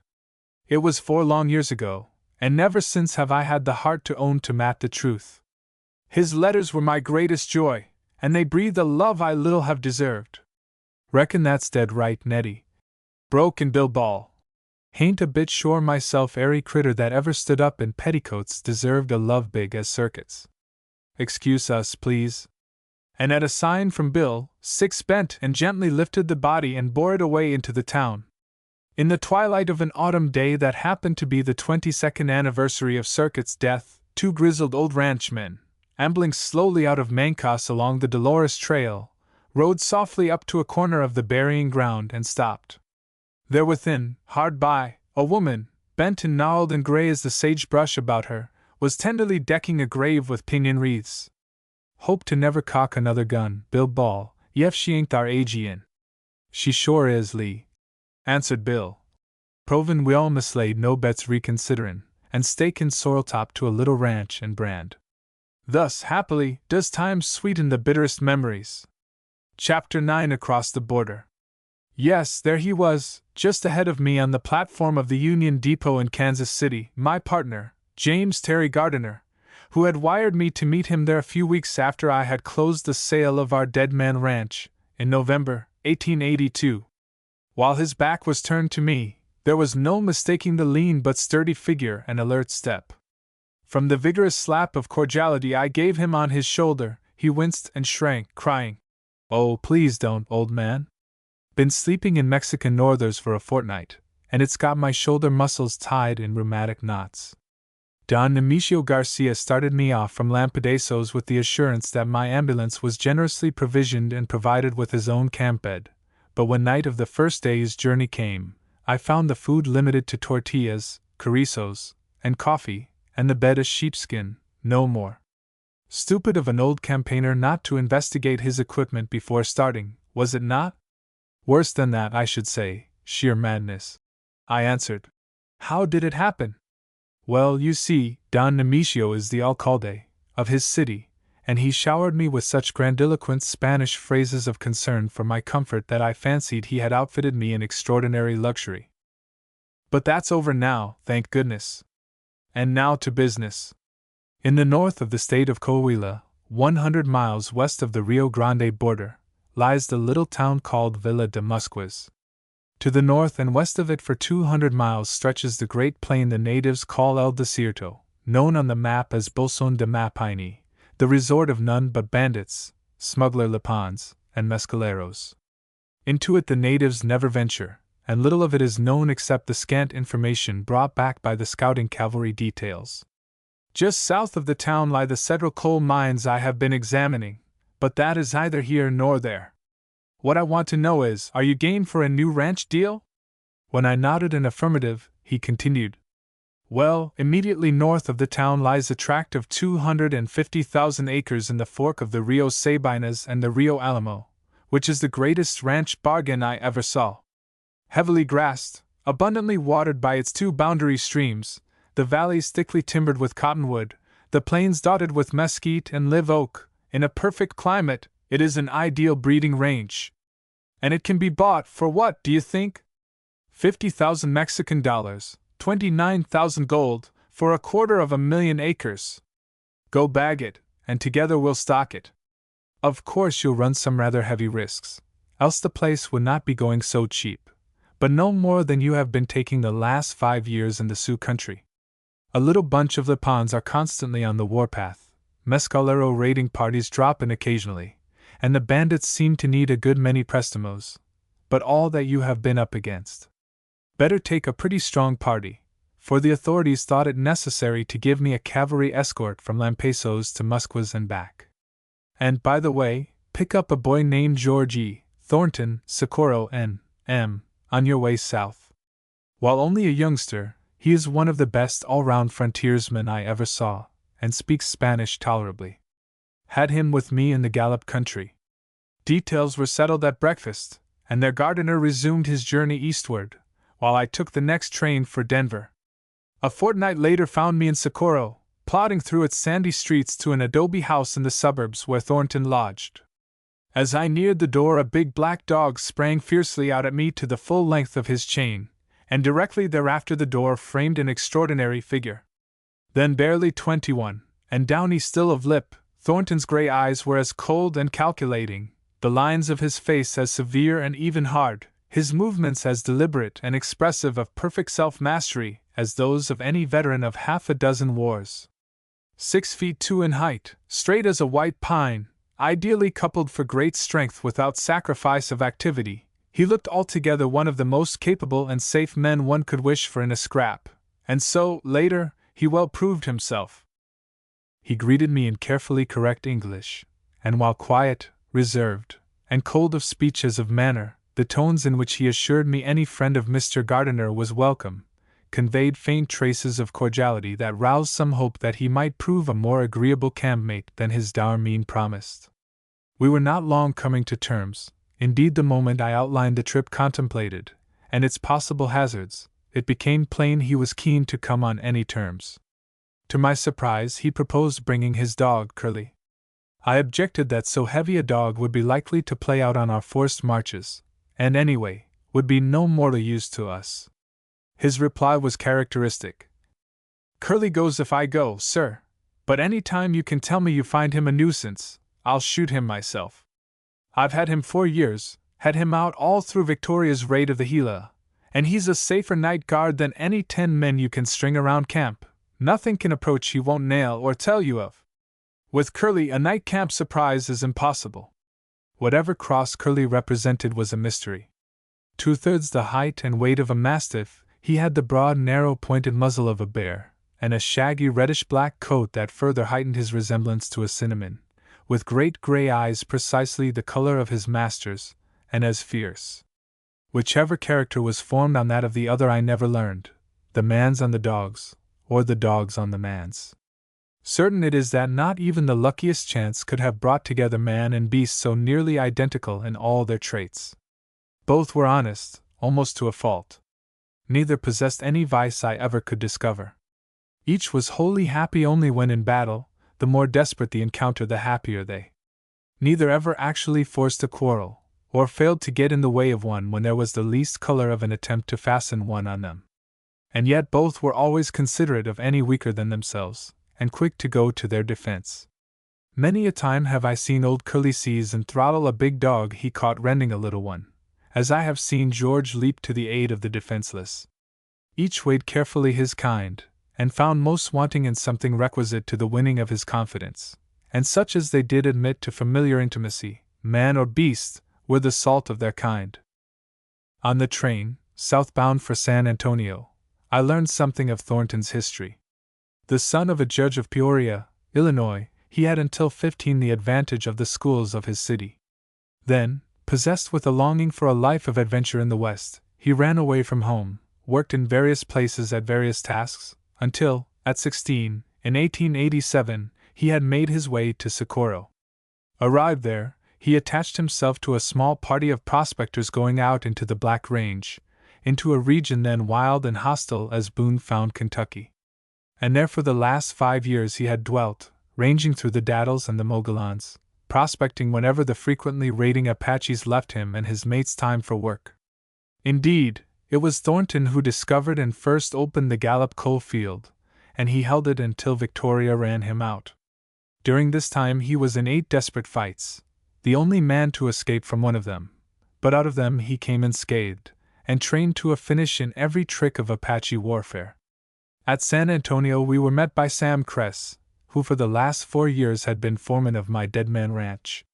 Kress was born on Powell River, Virginia, but had come to Texas as a mere lad and joined the cow outfit. He had really grown up in the cross timbers of the Palo Pinto, where, in those years, any who survived were past masters not only of the weird ways and long hours and outlaw broncos, but also of the cunning strategy of the Kiowas and Comanches who in that time were raiding ranches and settlements every light of the moon. Cress was then 25, just my age, and one of the rare type of men who actually hate and dread a fight, but where necessary, go into it with a jest and come out of it with a laugh, as jolly a campmate and as steady a stayer as I ever knew. Charlie Crawford, a half-breed Mexican, taken on for his fluency in Spanish, completed our outfit. 2 mornings later the Mexican National Express dropped us at the Lampasas depot about daylight, from which we made our way over a mile of dusty road winding through mesquite thickets to the Hotel Diligencia, on the main plaza. A norther was blowing that chilled us to the marrow, and of course, according to usual Mexican custom, not a room in the hotel was heated. The best the little Italian proprietor could do for us was a pan of charcoal that warmed nothing beyond our fingertips. As soon as the sun rose, we squatted along the east wall of the hotel and there shivered until Providence, or his own necessity, brought past us a peon driving a burro loaded with mesquite roots. We bought this wood and dumped it in the central patio of the hotel and there lighted a campfire that made us tolerably comfortable until breakfast. Ignorant then of Mexico and its customs, I had fancied that when a proper hour arrived for a call on the alcalde, Don Nemesio Garcia, I should have a chance to warm myself properly and had charitably asked my 3 mates to accompany me on the visit. But when at 10 o'clock Don Nemesio received us in his office, we found him tramping up and down the room, wrapped in the warm folds of an ample cloak, his neck and face swathed in mufflers to the eyes, arctics on his feet, and no stove or fireplace in the room. As leading merchant of the town, he soon supplied us with provisions and various articles, and with 4 saddle and 3 pack horses for our journey. The next day, while my men were busy arranging our camp outfit, I took train for Monterey to get a letter from General Trevino, commanding the department of Coahuila, to the commandante of the garrison at Musquas. On this short forenoon's journey I had my first taste of the disordered state of the country.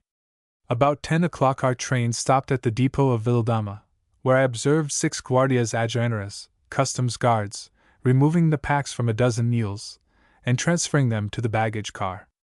Just as this work was nearing completion, a band of 14 contradistas dashed up out of the surrounding chaparral, dropped off their horses, and opened at 30 yards a deadly fire on the guards. With others in the smoker, next behind the baggage car, I had a fine view of the battle, but a part of the time we were directly in the line of fire, for 4 of our car windows were smashed by bullets, and many bullets were buried in the car body. Such encounters between guards and smugglers in Mexico were always a fight to the death, for under the law the guards received 1/2 the value of their captures, while of course the smugglers stood to win or lose all. As soon as fire opened, the guards jumped for the best cover available, and put up the best fight they could. But the odds were hopelessly against them.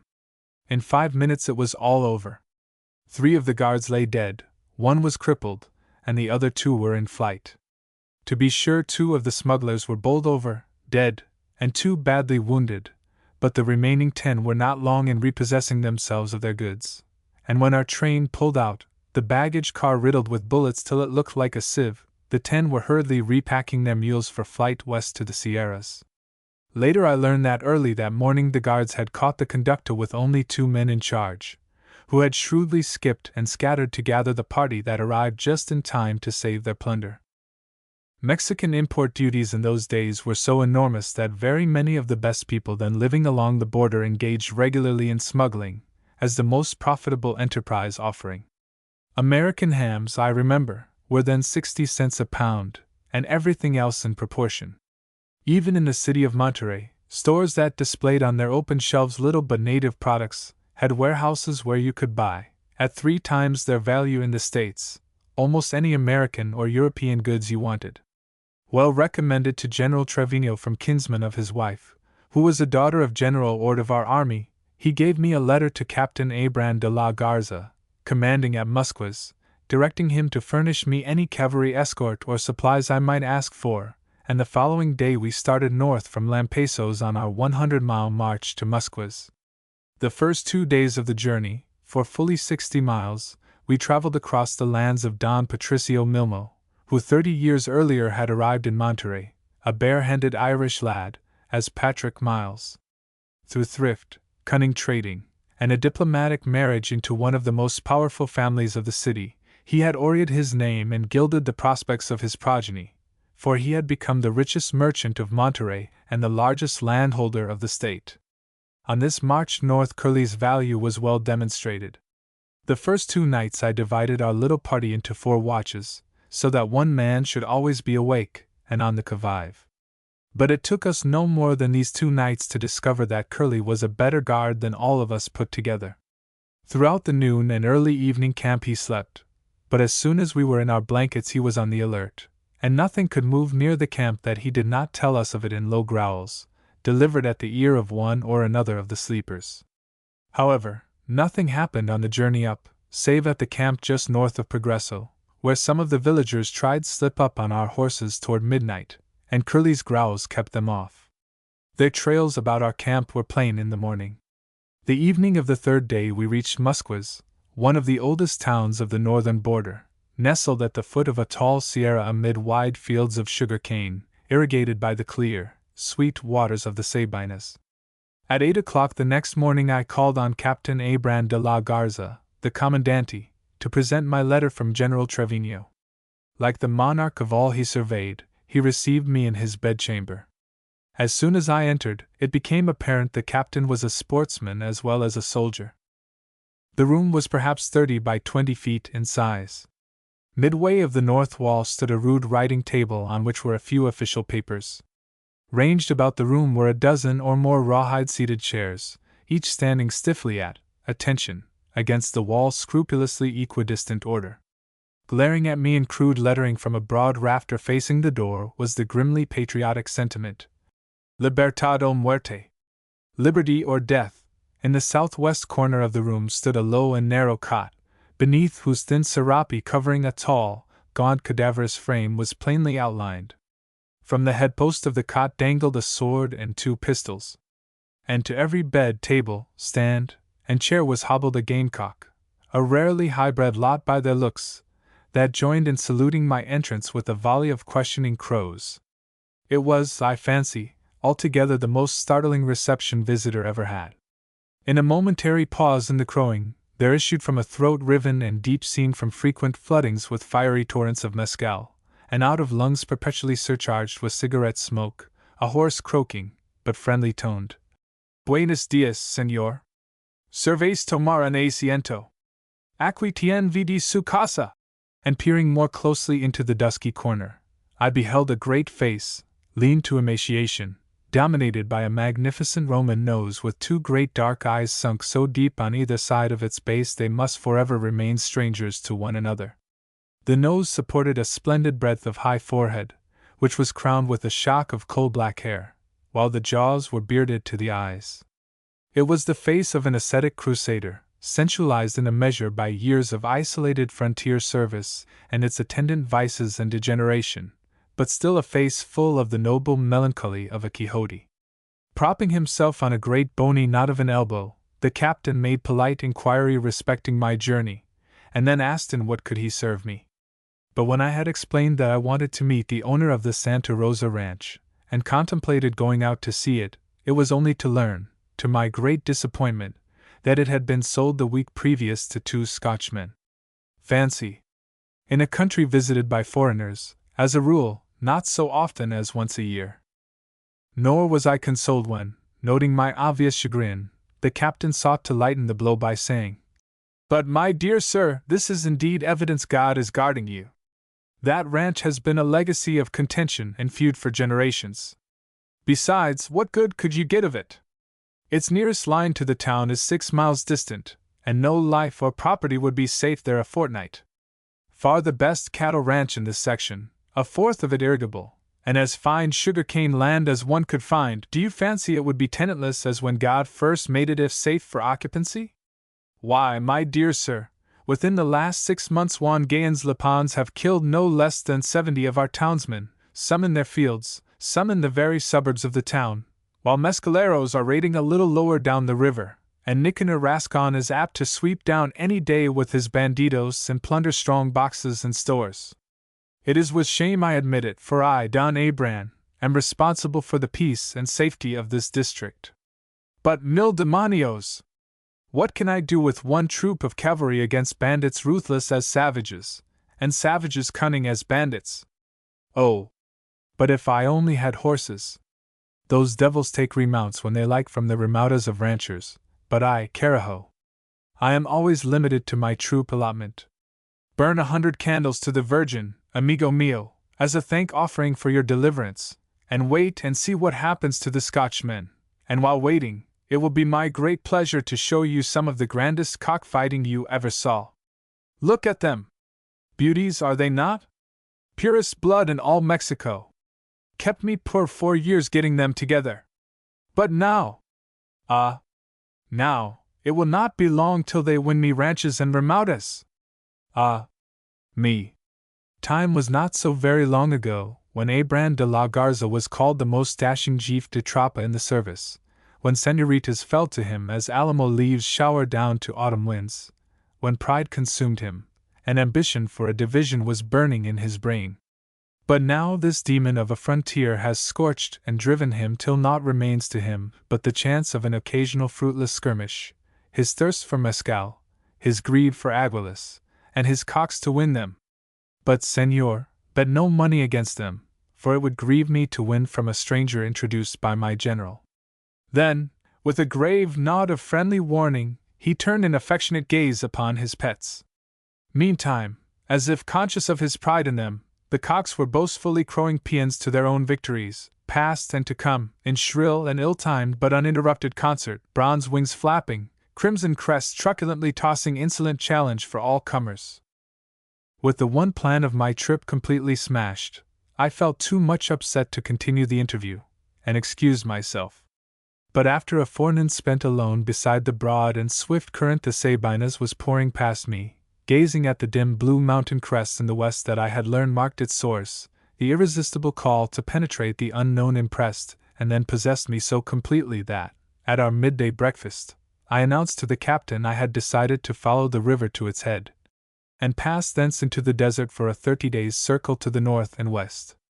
But valga nu Dios, man, he objected, I have no force I can spare for sufficient time to give you adequate escort for such a journey. It would be madness to undertake it with less than 50 men. I am responsible to my general for your safety, and cannot sanction it.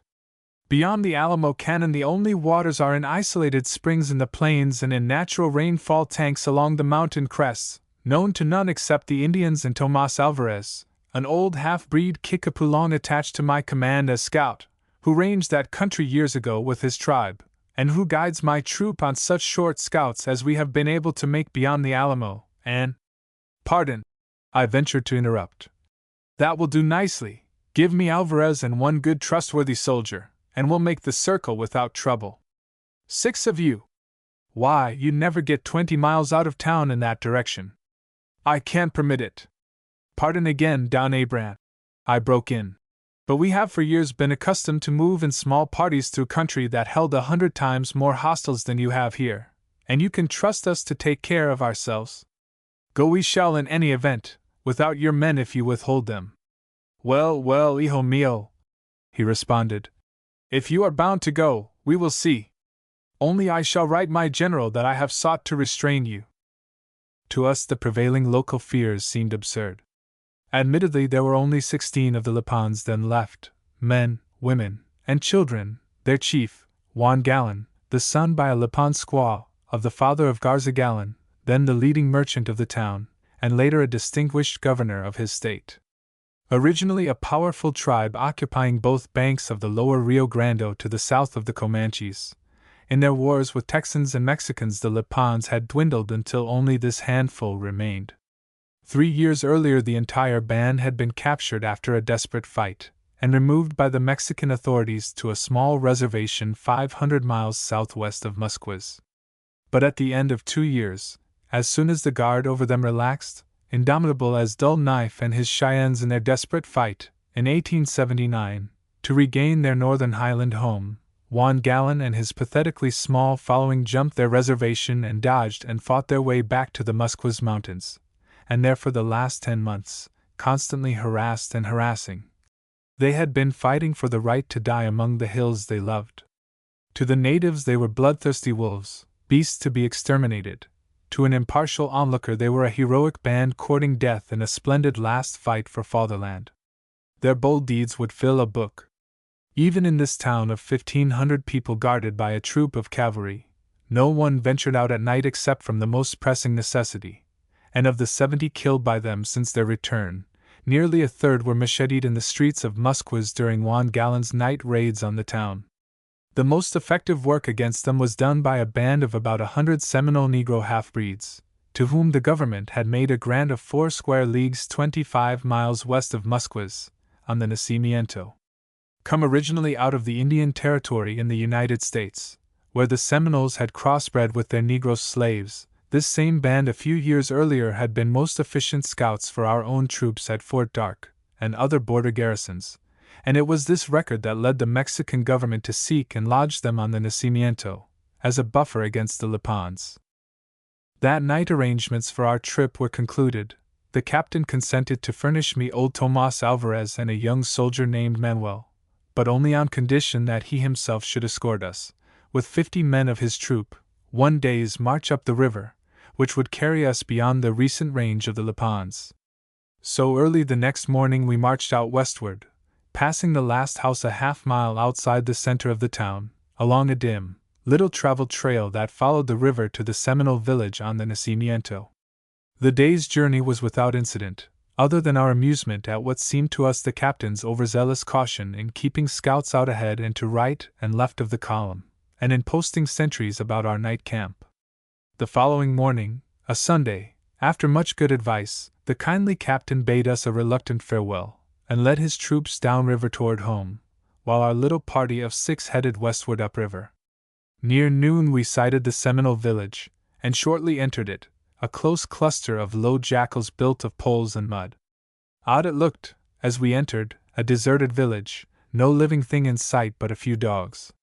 Thus our surprise was all the greater when, nearing the farther edge of the village, our ears were greeted with the familiar strains of "Jesus, lover of my soul," issuing from a large jackal which we soon learned was the Seminole church. Fancy it! The last thing one could have dreamed of. An honest old Methodist hymn sung in English by several score devout worshippers in the heart of Mexico, on the very dead line between savagery and civilization, and at that, sung by a people all savage on one side of their ancestry and semi-savage on the other. Before the singing of the hymn was finished, startled by the barking of their dogs, out of the low doorway sprang 6 men, strapping big fellows, one, the chief, bent half double with age, all heavily armed. The moment they saw we were Americans we were most cordially received, and even urged to stop a few days with them, and give them news of the Texas border. But for this we had no time, and after a short visit, for which the congregation adjourned service, we filled our canteens, let our horses drink their fill at the great Nacimiento spring that burst forth a veritable young river from beneath a low bluff beside the town, and struck out westward for Alamo Canyon. Our afternoon march gave us little concern, for our route lay across rolling, lightly timbered uplands that offered little opportunity for ambush. That night we made a dry camp on the divide, preferring to approach the Alamo in daylight. Having struck camp before dawn the next morning, by noon we saw ahead of us a great gorge dividing the mountain we were approaching, great in its height, but of a scant 50 yards in breadth, perpendicular of sides, a narrow line of brush and timber creeping down along its bottom, but stopping just short of the open plains. Scouting was useless. If there were any Indians about, we certainly had been seen, and they lay in ambush for us in a place of their own choosing. We must have water, and to get it must enter the canyon. So straight into the timber that filled the mouth of the gorge we rode at a run, riding a few paces apart to avoid the possible potting of our little bunch, and 100 yards within the outer fringe of timber we reached the water our animals so badly needed. And right there, all about this sink of the Alamo, where the last drops of the stream sank into the thirsty sands, The bottom was covered thick with fresh moccasin tracks, and in a little opening in the bush near to the sink smoldered the embers of that morning's campfire of a band of Lapons. Apparently we were in for it, and seriously debated a retreat. Our position could not be worse. Tomas told us that the trail of the Lapons led straight up the valley, and for 8 miles the canyon was never more than 300 yards wide, and often no more than 50, with almost perpendicular walls rising on either side 200 or more feet in height, so nearly perpendicular that we would for the entire distance be in range from the bordering cliff crests, while any enemy there ambushed would be so safely covered they could follow our route and pick us off at their leisure. To be sure, the brush along the stream afforded some shelter, but no real protection.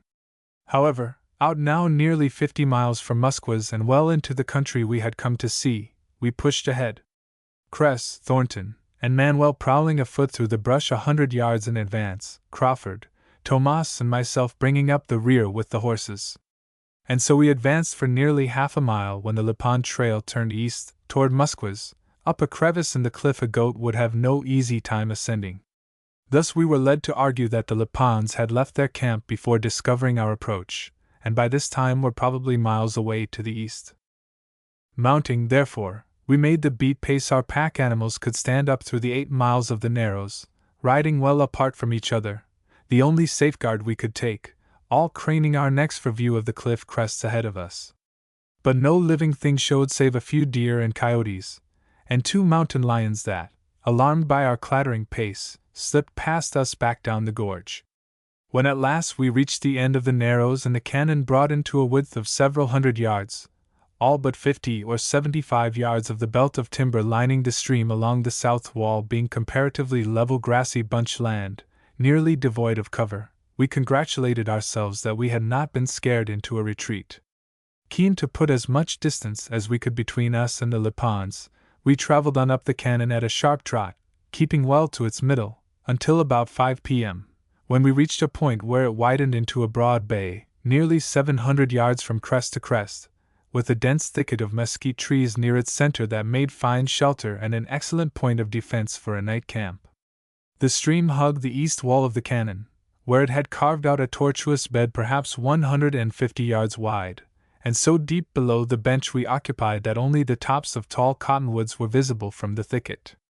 While the rest of us were busy unsaddling and unpacking, Thornton slung all our canteens over his shoulder, and started for the stream. But no sooner had he disappeared below the edge of the bench, a scant 200 yards from our camp, before a rapid rifle fire opened which, while we knew it must proceed from his direction, echoed back from one cliff wall to the other until it appeared like an attack on our position from all sides, while the echoes multiplied to the volume of cannon fire at the sound of each shot. Indeed, never have I heard such thunderous, crashing, ear-splitting gun detonations except on one other occasion, when aboard the British battleship Invincible and in her 6-inch gun battery while a salute was being fired. Frightened by the fire, one of our pack horses stampeded down the canyon. Sending Manuel in pursuit, and leaving Tomas at the camp, Crawford, Cress, and I ran for the break of benchland, to reach and aid Thornton. Nearing it, all 3 dropped flat, and crawled to its edge, just in time to see George make a neat snapshot at a Lapon midway of a flying leap over a log, and drop him dead.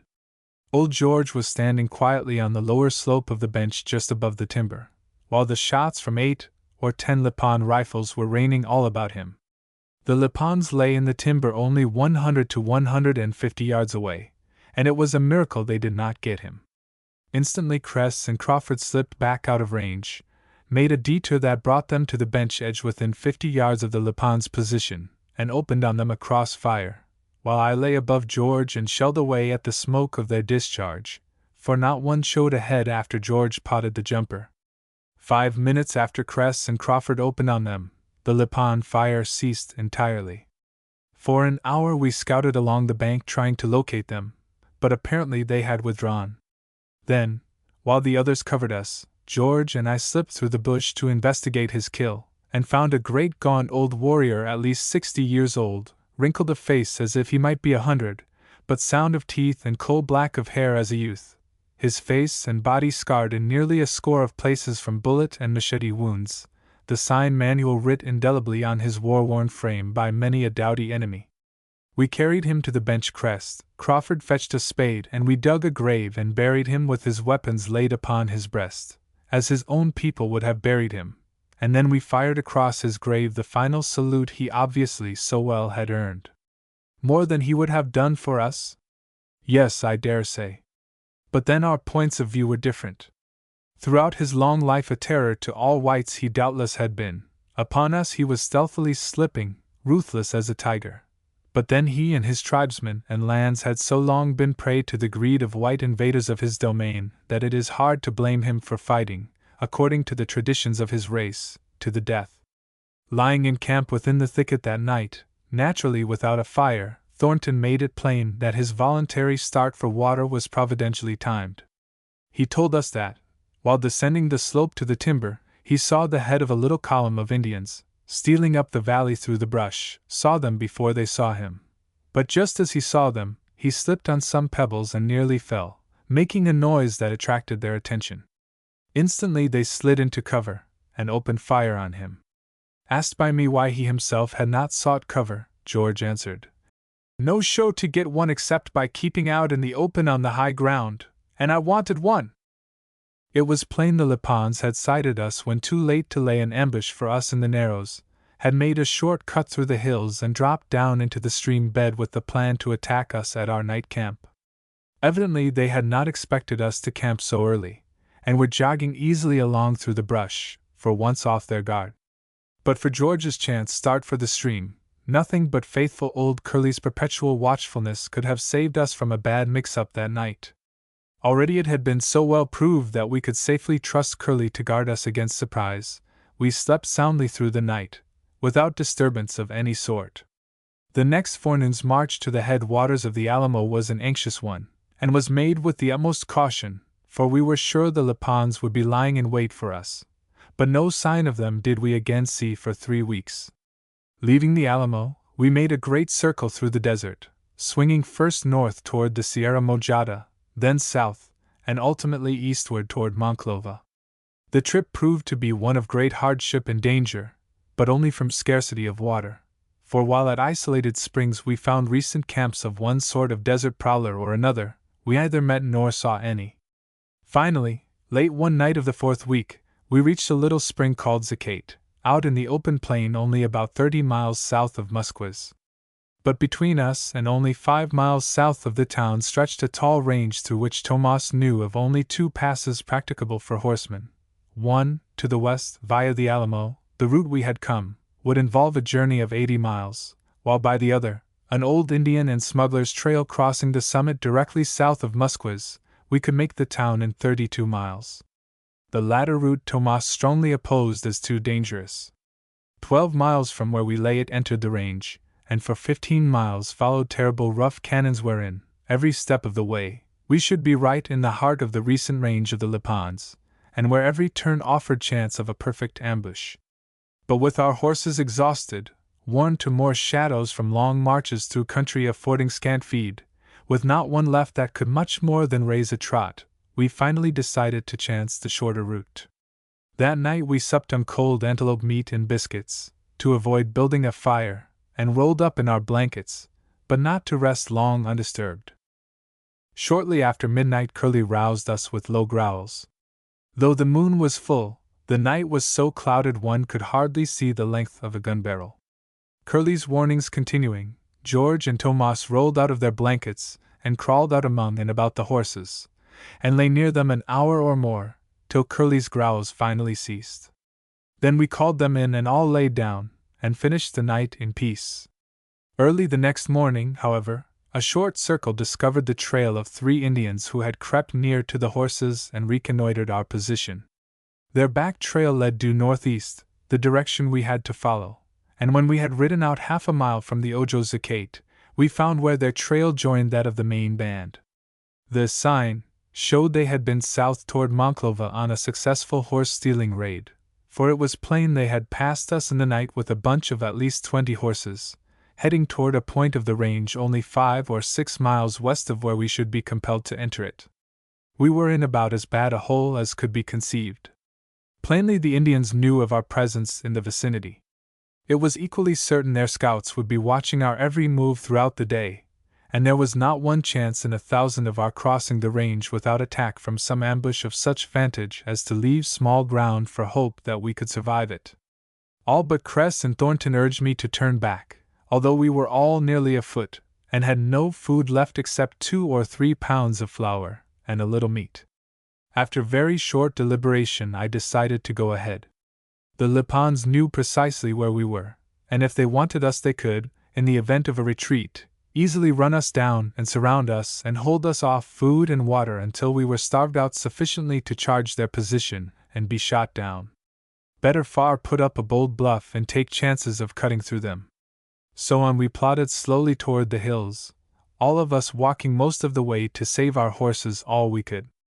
At 2 p.m. we cut the old trail Tomas was heading us toward, and shortly thereafter entered the mouth of a frightfully rough canon, its bottom and slopes thickly covered with nopal, sotol, and mesquite, and later, higher up, with pines, junipers, oaks, and spruces, with here and there groups of great boulders that would easily conceal a regiment.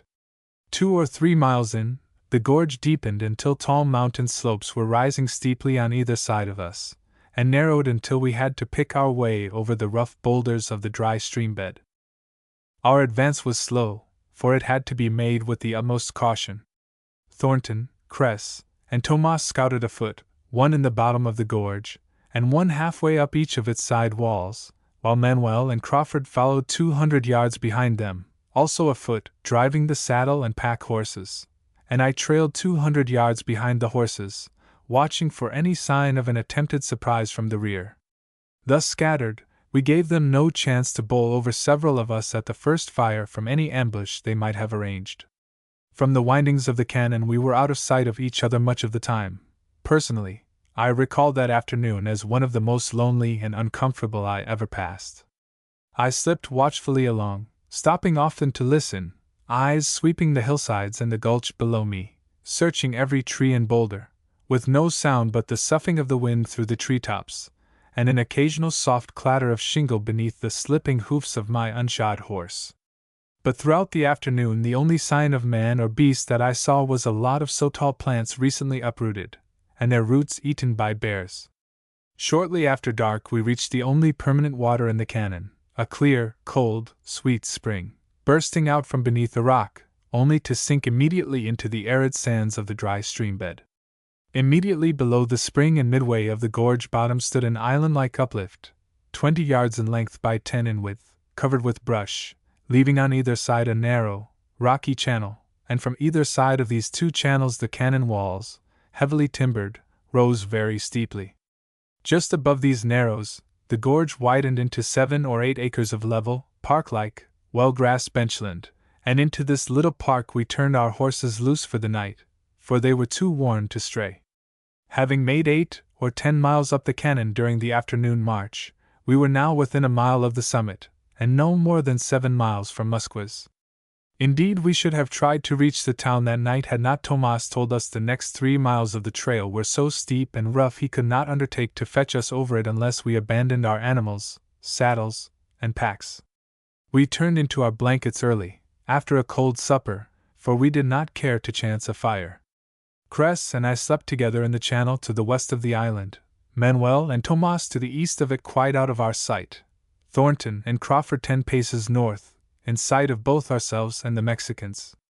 A little moonlight filtered down through the trees, but not enough to enable us to see any distance. Scarcely were we asleep, it seemed to me, before Curly awakened Cress and myself, growling immediately at our heads. Rising in our blankets, guns in hand, and listening intently, we could hear on the hillside above us what sounded like the movements of a bear. Whatever it might be, it was approaching. Not a word had been spoken, and Curly's growls were so low we had no idea any of the others had been roused. So we sat on the alert for perhaps 15 minutes, when the sounds above us began receding, and we lay down again. But just as we were passing back into dreamland, Curly again startled us with a sharper, fiercer note that meant trouble at hand. As we rose to a sitting posture, in the dim moonlight we could plainly see a dark crouching figure 20 yards below, which advanced a step or 2, stopped as if to listen, and again advanced and stopped. What it was we could not make out. At first I thought it must be a bear, but presently I felt sure I caught the glimmer of a gun barrel, and nudged Cress with my elbow. We were in the act of raising our rifles to down it, whatever it might be, when Thornton sang out, "Hold on, boys, that's old Tomas!" And, indeed, so it proved. All had been awakened at the first alarm, and Thornton had seen Tomas roll from his blankets into the bottom of the east channel, and crawl away on the scout for the cause of Curly's uneasiness that so nearly had cost him his life. He had been so intent for movement on the hillsides he had not noticed us watching him. The next morning we were moving by dawn, Tomas, Cress, and myself in the lead, the others trailing along 100 or 200 yards behind us. For half a mile the gorge widened, as most mountain gorges do near their heads, into beautiful grassy slopes rising steeply before us, thickly timbered with post oak. Then, issuing from the timber, we saw it was a blind cañon we were in, a cul-de-sac, with no pass through the crest of the range. Before us rose a very nearly perpendicular wall for probably 600 feet, up which the old trail zigzagged, climbing from ledge to ledge, so steep that when, later, we were fetching our horses up it, one of the pack horses lost its balance and fell 50 feet, crippling it so badly we had to kill it.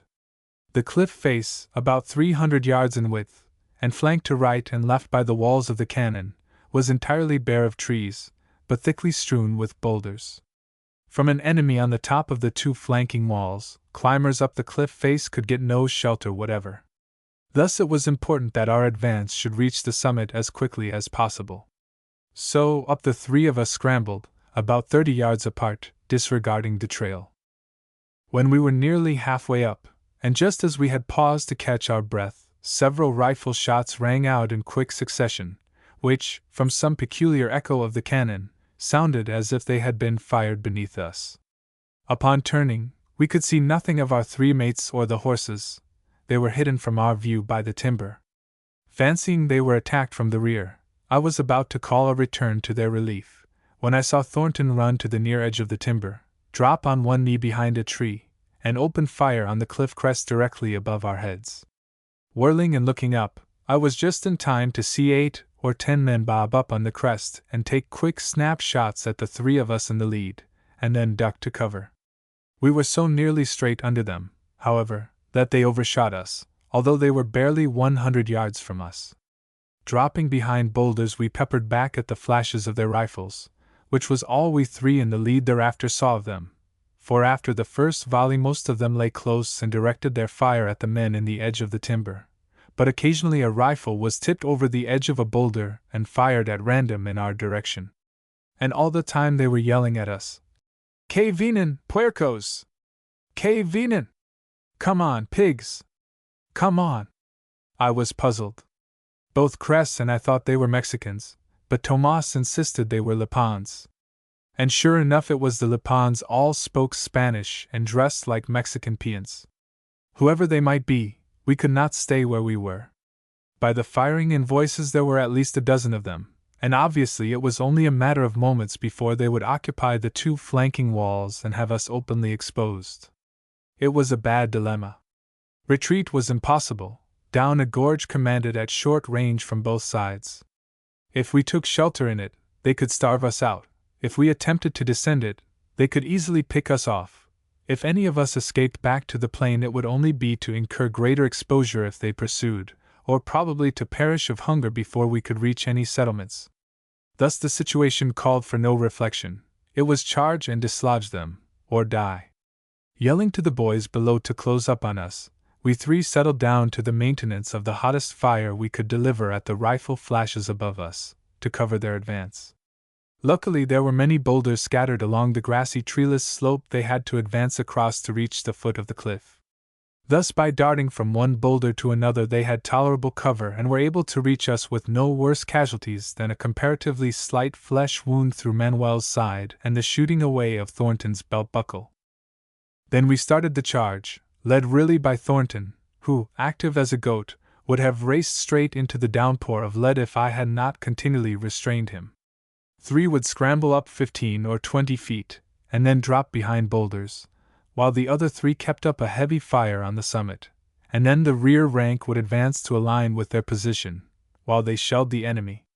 All the time a rain of bullets was splashing on the rocks all about us, but luckily for us they did not expose themselves enough to deliver an accurate fire. After we had made 5 or 6 such rushes, and were about halfway up, we could hear the voices of what sounded like the larger part of the band receding.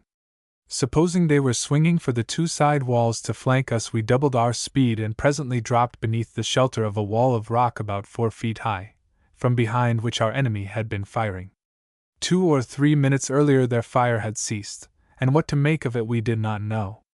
We found that an exposure of our hats on our gun muzzles drew no fire, yet, driven by sheer desperation, and expecting that every man of us would get shot full of holes, we simultaneously sprang over the rock, and dropped flat on the summit, amid utter silence, about the most happily surprised lot of men in all Mexico.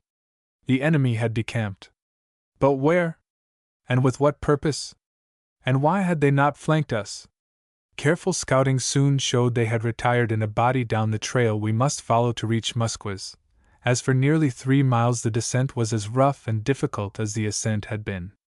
Leaving Cress, who was ill, and Manuel, who was weak from loss of blood, to hold the summit, the rest of us descended to fetch up our horses, and a hard hour's job we had of it, for we packed on our backs the load of the dead pack horse and those of his mates the last half of the ascent, rather than risk losing another animal.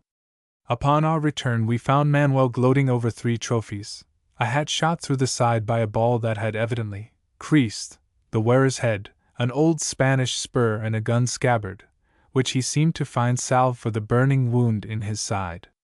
Beneath us to the north lay Musquez, in plain sight, a scant 6 miles distance.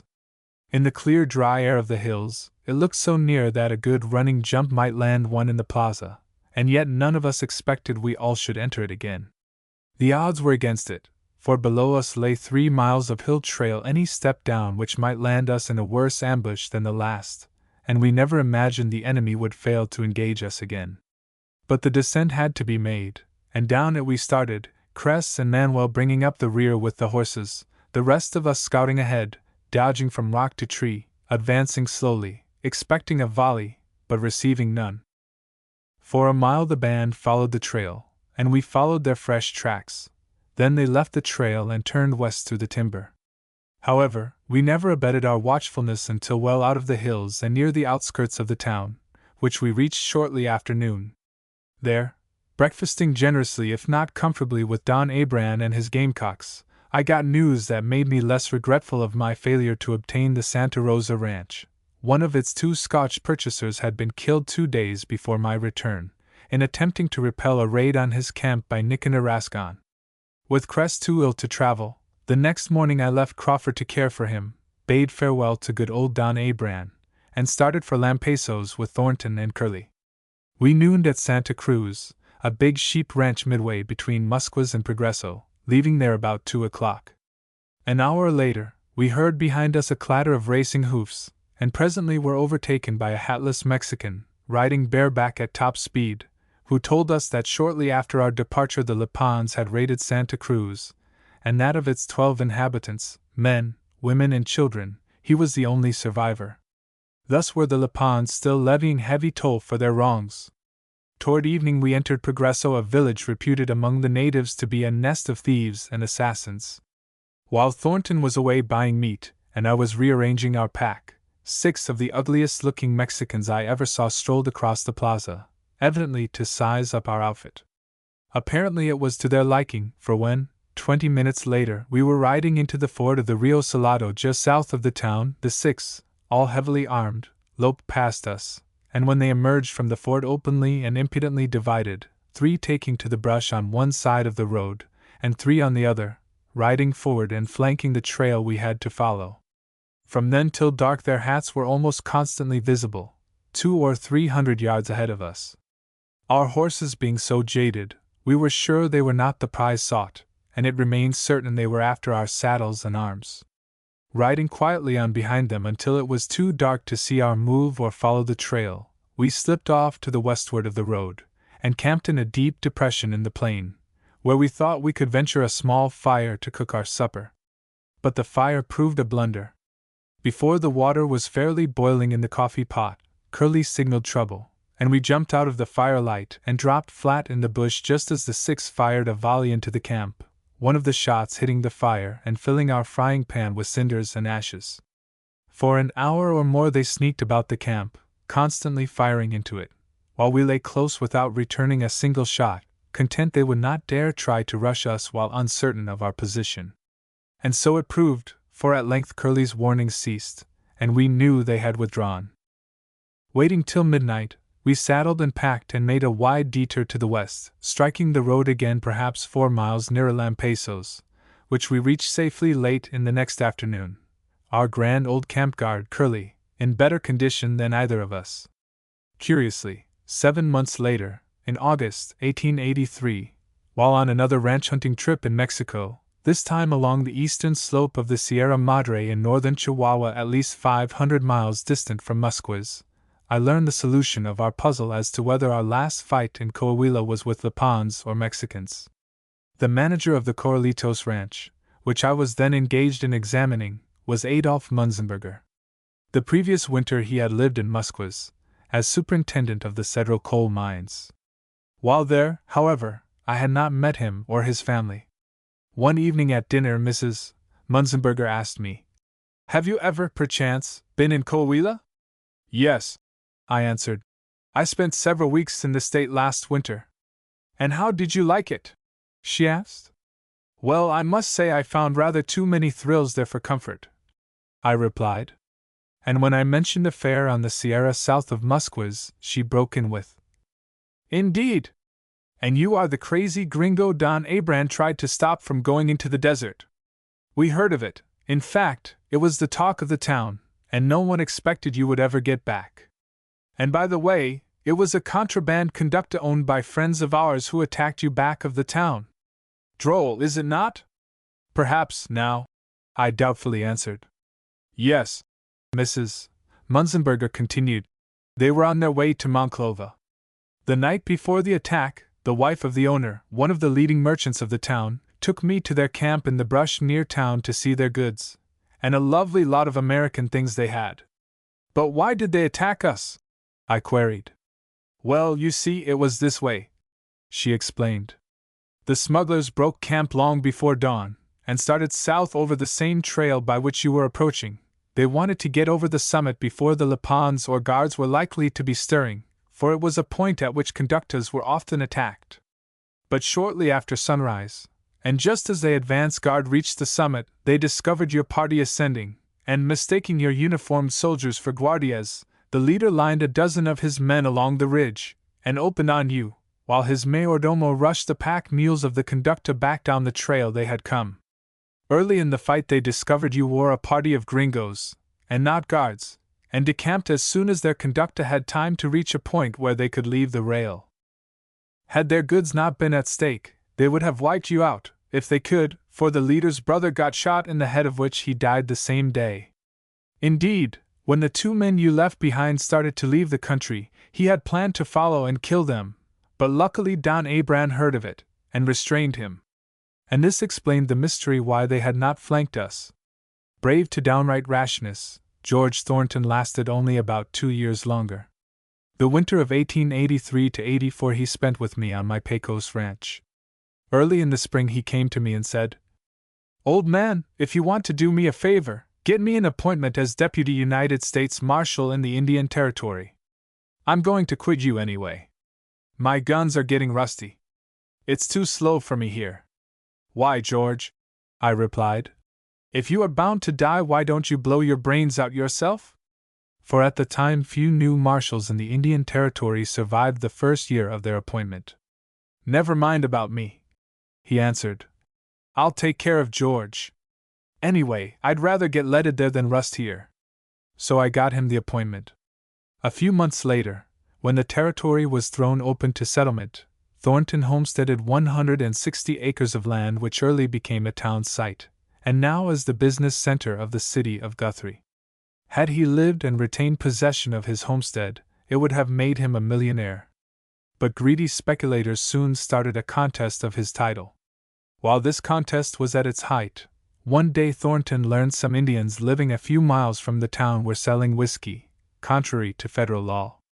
As he was mounting for the raid, having intended to go alone, a man he scarcely knew offered to accompany him, and Thornton finally deputized him. The story of his end was told by the Indians themselves, who later were captured by a large force of marshals and tried for his murder. They said that just at dusk they saw 2 horsemen approaching. Presently they recognized Marshal Thornton and at once opened fire on him, 8 of them, from behind the little grove of cottonwoods in which they were camped. Immediately Thornton shifted his bridle to his teeth and charged them straight, firing with his 2.41 Colts. The moment he charged, his companion dodged into a clump of timber, where they saw him dismount. On came Thornton straight into their fire, shooting with deadly accuracy, killing 2 of their number, and wounding another before he fell. Presently, at the flash of a rifle from the brush where his companion had dismounted, Thornton pitched from his horse dead. They had done their best to kill him, they frankly swore, but it was his own deputy's shot that laid him low. All the collateral circumstantial evidence so fully corroborated this that the Indians were acquitted. The shot that killed him hit him in the back of the head, and was of a caliber different from that of the Indians' guns, and his deputy never returned to Guthrie. That it was a murder prearranged by some of the greedy contestants for his land was further proved by the fact that every scrap of his private papers was found to have disappeared, and through their loss, his family lost the homestead. Curly's end is another story. Happily he was spared to me some years. Chapter 10: The Three-Legged Doe and the Blind Buck. We had just pulled the canoe out of the water and turned it over after a wet day in the bush across Giant's Lake, and were drying ourselves before the campfire, when Con taught a lesson and perpetrated a confidence. His keen, shrewd eyes twinkling, and a broad smile shortening his long, lean face till its great Roman nose and pointed chin were hobnobbing sociably together, the best hunter and guide on the Gatineau sat pouring boiling water through the barrel and into the innermost holy of holies of the intricate lock mechanism of his .303 Winchester, to dry it out and prevent rusting from the wetting it had received in the bush. "Sure! You's never heerd of it before?" he asked in surprise. "Dryin' a gun with hot water 's safest way to keep her from rustin'. Carries out all old water hangin' round her insides and makes her so damned hot Mr. Rust don't even have time to throw up a lean-to and get to eatin' of her 'fore the new water's all gone, and Mr. Rust can't get to eat none 'thout water, no more'n a deer can stay out of a salt lick, or Ern Moore can keep away from the Habitaw gals, or Tit Moody can get his own consent to stop his tongue waggin' off tales 'bout how women winks down T. Tupper Lake, when he's rowin' 'em. Shouldn't think such a little water as you have used would make the gun hot enough to dry it out," I suggested. "Hot? Won't make her hot.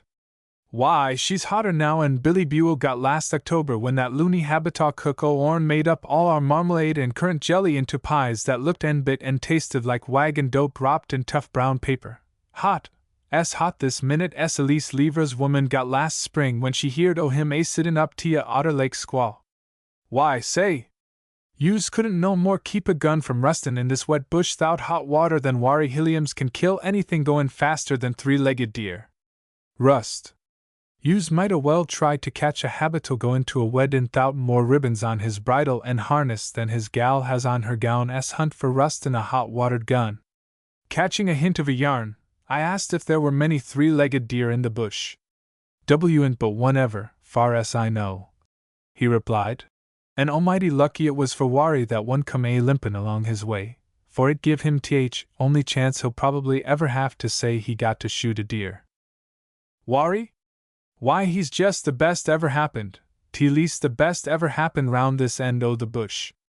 Lives down to, better not tell you right where he lives, for I stirred up letters in his name, so if any of his friends heerd you tell story they won't know it's on him. Fair, he's just that good I'd rather hurt anybody, 'cept my woman or bird, than hurt him." "Wari? Why, with a rod and line and reel, whether it's with flies, spoons, or minnows, castin' or trawlin', or spearin' or nettin', Wari's th_x_ purtest fish catcher that ever waded the rapids or paddled lakes o' this old province o' Quebec. But it's gettin' a leetle hard for Wari late years, Fish s come to know him so well that after he's made a few casts and hooked one or two that's got away, they know his tricks so well they just passes the word round, and it's pike for th pike, beat it for th bass, trot for th trout, and skip for the salmon, until now, after th first day or two, 'bout all Wari can get in reach of mud turtles. Andy, that's what comes o' knowin' too much and gettin' too damned smart. Nobody or nothin' left to play with. Wari? Why, say, if he'd only knowed it 30 or 40 years ago, Wari had chance to live and die with th_re_pute o bein' greatest sport specialist that ever busted through the Quebec bush, if he'd only jest kept to fishin'.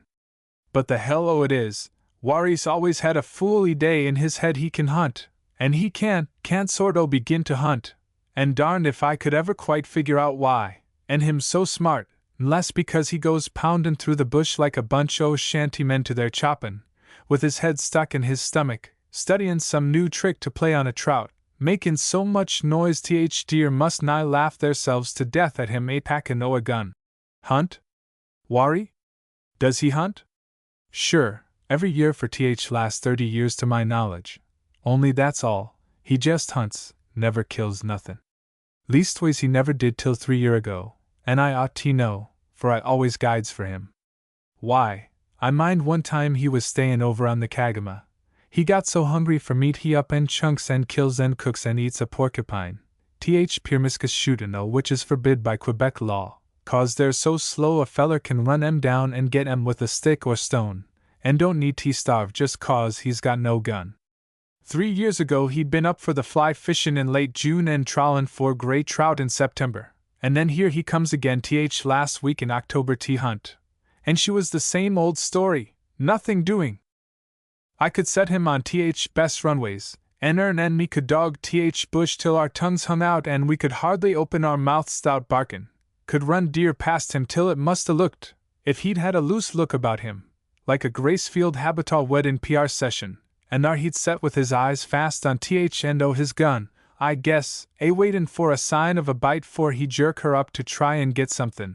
And the queerest part was, he seemed to enjoy it just as much as if he'd brought down a 300-pound buck to drag the wind out o Ern and me at and o a tump line.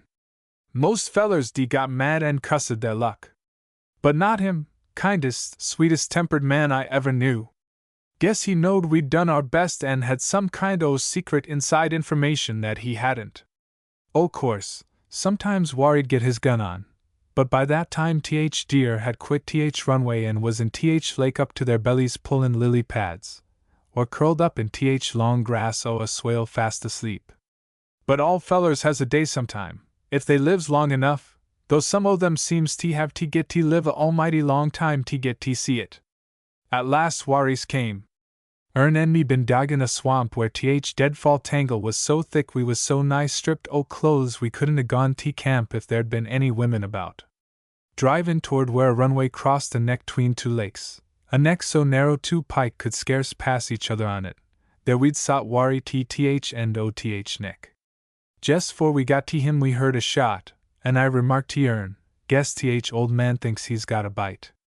And then we broke through a thick bunch o' spruce, and we both nigh fell dead to see old Wari sawin' at throat o' a doe, tryin' to pair natural if he'd never done nothin' else but kill and dress deer. Meb Ern and me wa'n't pleased none old man had made a kill.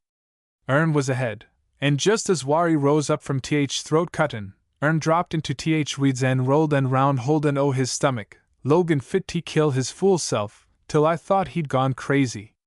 Then my eye lit on 4/4 o doe, and I guess I throwed more twists Logan than Ern did, for that there doe was shy a leg, hadn't but 3 legs, nigh 4 leg gone new way tween knee and dew claw, shot off and healed up go to me tie knows when.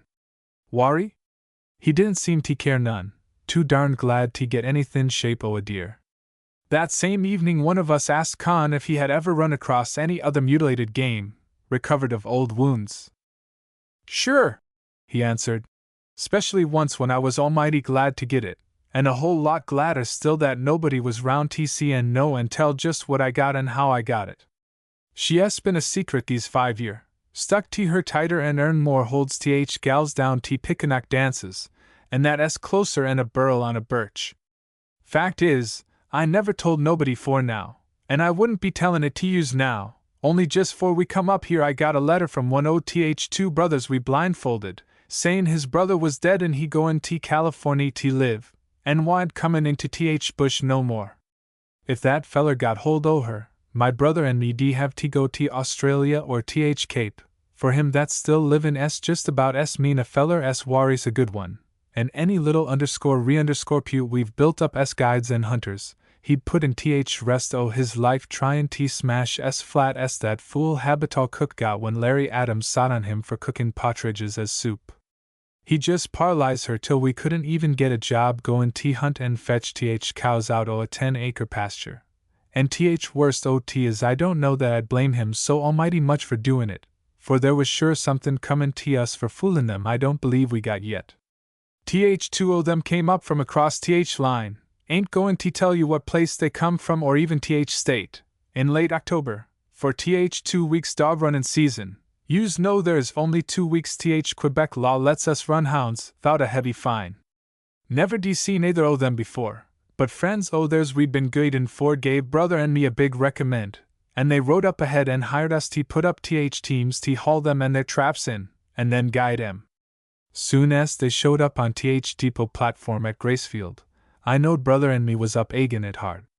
Train must have been a half-hour late gettin' to Maniwaki for th time she lost unloadin' them 2 fellers' necessities for a 2 weeks deer hunt, 'bout a dozen gun cases, and fishin' tackle 'nuff for 10 men, and trunks and boxes that took 3 teams to haul 'em out to th Bertrand Farm. Fact is, them boxes held enough ch to lick out another Keo rebellion and leave over enough to run all th deer tween 31-mile lake and the lever plumb north into James's Bay. For if there's anything your average sportin' deer hunters can be counted on for sure's death and taxes, it's to begin throwin' lead, at th rate o' about £10 a piece a day, the minute they gets into th bush. At rocks and trees and loons and chipmunks, never killin' nothin' but their chance o' seein' a deer. And these bloomin' beauties o' our'n was no exception. Th lead they wasted on th 2-mile portage from th government road to th lake would equip all the Injuns on the desert reservation for a winter's hunt. Why, when Tom and me got hold o' th box they'd been talking ch from to heave her into the boat, she was so light, compared to th others we'd been handlin', we landed her plumb over th boat in th water, and damned if she didn't nigh float. She was the only thing they had light enough to even try to float, 'cept their own shootin', which sure wasn't heavy enough to sink none, and could have fell out o' a canoe and been picked up a week later bumpin' round with th other worthless drift. Took us a whole day to run their stuff over to th camp, and it only a mile across th lake from th landin', and when night come we was near dead beat if we'd been portagin' a man's load apiece on a tump line, and that's a tub o' pork and a sack o' flour weighin' 275 pounds, over every portage tween Point o' Gatineau and th Basketong. O' course th gettin' them fellers over theirselves was a easy diversion, they was that home 'bout a canoe. Yous may not believe it, but after tryin' a half-hour and findin' we couldn't even get them into a canoe at th landin' 'thout upsettin' or knockin' th bottom out'n her, we had to help them into a 30-foot pointer made to carry a crew o' 8 shanty men and their supplies on the spring drives, and then had to pull our damnedest to get them across th lake 'fore they upset her, jumpin' round to shoot at somethin' they couldn't hit. And eat. Well, they ate a few. We was only out for 2 weeks, and when we loaded th teams paired to me like we had enough feed for 6 months. But after th first meal to look to me we'd be down to eatin' what we could kill inside o' a week. Looked like no human stomach could hold all they put in their faces, and brother, he said he thought their legs and arms must be holler. And sleep! When t come to wakin' of 'em up th next mornin' they was like a pair o' bears that d hold up for th winter, and it nigh took violence to get 'em out at all. We started in runnin' th hounds, and brother and me had the best on th Gatineau, Frank and Loud, and Old Blue, and Spot, dogs that can scent a deer trail as far as and more can smell supper cookin', and that as far from home as LeBlanc Farm his father used to own, over Kagama way, 'bout 8 miles from Pickenack, where he lives. We run th dogs for 4 days, and it was discouragin', most discouragin'. Country was full o' deer when we was last out, 3 weeks before, and dogs voiced and seemed to run plenty right down to end pass where we'd sot 2 on runways. But they swore they never see nothin', said hounds been runnin' on old scent, sign made the night before. Then brother and me took doggin' too, makin' 6 dogs, and givin' us a chance to see anythin' that jumped up in bush. Still nothin' came past them, they said, though we saw many a deer jump up out o' swamps and go white flaggin' theirselves down runways toward the 2 hunters. We just couldn't understand it and made up our minds to try and find out why they never got to see none.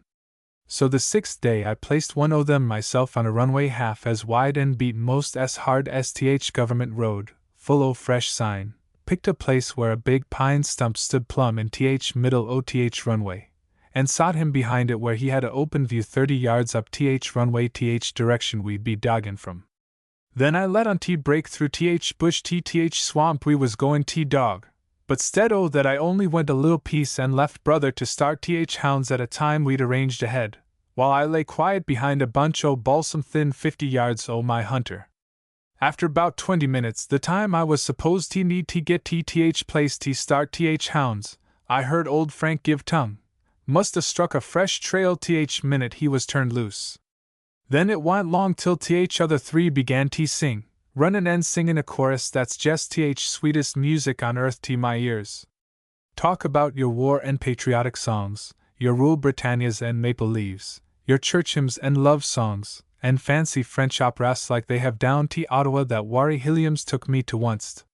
Why, say, do yous think any o' them is in it with a hound chorus, deep bass o' old hounds and shrill tenor o' young ones, risin' and swellin' and ringin' through bush till every idle echo loafin' in coves o' ridges wakes up and joins in her best, and you'd think all hounds in this old province was runnin' and chorusin' tween the Bubs and Mud Bay. And then chorus dyin' down softer and softer till she's low and sweet and sorta holy soundin', like your own woman's voice chantin' to your youngest. Say, do yous think there's any music in world as good as hounds make runnin'? Well, I sot there behind balsams till dogs was drawin' near, and then I slipped softly through bush to where I'd left Mr. Hunter. And how do yous s'pose I found him, and it no more'n 7:30 in mornin'? Yous never de guess in 1,000 year. I'll jest tumpline whole bunch o' yous to one load from Landin' Bertrand Farm if that feller wa'n't settin' with his back to stump, fastened up runway, his rifle tween his knees and his fool head lopped over on one shoulder, dead asleep. No wonder they never see nothin', was it? First I thought I'd wake him. Then I heard a deer comin' jumpin' down runway, and knowin' for I could get him wide awake 'nuff to cock and sight his gun deer DB on us, I slipped up behind stump and laid my rifle cross its top, muzzle not over a foot above his noddin' head. I was no more'n ready for here come, a buck? No, I guess not, 'cause they was jest crazy for some good buck heads, no, jest a doe, but a good big one. Here she come boundin' along, her head half turned listening to dogs, and never seein' him, he sot so still. When she got thin 'bout 50 feet I fired and dropped her, and then held pop other side o' stump. Guess he thought he was jumped by Injuns. Slung his gun one way and split bush runnin' other, leapin' deadfalls and crashin' through tangles so fast I had to run him 'bout 50 acres to get cotch and stop him. That feller was with us jest about 10 days longer, but he never got time to tell us jest what he thought was follerin' him, or what was goin' to happen if he got cotched. Likely not he'd been runnin' yet if I hadn't collared him. O' course they was glad at last to get some venison, leastways yous think so to see them stuffin' theirselves with it, but they never let up a minute round camp roastin' brother and me for not runnin' them a buck, swore that we hadn't run them any was proved by my gettin' nothin' but doe. Finally, they up and wants a still hunt. Them still hunt, that we could scarce get along the broadest runway 'thout makin' noises a deer'd hear half a mile. Still hunt. Still hunt, after we'd been runnin' the hounds for a week and they'd shot off 'bout 1,000 rounds o' ridges round camp and comin' back from doggin', till there wa'n't a deer within 8 miles o' lake that wa'n't upon his hind legs listenin' where next bunch o' trouble was comin' from. But still hunt it was for our and at it we went for next 2 days. Don't believe we'd even a started though, if we hadn't known 2 days at most cure them O's still huntin'. Gettin' out for sun up, with every log in Brule's frosted slippery ice and every bunch o' brush a pitfall, climbin' and slidin', jumpin' and balancin', any and every kind o' leg motion 'cept plain honest walkin', was several sizes too big a order for them. So second mornin' out settled their still huntin'. Then they wanted brother and me still hunt, while they laid round camp, I guess, and boozed, way they smelled and talked nights when we got in. And still hunt we did, plumb faithful, and hard as ever in our lives when we was in bad need o' meat, for several days. And would yous believe it? We never got a single shot. Sometimes we saw a white flag for a second hangin' on top o' a bunch o' berry bushes, that was all. Most o' deer scared out o' country, and rest wilder and earn gets when another feller dances with his best gal. Well, we just had to give up and own up beat, and go to meet I. But didn't them 2 cheap imitation hunters tell us what they thought o' us professionals, said 'bout everything anybody could think of 'cept cuss us, and there was no doubt in our minds they wanted to do that.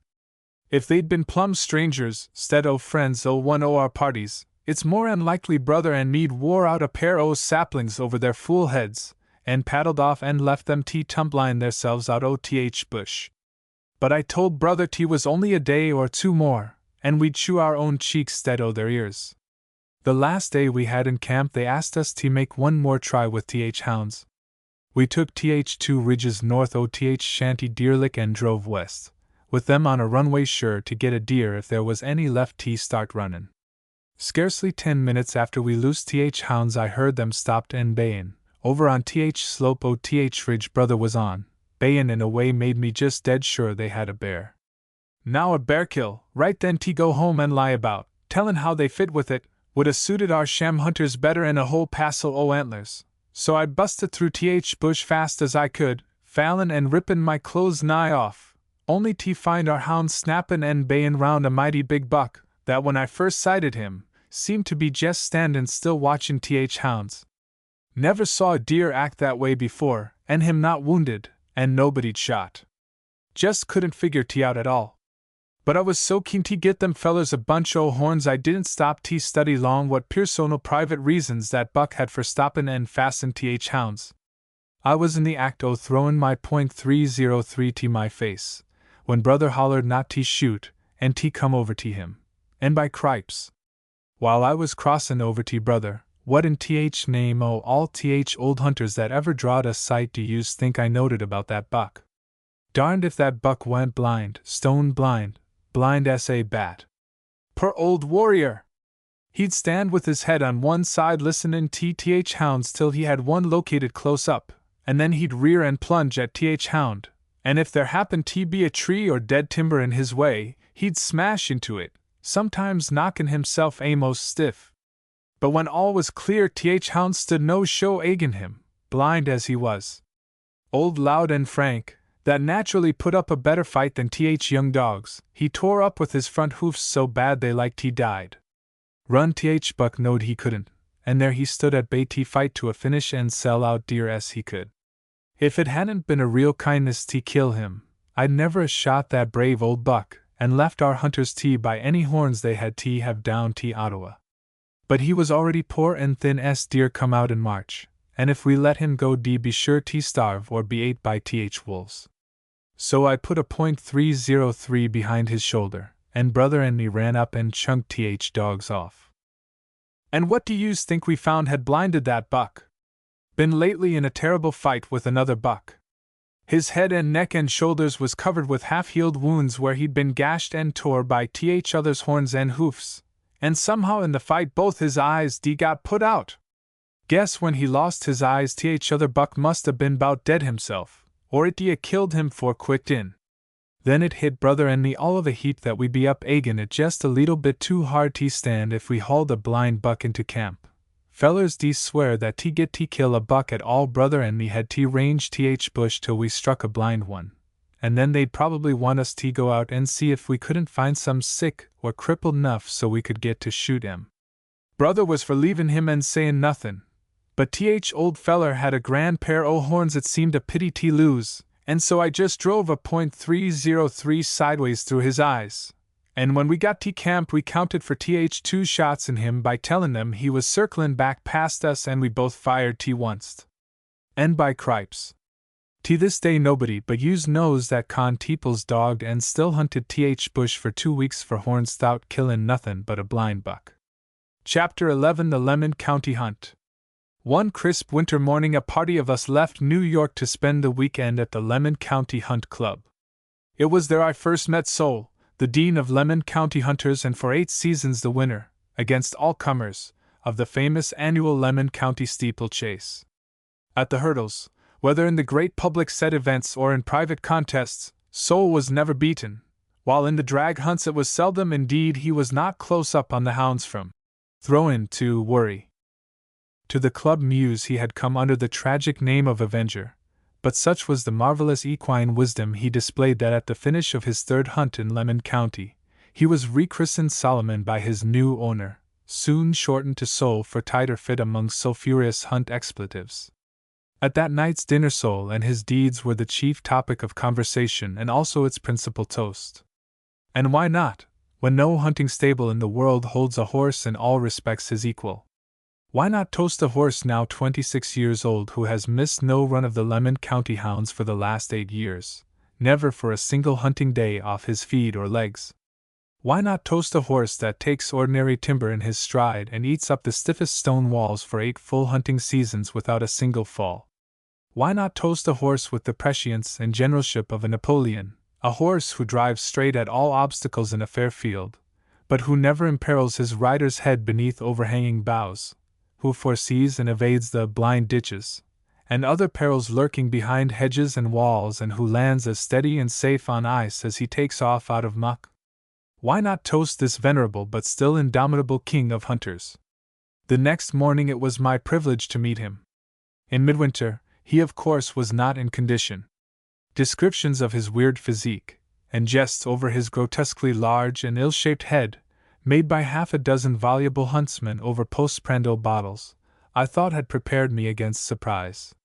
Certainly they had described such a horse as I had never seen. But having come to the door of his box, I was astounded to see slouching lazily in a corner with eyes closed, the nigh hip dropped low, a horse that at first glance appeared to be Don Quixote's Rocinante reincarnate, a gigantic crowbait, with a head as long and coarse as an 18-hand Neil's, an underlip pendulous as a camel's dropping ears nearly long enough to brush flies off his nostrils, with such an ingrowing concavity of underjaw and convexity of face as would have enabled his head to supply the third of a 9-foot circle, a face curved as a scimitar and nearly as sharp. Both in shape and dimensions it was the grossest possible caricature of a Roman-nosed equine head the maddest fancy could conceive. Slapped lightly on the quarter, Sol was instantly transformed. Eyes out of which shone wisdom preternatural in a horse, opened and looked down upon us with the calm questioning reproach one might expect from a rude awakening of the Sphinx. Then the tall ears straightened and the great bulk rose to the full majesty of its 17 hands, and while slats, hip bones, and shoulder blades were distressingly prominent, a glance got the full story of Sol's wonderful deeds and matchless record for safe, sure work. With massive, low-sloping shoulders, tremendous quarters, exceptionally short of cannon bone and long from hock to stifle as a greyhound, with a breadth of chest and a depth of barrel beneath the withers that indicated most unusual lung capacity, behind the throat latch Sol showed, in extraordinary perfection, all the best points of a thoroughbred hunter that make for speed, jumping ability, and endurance.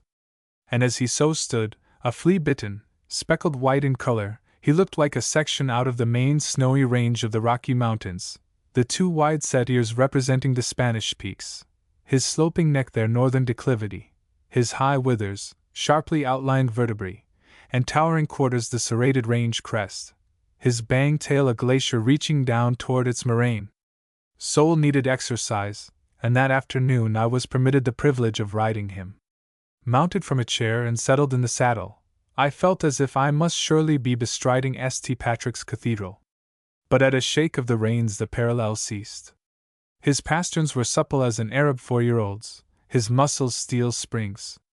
myself quite as grey as Soul and relatively, of about the same age. As lives of men and horses go, we early fell into a mutual sympathy that soon ripened into a fast friendship. At Christmas I returned to the club to spend holiday week, in fact sought the invitation to be with Soul. Every day we went out together, Soul and I, morning and afternoon.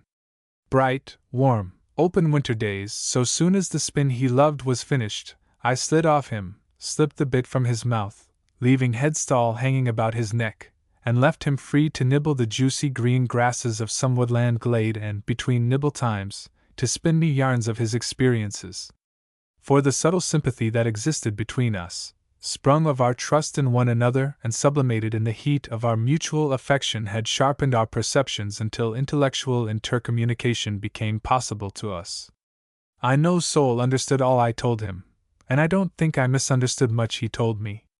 So here is his tale, as nearly as I can recall it. Ye know I'm Irish, and proud of it. It's there they knew best how to make and condition an able hunter. No pamperin', softenin' idleness in box stalls or fat pastures, or light road joggin', goes in Ireland between huntin' seasons. It's muscle and wind we need at our trade in Ireland, and neither can be more than half developed in the few weeks' light conditionin' work that all English and most American cross-country riders give their hunters. Steady gruellin' work is what it takes to toughen sinews and expand lungs, and it's the Irish huntsman that knows it. So between seasons we drag the plows and pull the wains, toil at the rudest farm tasks, and thus are kept in condition on a day's notice to make the run or take the jump of our lives. Humiliatin'? Hardly, when we find it gives us strength and staying power to lead the best the shires can send against us. They've either power nor stomach to take Irish stone and timber. It's a royal line of blood, his, I've often heard Sir Patrick say. A clean strain of the best for 100 years, by records of me own family. His head? There was never a freak in the line till he came, and where the divil and by what misbegotten luck he came by it is the mystery of Roscommon. And it's by that same token we call him Avenger, for no sneerin' stranger ever hunted with him that didn't get the divil's own peltin' with clods off his handy Irish heels. And the head groom had it from the butler and passed it on to me that the old master of the Roscommon hounds was ever swearin' over his third bottle of hunt nights, when I was no more than a 5-year-old, and the youngsters would be flirrin' at Sir Pat over the shape of me head.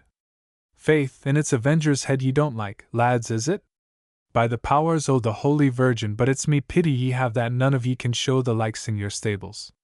By the grey mare that broke King Charlie's neck, it's the head of him holds brains enough to distinguish 10 average hunters, brains no ordinary brain pan could hold, and it's a brain-box shape of a shot sock making the disfigurin' hump below his eyes.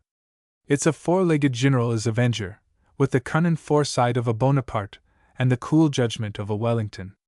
Ah! But they were happy days on the old sod, buckin' timber, flyin' over brooks, stretchin' over stone or lightin' light as bird atop of walls too broad to carry and springin' on, with a good light-handed man up that knew his work and left ye free to do yours. And a sad night it was for me when Sir Pat, stripped by years of gambling of all he owned but the clothes he stood in and me, staked and lost me to a hunt visitor from Quebec. I was a youngster then, only a 9-year-old, but I'll never forget the 2 weeks' run from Queenstown to Quebec whereon hunting tables were reversed and I became the rider and the ship me mount, across country the roughest hunter ever lived through, never a moment of easy flat goin', but an endless series of gigantic leaps that nigh jutted me teeth loose, churned me insides till they wouldn't even hold dry feed, and gave me more of a taste than I liked of what I had been given Roscommon. Huntsmen over lane side wall jumps, a rise and a jolt, a rise and a jolt, till it was wonderin' I was the ears were not shaken from me head. Humiliation? It was there at Quebec I got it. In old Roscommon usually it was lords and ladies rode me of hunt days, men and women bred to the game as I myself was. But at Quebec the best, and I had the best, were beefy members of their dinky colonial government or fussy, timid barristers I had to carry on me mouth. Seldom it was I carried a good pair of hands and a cool head in me 9 years runnin' with the Quebec and Montreal hounds. And lucky the same was for me, for it forced me to take the bit in me teeth, rely on myself, and regard me rider no more than if he were a sack of flour. I just had it to do to save me own legs and me rider's neck, for to run by their reinin and pullin' would have brought us a cropper at about 2 out of every 3 obstacles. Faith, and I believe it's an honest leaper's luck I've always had with me, anyway, for me Quebec work was just what I needed to train me for an honorable finish with the Lemon County Yankees. One autumn night years ago, when I was 18, a clever young Yankee visitor from New York appeared at our club. For 2 days I watched his work on other mounts, and liked it. He was good as any two-legged product of the old sod itself, a handsome youngster a bit heavier than Sir Pat, a reckless, deep-drinkin', hard-swearin', straight-ridin' sort, but with a head and hands ye knew in a minute ye could trust, by name Jack Lounsend. The third hunt after his arrival, it was me delight to carry him, and for the first time in years to allow me rider his will of me.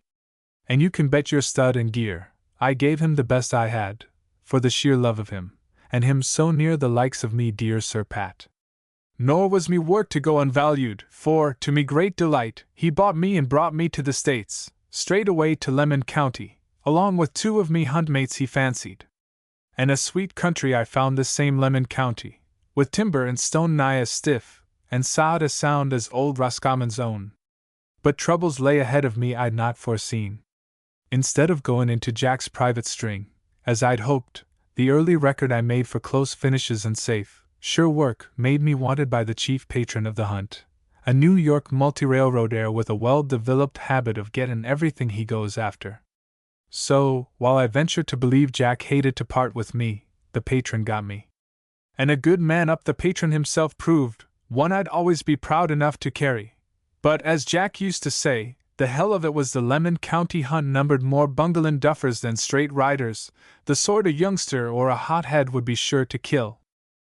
So when, as often happened, the patron was busy with faster runs and a hotter worry than our hunt afforded, it frequently fell to me lot to carry the half-broke of all ages, seldom a one bridle wise to our game, as sure to pull me at the take-off of a leap as to give me head on a run through heavy mud, the sort no horse could carry and finish decently with except by talking the bit in his teeth and himself making the runnin'. And even so, it was a tough task fightin' their rotten heavy hands and loose seat. But by the glory of old Roscommon, never once have I been down in me 8 years with the lemons. Once, to be sure, on me first run, by the way, I slashed into one of your brutal wire fences, the first I'd ever seen, looked a filmy thing you could smash right through, caught a shoe in it, and nigh wrenched a shoulder blade in 2. Sure, I never lost me feet, but it laid me up a few days, and you can gamble any odds you like no wire has ever caught me since. And more, that I now hold record as the only horse in the county that takes wire as readily as timber, where it's necessary, though sure it is I'll dodge for timber every time where I won't lose too much in place. Down they come to Lemon County, a lot of those New York beauties, men and women, togged out so properly you'd think they'd spent their whole lives in the huntin' field. But at the first obstacle you'd see their faces go white as their stocks, and then all over you they'd ride from tail to ears, their arms sawin' at your mouth fit to rip your under jaw off, like they thought it was a backin' contest they were entered for. And sure back to the rear it soon was for them, back till the hounds were mere glintin' specks flyin' across a distant hill crest, the riders' red coats noddin' poppies, back till only faint echoes reached them of the swellin', quaverin' chorus of the madly racin' pack, back for all but him or her whom Old Soul had his will of, for rider never lived could hold me to the wrong jump or throw me from my stride. Nor was fence ever built I'd not find a place to leap without layin' a toe on it. Once the hounds give voice, it's the divil himself couldn't hold me, whether it's the short, sharp war cry of the Irish or the sweet, deep bell notes of these Yankee hounds that to me ever seem chant in a mournful dirge for the quarry. Sure, it's the faster Irish hounds that make the grandest runnin', but it's the deep-throated mellow chorus of a Yankee pack I love best to hear. Nouveau riches, whatever kind of bounders that spells, is what Bob Barry calls the lot of mouth-sawers New York sends us, and whenever the patron is out or Jack has his way, it's neither one of them I'm disgraced with. Sometimes it's me good old Jack up, sometimes hard swearin', straight-goin' Bob, sometimes little Raven, as true a pair of hands and light and tight a seat as hunter ever had, sometimes Lory Ling, as reckless as the old Roscommon sire of him I used to carry when I was a 5-year-old, with a ring in his swears, a stab in his heels, and a cut in his crop that can lift a deadbeat one over as tall gates as the best and freshest can take. Sometimes it's priest, that with the language of him and the hell at a split pace he'll hold a tired one to but ill deserves the holy name he wears, and sometimes, my happiest times, it's a daughter of the patron up, with hands like velvet and the nerve and seat of a veteran. Horse or human, it's blood that tells, every time, me word for that. Be they old or young, you can never mistake it. Can't stop anything with good blood in it, gallops straight, takes timber in its stride, and finishes smartly every time. No, it may not, but it balks at nothing, sets its teeth and drives ahead till it learns. And perhaps that wasn't driven well home on me last fall. Out to us came a little woman, a scant 90-pounder I should say, so frail she wouldn't look safe in a drag, and a good bit away on the off side of middle age. But the mouth of her had a set that showed she'd never run off the bit in her life, and her eye, my eye. But she had an eye, did that woman. And it was hell-bent to hunt she was, bound to follow the bounds, though all she knew of a saddle came of 5-mile-an-hour jogs along town park bridle paths, and all her hands looked fit for was holdin' a spaniel. Well, it was Laurie and priest took her on, turnabout, usually me that carried her, and it was break her slender little neck I thought the divils would in spite of me. Took her at everything and spared her nowhere, bowled her along across meadow and furrow, over water, timber, and walls, like she was a lusty 5-year-old, and all the time aguing her in a way to take the heart out of anything but a thoroughbred. Don't mind the fence, Laurie would sing out, if you get a fall, just throw your legs in the air and keep kickin' to show you're not dead. We never want to stop for any but the dead on this hunt. And smash on my quarters would come her crop, and on we'd go. Again, when we'd be near a fence across which two were scramblin' up from croppers, Laurie would brace her with, "Don't get scared at that smoke across the fence. It's nothin' but the boys that couldn't get over burnin' up their chance of salvation," and into me slats her little heel would sock the steel, and high over the timber I'd lift her for sheer joy of the nerve of her. But it was not always me that had her. One day I saw cold blood give her a fall you'd think would smash the tiny little thing into bran. Landed so low on a ditch bank he couldn't gather, and up over his head she flew and on till I thought she was for tocking the next wall by her lonesome. And when finally she hit the ground it was to so near bury herself among soft furrows that it looked for a second as if she'd taken earth like any other wily old fox tired of the runnin'. But tired? She? Not on your bran mash. Up she springs like a yearlin' and asks Laurie is her hat on straight, which it was, straight up and down over her nigh ear. "Oh, damn your hat," answers Laurie. "Give us your foot for a mount if you're not rattled. Why, next year you'll be showing your friends holes in the ground on this hunt course you've dug with your own head," and up it was for her and away again on old Cold Blood. Faith, but those cold bloods make it a shame they're ever called hunters. Fall the best must, one day or another, but while the thoroughbred goes down fightin', strugglin' for his feet and generally either winning out or givin' his rider time to fall free if down he must go, the cold blood falls loose and flabby as an empty sack, and he and his rider hit the ground like the divil had kicked them off Durham Terrace. Ah, but it was the heart of a true thoroughbred had Mrs. Bruner, and whether up on cold or hot blood, along she'd drive at anything those two harebrained daredevils would point her at, spur diggin', crop splashin'. Nor is all our fun of hunt days. Between times the lads are always larkin' and puttin' up games on each other out of the stock of divilment that won't keep till the next run, each never quite so happy as when he can get the best of a mate on a trade or a wager.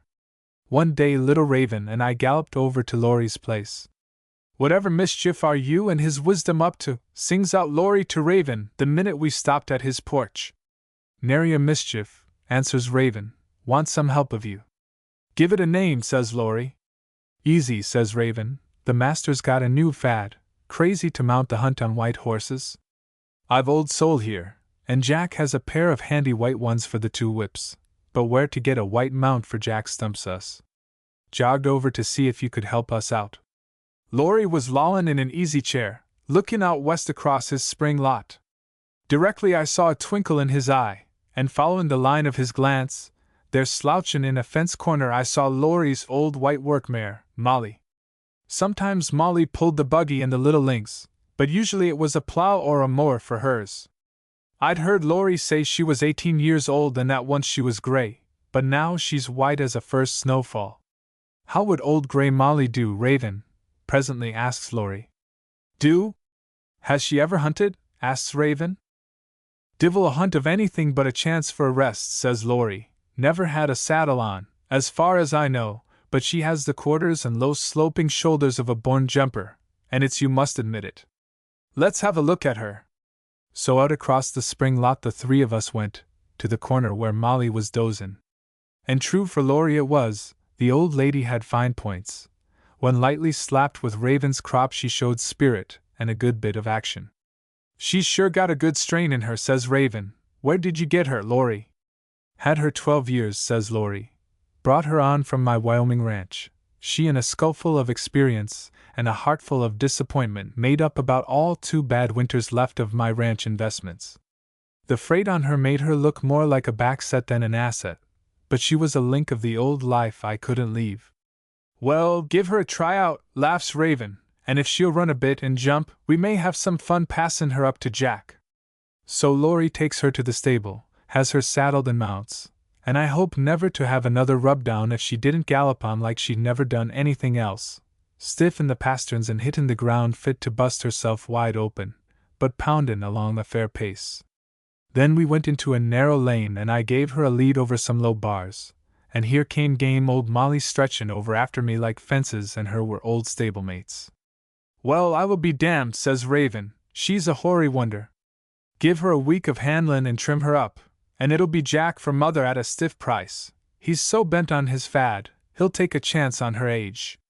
And then it was clinkin' glasses and roarin' laughter in the house with them, while I began tippin' Molly a few useful points at the game as soon as the groom left us in adjoinin' stalls. 4 days later Laurie brought Molly over to the Hunt Club Mews, and if I'd not been on to their mischievous plot, I'll be fired if I'd known her. It was a cunnin' one, was Laurie, and he'd banged her tail, hogged her mane, clipped her pasterns, polished her hoofs, groomed, fed up, and conditioned her, and I do believe, polished her yellow old fangs, till she looked as fit a filly as you'd want to see. And soon after, when Molly was unsaddled and stalled, into an empty box alongside of me slips Laurie with Tom, the best whip and seat of our hunt, and says Laurie, you never seem to mind risking your neck, Tom. Thank ye kindly, sir, says Tom, haulin' the day's work. Well, if you'll give the old gray mare a week's practice at wall and timber, gettin' out early when none but the sun and the pair of you are yet up, I'll give you the little rifle you lovingly handled at my place the other day. But mind, it's your neck she may break at the first wall, for I've never taken her over anything much higher than a pigsty. Right-o, sir, says Tom, and there's any jump in the old girl, I'll get it out of her. The next Saturday afternoon, the biggest meet of the season, up rides that divil of a Laurie on Molly, him in a brand new suit of ridin' togs and her heavy curbed and martingale like she was a wild 4-year-old, the pair lookin' so fine I scarce knew the man or Raven the mare. Hi there, Laurie, says Raven. Wherever did you get the corkin' white on? SHHH. You damn fool, says Laurie. The hell you say, whispers Raven, reins aside, chucklin' low to the 2 of us, and with a knee press which I knew meant, soul, just you watch 'em. And we were no more than turned about when up rides the master, Jack, both ears pointin' Molly, and says, good looker you have there, Laurie. New purchase? No, indeed, says Laurie. Old hunter I've had some years. Brought her on from the west, just up off grass and not quite prime yet. Guess she'll finish, though. Think of it, the nerve of the divil, and him knowing she was more likely to finish at the first fence than ever to reach the check. For the day's course was a full 10-mile run, and a check was laid halfway for a blow or a change of mounts. Presently the hounds opened at the throw-in. An Irish packet takes near a steeplechase pace to stay with, and we were off on as stiff a course as even Lemon County can show. And a holy miracle was Laurie's ridin' that day.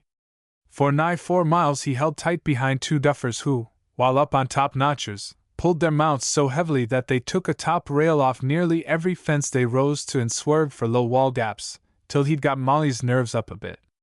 Then, taking a chance on the last mile, Laurie threw crop and spurring to her and raced straight ahead, lifting her over wall and timber to try the best, until close up on Jack. Just then Jack turned and watched them, just as they were approaching a heavy 4-foot jump, a broad stone wall and ditch. Sure, I thought it was all up with Laurie, but at it he hurled her, and I'll be curbed if she didn't take it as cleverly as I could. Old Molly finished third at the check, but at the expense of a pair of badly torn and bleeding knees, got scrapping over stone and wood, which that rascal of a Laurie hid by swerving to a white clay bank and plastering her wounds with the clay, and then she was led away by his groom. Jogging back from the worry that evening, Jack lay tight in Laurie's flank till Laurie had consented, apparently with great reluctance, to sell him Molly for $500. The very next week, Jack, Raven, and the two whips turned out on white hunters, Jack of course upon Molly and happy over the successful working out of his fad. But good old Jack's happiness was short-lived, for after the throw-in he was not seen again of the hunt that day. The first fence Molly negotiated in fine style, but at the second she came a terrible cropper that badly jolted Jack and knocked every last ounce of heart out of her, cowed her so completely that she'd be in that same meadow yet if there'd not been a pair of bars to lead her through. And divil a man was ever found could make her try another jump. Great was the quiet fun of Laurie and Raven, though Laurie's lasted little longer than Jack's joy of his white mount. Of course Jack was too game to let on he knew he'd been done, but not too busy to sharpen a rowel for Laurie. And the rankest wonder it was Laurie never saw it till Jack had him raked from flank to shoulder, just stood and took it without a blink, like a donkey takes a lash. Within a week of Molly's downfall Laurie was out on me one day, when up rides Jack and says, "There's a splendid hunter in me stable I want ye to have, Laurie. Got more than I can keep, and your stable must be a bit shy since you parted with the white mare. He's the bay 17-hander in the Irish lot. Stands me over 1,000, but you can have him at your own price. Don't want the hardest, straightest rider of the hunt shy of fit meat and bone to carry him." Belikes it was the blarney caught him, but anyway Laurie buried his muzzle in Jack's pail till he could see nothing but what Jack said it held, and took the bay at $600 just on a casual look over. It was a good action, a grand jump in form, and rare pace the bay showed on a short tryout that afternoon, so much so I overheard Laurie telling himself, when he was after dismounting just outside me box, "Gad, but ain't old Jack easy money?" But when Laurie and the bay showed up at the next day's meet, I noticed the bay's ears laying back or working in a way to tell any but a blind one it was dirty mischief he was planning. Nor was he long playing it. For about a third of the run the bay raced like a steeplechaser tight on the heels of the hounds, leading even the master, for Laurie could no more hold him than his own glee at the grand way they were talking gates and walls. But suddenly that bay divil spawn swerves from the course, dashes up and stops bang broadside against a barn, and there, with ears laid back tight to his head and muzzle half upturned, for 4 mortal hours the bay held Laurie's off-leg jammed so tight against the barn that, rowel and crop cut hard as he might, the only thing Laurie was able to free was such a flow of language. It was a holy wonder Providence didn't fire the barn and burn up the pair of them. And as Jack passed them I heard the divil sing not transcriber's note out, "Ha! Ha! Laurie! It was the grey mare wanted to jump but couldn't, and it's the bay can jump but won't. It's an, oh hell, for you and a, ha! Ha! For me this time." Which, while they're still fast friends, was the last word ever passed between them on the subject of the Funker and the Bulkier. Chapter 12 El Tigre. A cat may look at a king, but the son of a village lawyer may not venture to bare his heart to the daughter of the Duque de la Torrevieja. And yet a man of our blood was ennobled early in the wars with the Moors, while the Duke's forebears were still simple men-at-arms, knighted under a name that in itself carries the ring of the heroic deeds that earned it. The speaker, Maro de la Lucha Sangre, literally, Maro of the Bloody Battle, stood one June morning of 1874 beneath the shade of a gnarled olive tree on the banks of the Guadera River, rebelliously stamping a heel into the soft turf. Son of the foremost lawyer of his native town of Utrera, educated in Sevilla at the best university of his province, already at 24 himself a fully accredited licenciado, Moro's future held actually brilliant prospects for a man of the station into which he was born.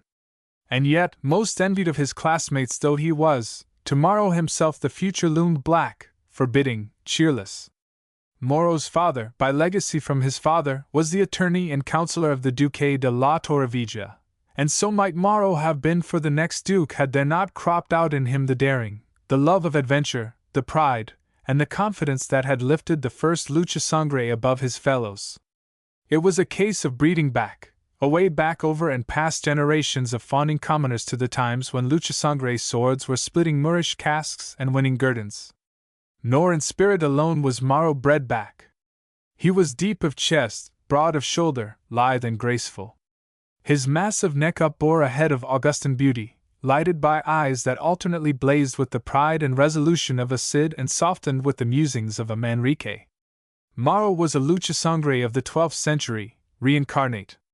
Little is it to be wondered at that, as the lad was often his father's message-bearer to the Duke, he found favor in the eyes of the Duke's only daughter, Sophia, and still less is it to be wondered at that he early became her thrall. Of nights at the university he was ever dreaming of her. Up out of his textbooks her lovely face was ever rising before him in class. Of a rare type was Sophia in Andalusia, where nearly all are dark, for she was a true rubia, blue of eye, fair of skin, and with hair of the wondrously changing tints of a cooling iron ingot. And now here was Moro, just back from Sevilla, almost within arm's reach of his divinity, and yet not free to seek her. And as the rippling current of the Quadera crimsoned and then reddened and darkened till it seemed to him like a great ruddy tress of Sophia's waving hair, Moro sprang to his feet and fiercely whispered, "Mil demonios! But she shall at least know, and then I'll kiss the old padre and his musty office goodbye and go try my hand at some man's task." Opportunity came earlier than he had dared hope. The very next morning the elder lucha sangre sent Moro to the castle with some papers for the Duke's approval and signature. Still at breakfast, the Duke received him in the great banquet hall of the castle, the walls covered with portraits of Torreviejas gone before, several of the earlier generations so dim and grey with age they looked mere spectres of the limner's art. While the Duke was reading the papers, Moro stood with eyes riveted to the newest portrait of them all, that of Sophia's mother, Sophia's very self matured, herself a native of a northern province wherein to this day red hair and blue eyes are a frequent, almost a prevailing type, that tell the story of early Gothic invasions. So absorbed in the picture, so completely possessed by it was Moro, that when the Duke turned and spoke to him, he did not hear. And so he stood for some moments while the Duke sat contemplating the fine lines of his face and the splendid pose of his figure, his eyes lightened with admiration, his head nodding approval. Then gently touching Moro's arm, the Duke queried, "And so you admire the Duchess, young man?" With a start Moro answered, after a dazed stare at the Duke, "1,000 pardons, Excellency! But yes, sir, who in all the world could fail to admire her?" "Yes, yes," replied the Duke. "God never made but one other quite her equal, and her he made in her own very image, Sophia, que Dios la guarda." Moro gravely bowed, received the papers from the Duke, and withdrew. Turning to his secretary, the Duke sighed deeply and murmured, "Dios mío!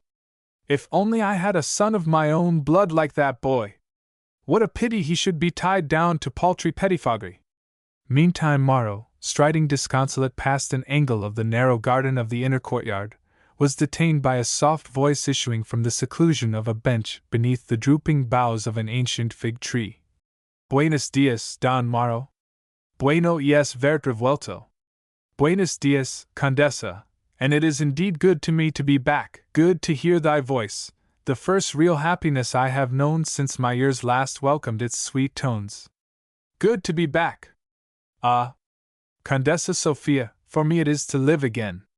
"But Don Moro—" "1,000 pardons, Condessa, but thy duenna may join thee at any moment, and my heart has long guarded a message for thee it can no longer hold and stay whole, a message thou mayest well resent for its gross presumption, and yet a message I would hear and now deliver if I knew I must die for it the next minute. From childhood hast thus possessed me. Never a night for the last 10 years have I lain down without a prayer to the Virgin for thy safety and happiness. Never a day but I have so lived that my conduct shall be worthy of thee.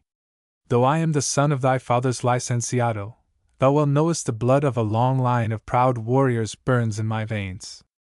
Hope that thou mightst ever even deign to listen to me I have never ventured to cherish.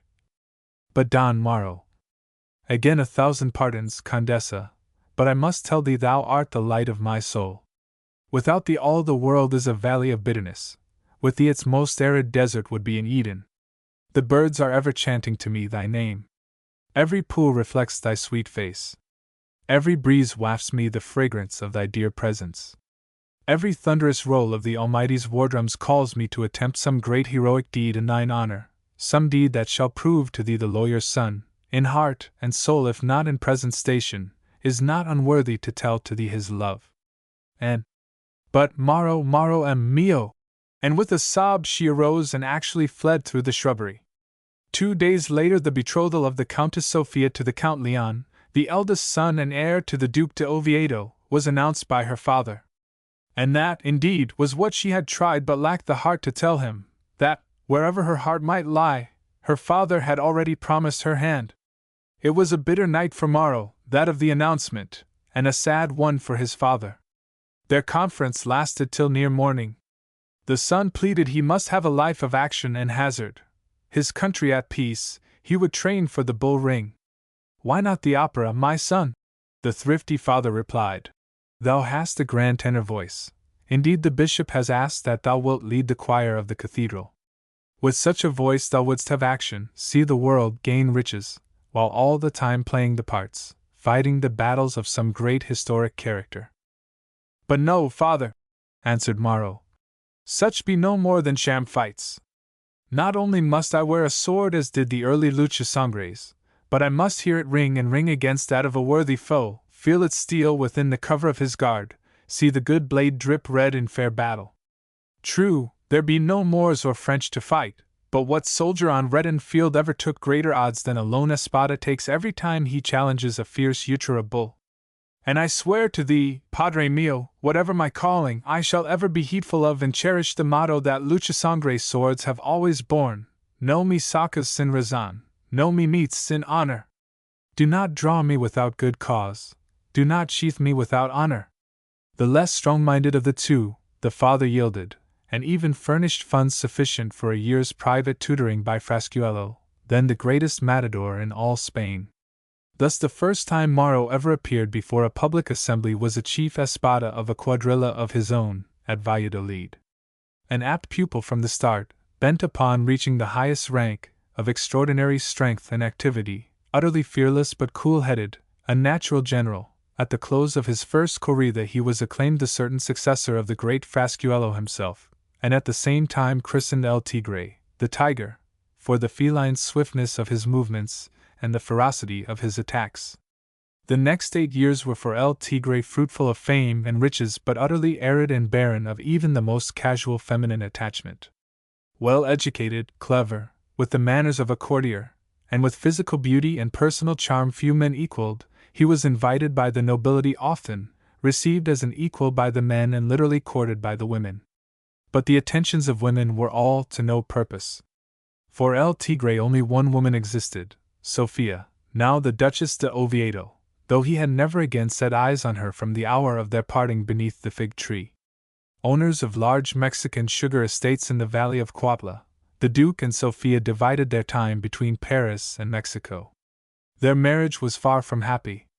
Before their union, busy tongues had brought Count Leon rumors of her admiration for Morrow, rousing suspicions that were not long crystallizing into certainty that, while she was a faithful, honest wife, he could never win of her the affection he gave and craved.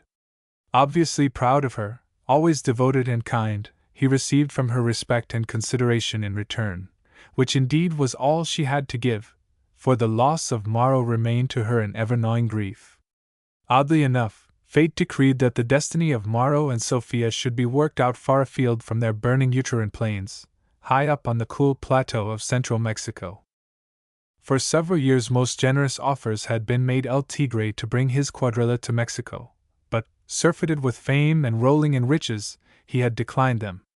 At last, however, in 188 an offer was made him which he felt forced to accept, $6,000 a performance for 10 corridas, to be given on successive Sundays in the Plaza Bucareli in the city of Mexico, all expenses of himself and his quadrilla to be paid by the management. And so, late in April of that year, El Tigre arrived in Mexico with his quadrilla and, as stipulated in his contract, 60 great uterine bulls, for the bulls of Utrera are famed in toreador history and song as the fiercest, most desperate fighters Espada ever confronted. At the first performance, El Tigre took the Mexican public by storm. No such execution, daring, and grace had ever been seen in either Bucareli or Colon. El Tigre was the toast in every club and café of the city. Every shop window displayed his portrait. All the journals sung his praises. Maids and matrons sighed for him. Youth and age envied him. El Tigre's coffers were well nigh bursting and his cups of joy overflowing, all but the one none but Sophia could fill. Where she was at the time El Tigre had no idea. And yet, wholly unsuspected by him, not only were she and the Duke in Mexico, but both had attended all his performances at Bucareli, up to the last, inconspicuous behind parties of friends they entertained in their box. Whether it was the Duke caught the pallor of Sophia's face in moments of peril for Morrow, or the light of pride and admiration in her eyes during his moments of triumph, sure it is the smoldering fires of the Duke's jealousy were rekindled, and he was prompted to plan a test of her bearing, when free of the restraint of his presence. On the morning of the last performance he announced that he must spend the afternoon with his attorneys, and must leave Sophia free to make her own arrangements for attendance at the last corrida. And glad enough was she of the chance. The boxes were far too high above, and distant from, the arena. For days she had coveted any of the seats along the lower rows of open benches, close down to the 6-foot barrier between the ring and the auditorium, close down where she could catch every shifting expression of Morrow's mobile face, and where he could scarcely fail to see and recognize her. The thought of seeking in any way to meet or speak to him never entered her clean mind, but she had been more nearly a saint than a woman if she had been able to deny herself such an opportunity to convey to him, in one long burning glance, a knowledge of the endurance of the love her frightened, Morrow mio, had plainly confessed the night of their parting beneath the fig tree. So it naturally followed that the Duke was barely out of the house before Sophia rushed away a messenger to reserve a section of the lower benches immediately beneath the box of the Presidente, directly in front of which Morrow must come, at the head of his quadrilla, to salute the Presidente. The city was thronged with visitors come to see El Tigre. Hotels and clubs were overflowing with them. And thousands of poor peons had for months stinted themselves, often even gone hungry, to save enough tlacos to buy admission to the spectacle, to them the greatest and most magnificent it could ever be their good fortune to witness. The day was perfect, as indeed are most June days in Mexico.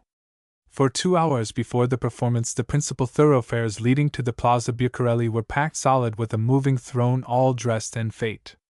In no country in the world may one see such great picturesqueness, variety, and brilliancy of color in the costumes of the masses as then still prevailed in Mexico. Largely of more or less pure Indian blood, come of a race Cortez found habited in feather tunics and headdresses brilliant as the plumage of parrots, great lovers of flowers. 3.5 centuries of contact with civilization had not served to deprive them of any of their fondness for bright colors. Thus with the horsemen in the graceful traje de choro, sombreros and tight-fitting soft leather jackets and trousers loaded with gold or silver ornaments, the footmen swaggering in serapes of every color of the rainbow, the women wrapped in more delicately tinted reboses and crowned with flowers, the winding streets looked like strips of flower garden ambulant. Bucareli seated 20,000, and when all standing room had been filled and the gates closed, thousands of late-comers were shut out. The level, sanded ring, the theater of action, was surrounded by a 6-foot solid planked barrier. Behind and above the barrier rose the benches of the auditorium, the bleachers, of the populace. They rose to a height of perhaps 40 or 50 feet, while above the uppermost line of benches were the private boxes of the elite. Within the ring were 5 heavily planked nooks of refuge, set close to the barrier, behind which a hard-pressed toreador might find safety from a charging bull. These refuges were little used, however, except by the underlings, the capadores, or by capsized picadors. Espadas and banderilleros disdained them. On the west of the ring was the box of the Presidente of the corrida, in this instance, the governor of the federal district. On the east, the main gate of the ring through which the quadrilla entered. On the north, the gate of the bull pen. At a bugle call from the Presidente's box, the main gate swung wide and the quadrilla entered, a band of lithe, slender, clean-shaven men, in slippers, white stockings, knee breeches, and jackets of silk ornamented with silver, each wearing the little queue and black rosette attached thereto that from time immemorial Andalusian toreadors have sported. El Tigre headed the squad, followed by 2 junior matadors, 3 banderilleros, 3 capadores, and 2 mounted picadors, while at the rear of the column came 2 teams of little, half-wild, prancing, dancing Spanish mules, one team black, the other white, each composed of 3 mules harnessed abreast as for a chariot race, but dragging behind them nothing but a heavy double tree, to which the dead of the day's fight might be attached and dragged out of the arena. Each of the footmen was wrapped in a large black cloak passed over the left shoulder and beneath the right, the loose end of the cloak draped gracefully over the left shoulder, the right arm swinging free. The picadors were mounted, as usual, on old crowbaits of horses, mere bags of skin and bones, so poor and thin that neither could even raise a trot, a broad leather blindfold fastened to their headstalls. Each rider was seated in a saddle high of cantle and ancient of form as those Knights Templar jousted in. The breast of each horse was guarded by a great side of sole leather falling nearly to the knees, while the right leg of each rider was encased in such a stiff and heavy leather leg guard as to render him afoot almost helpless, and he was further guarded by still another side of sole leather swung from the saddle horn and covering his left leg and much of his horse's barrel. On the right stirrup of each picador rested the butt of his lance, a stout 8-foot shaft tipped with a sharp steel prod, barely long enough to catch and hold in the bull's hide. As the quadrilla entered, a regimental band played El Himno Nacional, the national anthem, while the vast audience roared and shrieked a welcome to the gladiators. Marching to the time of the music in long tragic strides, heads proudly erect, right arms swinging and shoulders slightly swaying in the challenging swagger which toreadors affect, the quadrilla crossed the arena and halted, close to the barrier, in front of the Presidente's box, bared their heads, gracefully saluted the Presidente, and received the key to the bull pen and his permission to begin the fight. And as El Tigre's eyes fell from the salute to the Presidente, they rested upon Sofia, doubtless from some subtle telepathic message, for it was a veritable hill of faces he confronted. There she sat on the second bench row above the top of the barrier, matured and fuller of figure but radiant as at their uterine parting.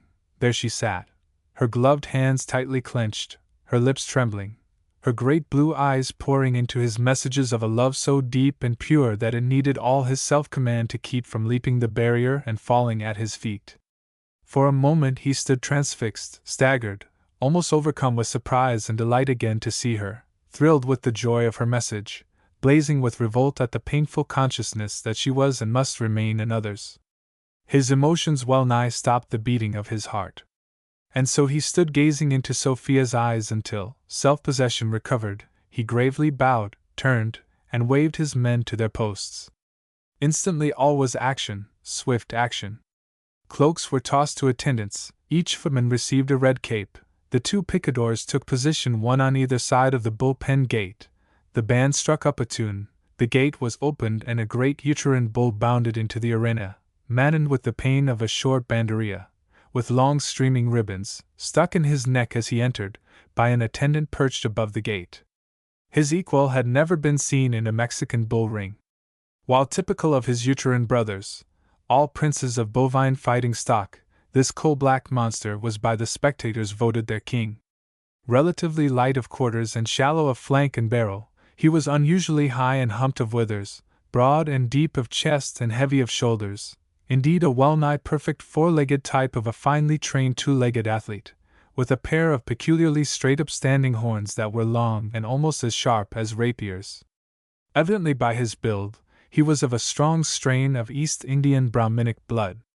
For his great weight, his activity was phenomenal, his leaps like a panther's, his turns as quick. Dazed for an instant by the crash of the music and the brilliant banks of color about him, he stood angrily lashing his tail and pawing up the sand in clouds. Digging a grave, as Texas cowboys used to call it, his eyes blazing and head tossing, but only for a moment. Then he charged the nearest picador, literally leaped so high at him that head and cruel horns crossed above the horse's neck, his own great chest striking the horse just behind the shoulder with such force that man and mount hit the ground stunned and helpless. Barely were they down when he was upon them, and with a single twitch of his mighty neck, had ripped open the horse's barrel and half amputated one of the rider's legs. Then, diverted by the cappadores, he whirled upon the second picador and in another 10 seconds had left his horse dead and the rider badly trampled. Next the banderilleros tackled him, but such was his speed and ferocity that all three funked the work, and not one of them fastened his flag in the black shoulders. When the bull had entered the ring, El Tigre left the arena, a most unusual proceeding. Now he returned, clad in snow white from head to foot, a white cap covering head and hair, his face heavily powdered. He slipped in behind and unseen by the bull to the center of the arena, and there stood erect, with arms folded, motionless as a graven image. Presently the bull turned, saw El Tigre, and charged him straight. El Tigre was not even facing him, for the bull was approaching from his left. But there he stood without the twitch of a muscle or the flicker of an eyelid, still as a figure of stone. A great sob arose from the audience, and all gave him up for lost, when, at the last instant before the bull must have struck, it turned and passed him. Once more the bull so charged and passed. Whether because it mistook him for the ghost of a man or recognized in him a spirit mightier than its own, only the bull knew. Before the audience had well caught its breath, El Tigre, wearing again his usual costume, was striding again to the middle of the arena, carrying a light chair, in which presently he seated himself, facing the bull, a show banderilla, no more than 6 inches long, held in his teeth. And so he awaited the charge until the bull was within actual arm's reach, when with a swift rise from the chair and a turn of his body quick as that of a fencer's supple wrist, he bent and stuck the teeth-held banderilla in the bull's shoulder as he swept past. Now was the time for the kill. El Tigre received his sword, muleta, and cape. The muleta is a straight 2-foot stick over which the cape is draped, and, held in the matador's left hand, usually is extended well to the right of his body. Thus in an ordinary fight the bull is actually charging the blood-red cape, and not the matador. But with Sophia an onlooker, determined to make this the fight of his life, El Tigre tossed aside the muleta, wrapped the crimson cape about his body, and stood alone awaiting the bull's charge, his malleable sword blade bent slightly downward, sufficiently to give a true thrust behind the shoulder, a down-curve into heart or lungs. With a bull of such extraordinary activity the act was almost suicidal, but El Tigre smilingly took the chance. By toreador etiquette, the matador must receive and dodge the first 2 charges, not until the third may he strike. On the first charge El Tigre stood like a rock until the bull had almost reached him, and then lightly leaped diagonally across his lowered neck. The second charge, come an instant after the first, before most men could even turn, he dodged. The third he swiftly sidestepped, thrust true, and dropped the great uterine midway of a leap aimed at his elusive enemy. It was a deed magnificent, epic, and the plaza rung with plaudits while hats, fans, and even purses and jewels showered into the arena, all of which, by toreador etiquette, were tossed back across the barrier to their owners. Then the teams entered and quickly dragged the dead from the arena. The ugly, dangerously slippery red patches were fresh sanded, and the second bull was admitted. Thus, with more or less like incident, 3 more bulls were fought and killed. The 5th and last, however, proved a disgrace to his race. Bluff he did, but fight he would not. The noise and crowd unnerved him. At last, frenzied with fear and seeking escape, he made a mighty leap to mount the barrier directly in front of the box of the Presidente. And mount it he did, and down it crashed beneath his weight, leaving the bull for a moment half down and tangled in the wreckage, struggling to regain his feet. Directly in front of the bull, not 6 feet beyond the sharp points of his deadly horns, sat Sophia. Indeed, none about her had risen, all sat as if frozen in their places. And just as well they might have been, for escape into or through the dense mass of spectators about them was utterly impossible. Whatever horror came they must await, helpless. But at the bull's very start for the barrier, El Tigre, realized Sophia's peril and instantly sprang empty-handed in pursuit, for it was early in this the last corrida and he did not have his sword. Leaping the wreckage, El Tigre landed directly in front of the bull. Happily at the instant it regained its feet, where, with his right hand seizing the bull by the nose, his thumb and 2 forefingers thrust well within its nostrils, and with his left hand grabbing the right horn, with a mighty heave he uplifted the bull's muzzle and bore down upon its horn until he threw it with a crash upon its side that left it momentarily helpless. But himself slipping in the loose wreckage, down also El Tigre fell, the bull's sharp right horn impaling his left thigh and pinning him to the ground. Before the bull could rise, the men of the quadrilla had it safely bound and El Tigre released. El Tigre, however, did not know it. With the shock and pain of his wound he had fainted. When at length he regained consciousness, it was to find his head pillowed in Sophia's lap, her soft fingers caressing his brow, her tearful eyes looking into his, and to hear her whisper, "Maro mio!" Just at this moment the Duke de Oviedo approached, no one knew whence. White with jealousy but steady and cool, he quietly remarked, "Madam, I ought to kill you both, but that my rank precludes. Lucha sangre in yourself, as son of a notary and hired toreador and purveyor of spectacles, you are unworthy of my sword, nevertheless blood once noble is in your veins. And so as noble it suits me now to count you. As soon as you are recovered of your wound I will send you my second." "Most happy Duke," answered Maro. "Mine shall be ready to meet him."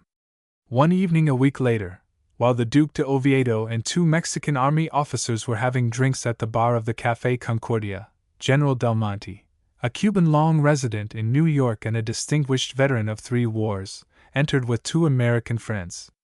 Del Monte was describing to his friends El Tigre's last fight, lauding his prowess, extolling his noble presence and high character. Infuriated by the ardent praise of his enemy, the Duke grossly insulted General Del Monte, and was very promptly slapped in the face. They fought at daylight the next morning, beneath an arch of the ancient aqueduct, just outside the city. Encountering in Del Monte one of the best swordsmen of his time, early in the combat the Duke received a mortal wound. And as he there lay gasping out his life, he murmured a phrase that, at the moment, greatly puzzled his seconds. "Gana el tigre." The tiger wins. Chapter 13 Bunkered. It seems it must have been somewhere about the year 4000 B.C. that we lost sight of the tall peaks of the architectural topography of Manhattan Island, and yet the log of the Black Prince makes it no more than 20 days. Not that our day-to-day time has been dragging, for it has done nothing of the sort. All my life long I have dreamed of indulging in the joy of a really long voyage, and now at last I've got it. New York to Cape Town, South Africa, 6,900 miles, 30 days straightaway run, and thence another 24 days sail to Mombasa, on a 7,000-ton cargo boat, deliberate and stately rather than fast of pace, but otherwise as trim, well-groomed, and well-found as a liner, with an official mess that numbers as fine a set of fellows as ever trod a bridge. The captain, when not busy hunting up a stray planet to check his latitude, puts in his spare time hunting kindly things to do for his 2 passengers, for there are only 2 of us, the doctor and myself. The doctor signed on the ship's articles as surgeon, I as purser. Fancy it! 30 days clear respite from the daily papers, the telephone, the subway crowds, and the constant wear and tear on one's muscular system reaching for change, large and small. 30 days free of the daily struggle either for place on the ladder of ambition or for the privilege to stay on earth and stand about and watch the others mount. That saps metropolitan nerves and squeezes the humanities out of metropolitan life until its hearts are arid and barren and cruel as those of the cavemen. 30 days repose, practically alone amid one of nature's greatest solitudes, awed by her silences, uplifted by the majesty of her mighty forces, with naught to do but humble oneself before the consciousness of his own littleness and unfitness, and study how to right the wrongs he has done.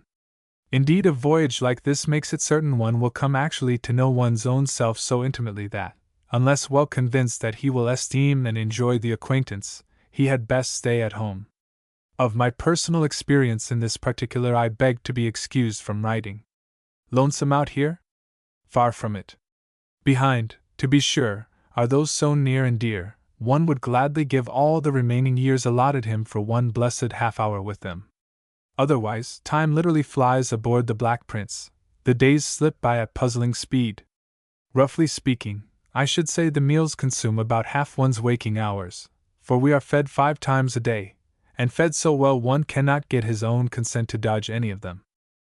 Indeed, I've only one complaint to make of this ship. She is a water wagon, in a double sense, which makes it awkward for a man who never could drink comfortably alone. With every man of the mess a teetotaler, one is now and then possessed with a consuming desire for communion with some dear soul of thirsty memory who can be trusted to take his straight. Of course, I don't mean to imply that this mess cannot be trusted, for you can rely on it implicitly every time.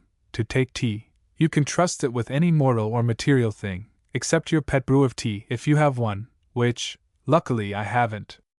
Indeed, for the thirsty man, nature herself in these latitudes is discouraging, for the Big Dipper stays persistently upside down, dry, perhaps out of sympathy with the teetotal principles of this ship. And most of the way down here there has been such a high sea running that the only dry places I have noticed have been the upper bridge and my throat. The fact is, about everything aboard this ship is distressingly suggestive to a faithful knight of the tankard.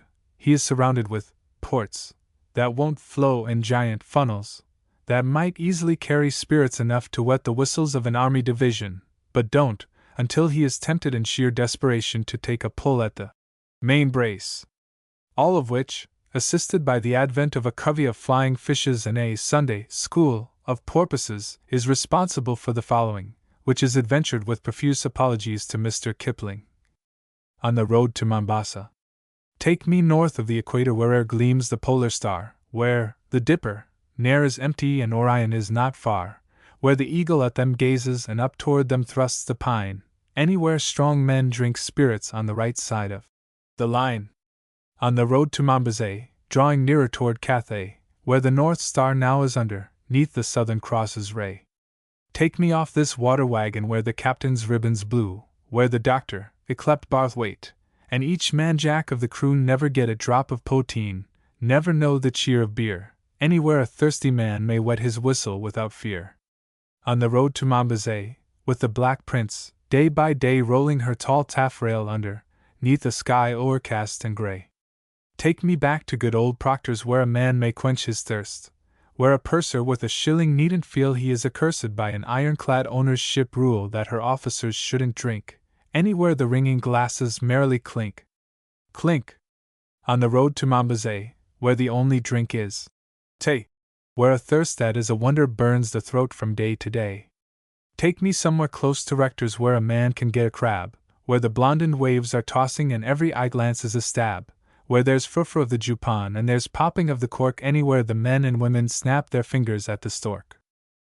On the road to Mombasa, where Ian mermaids never play, where to come would be a blunder hunting hot birds and Roger. But lonesome out here? Never. With the sympathetic North Atlantic winds ever ready to roar you a grim dirge in your moments of melancholy contemplation of the inverted Dipper, with the gentle tropical breezes softly singing through the rigging notes of soothing cadence, with the lethal ocean billows ever leaping up the sides of the ship, foaming with the joy of what they would do to you if they once got you in their embrace. Lonesome? With the coming and the going of each day's sun gilding cloud crests, silvering waves, setting you matchless scenes in color effect, some ravishing in their gorgeous splendor, some soft and tender of tone as the light in the eyes of the woman you worship, scenes beside which the most brilliant stage settings which metropolitans flock like sheep to see are pathetically paltry counterfeits. Lonesome? With a mighty, joyously bounding charger like the Black Prince beneath your feet if not between your knees, gaily taking the tallest billows in his stride, whose ever-steady pull-speed bespeaks a soundness of wind and limb you can trust to land you well at the finish. Lonesome? Where privileged to descend into the very vitals of your charger and sit throughout the midnight watch, an awed listener to the throbs of the mighty heart that vitalizes his every function, while each vigorously thrusting piston, each smug, palm-rubbing eccentric, each somnolently nodding lever, drives deeper into your lay brain an overwhelming sense of pride in such of your kind as have had the genius to conceive, and such others as have had the skill and patience to perfect, the conversion of inert masses of crude metal into the magnificently powerful and obviously sentient entity that is bearing you. Lonesome? Skirting the coastline of Africa, a country whose potentates, from the Ptolemies to Tom Ryan, have never failed to make world history worth thinking about. Lonesome? Bearing up toward that sea-made manacle of fallen majesty, St. Helena, absorbed in memories of Bonaparte's magnificent dreams of worldwide dominion, and of his pathetic end on one of its smallest and most isolated patches. Lonesome? With a chum at your elbow so close a student of the manly game of war that he can glibly reel off for you every important maneuver of all the great battles of history, from those of Alexander the Great down to Tommy Burns's latest. And now and then the elements themselves sit in and take a hand in our game, sometimes a hand we could very well do without, as twice lately. The first instance happened early last week. Tuesday tropical weather hit us and drove us into pajamas, a cloudless sky, blazing sun, high humidity, while we plowed our way across long, slow-rolling, unrippled swells that looked so much like a vast, gently heaving sea of petroleum that, had John D. Standard Oil been with us, he would have suffered a probably fatal attack of heart disease if prevented from stopping right there and planting a pipeline. Throughout the day close about the ship clouds of flying fish skimmed the sea, and great schools of porpoises leaped from it, and raced us, as if, even to them, their native element had become hateful, or as if they sensed something ominous and fearsome abroad from which they sought shelter in our company. One slender little opal-hued diaphanous-winged birdfish came aboard, and before he was picked up had the happy life grilled out of him on our scorching iron deck, hot almost as boiler plates. Poor little chap! He found with us anything but sanctuary, but perhaps he lived long enough to signal the fact to his mates, for no others boarded us. And yet for one other opal-hued winged wanderer we have been sanctuary, for when we were about 150 miles out of New York a highly bred carrier pigeon, bearing on his leg a metal tag marked 32, hovered about us for a time, finally alighted on our rail, and then fluttered to the deck when offered a pan of water, and drank until it seemed best to stop him. By kindness and ingenuity of Chief Engineer Tucker he now occupies a tin house with a wonderful mansard roof, from which he issues every afternoon for an aerial constitutional, giving us a fright occasionally with a flight over far AC, but always returning safely enough to his new diggings. That Tuesday morning the sun rose fiery red out of the steaming Guinea jungles to the east of us, across its lower half 2 narrow black bars sinister. It looked as if it had blood in its eye, while the still, heavy, brooding air felt to be ominous of evil, harboring devilment of some sort. All the mess were cross-grained, silent, or irritable, raw-edged for the first time, for a better lot of fellows one could not ask to ship with. Nor throughout the day did weather conditions or tempers improve. All day long the sky was heavily overcast with dense, low-hanging, dark gray clouds, which, while wholly obscuring the sun, seemed to focus its rays upon us like a vast burning glass, wherefore it was expedient for the 2 pajama-clad passengers to keep well within the shelter of the bridge-deck awning. Toward sunset, a dense black wall of cloud settled upon the western horizon, aft of us. But suddenly, just at the moment the sun must have been descending below the horizon to the south of it, the black wall of clouds slowly parted, and the opening so made widened until it became an enormous oval, reaching from horizon halfway to zenith, framing a scene of astounding beauty and grandeur. Range after range of cloud crests that looked like mountain folds rose one above another, with the appearance of vast intervening space between, some of the ranges a most delicate blue or pink, some opalescent, some gloriously gilded, while behind the farthest and tallest range, at what seemed an inconceivably remote distance, but in a perspective entirely harmonious with the foreground, appeared the sky itself. A soft, luminous straw yellow in color, flecked thickly over with tiny snow-white cloudlets. It was like a glimpse into another and more beautiful world than ours, the actual celestial world. But whether or not ominous of our future, we were permitted no more than a brief glimpse of it, for presently the pall of black cloud fell like a vast drop curtain and shut it from our sight.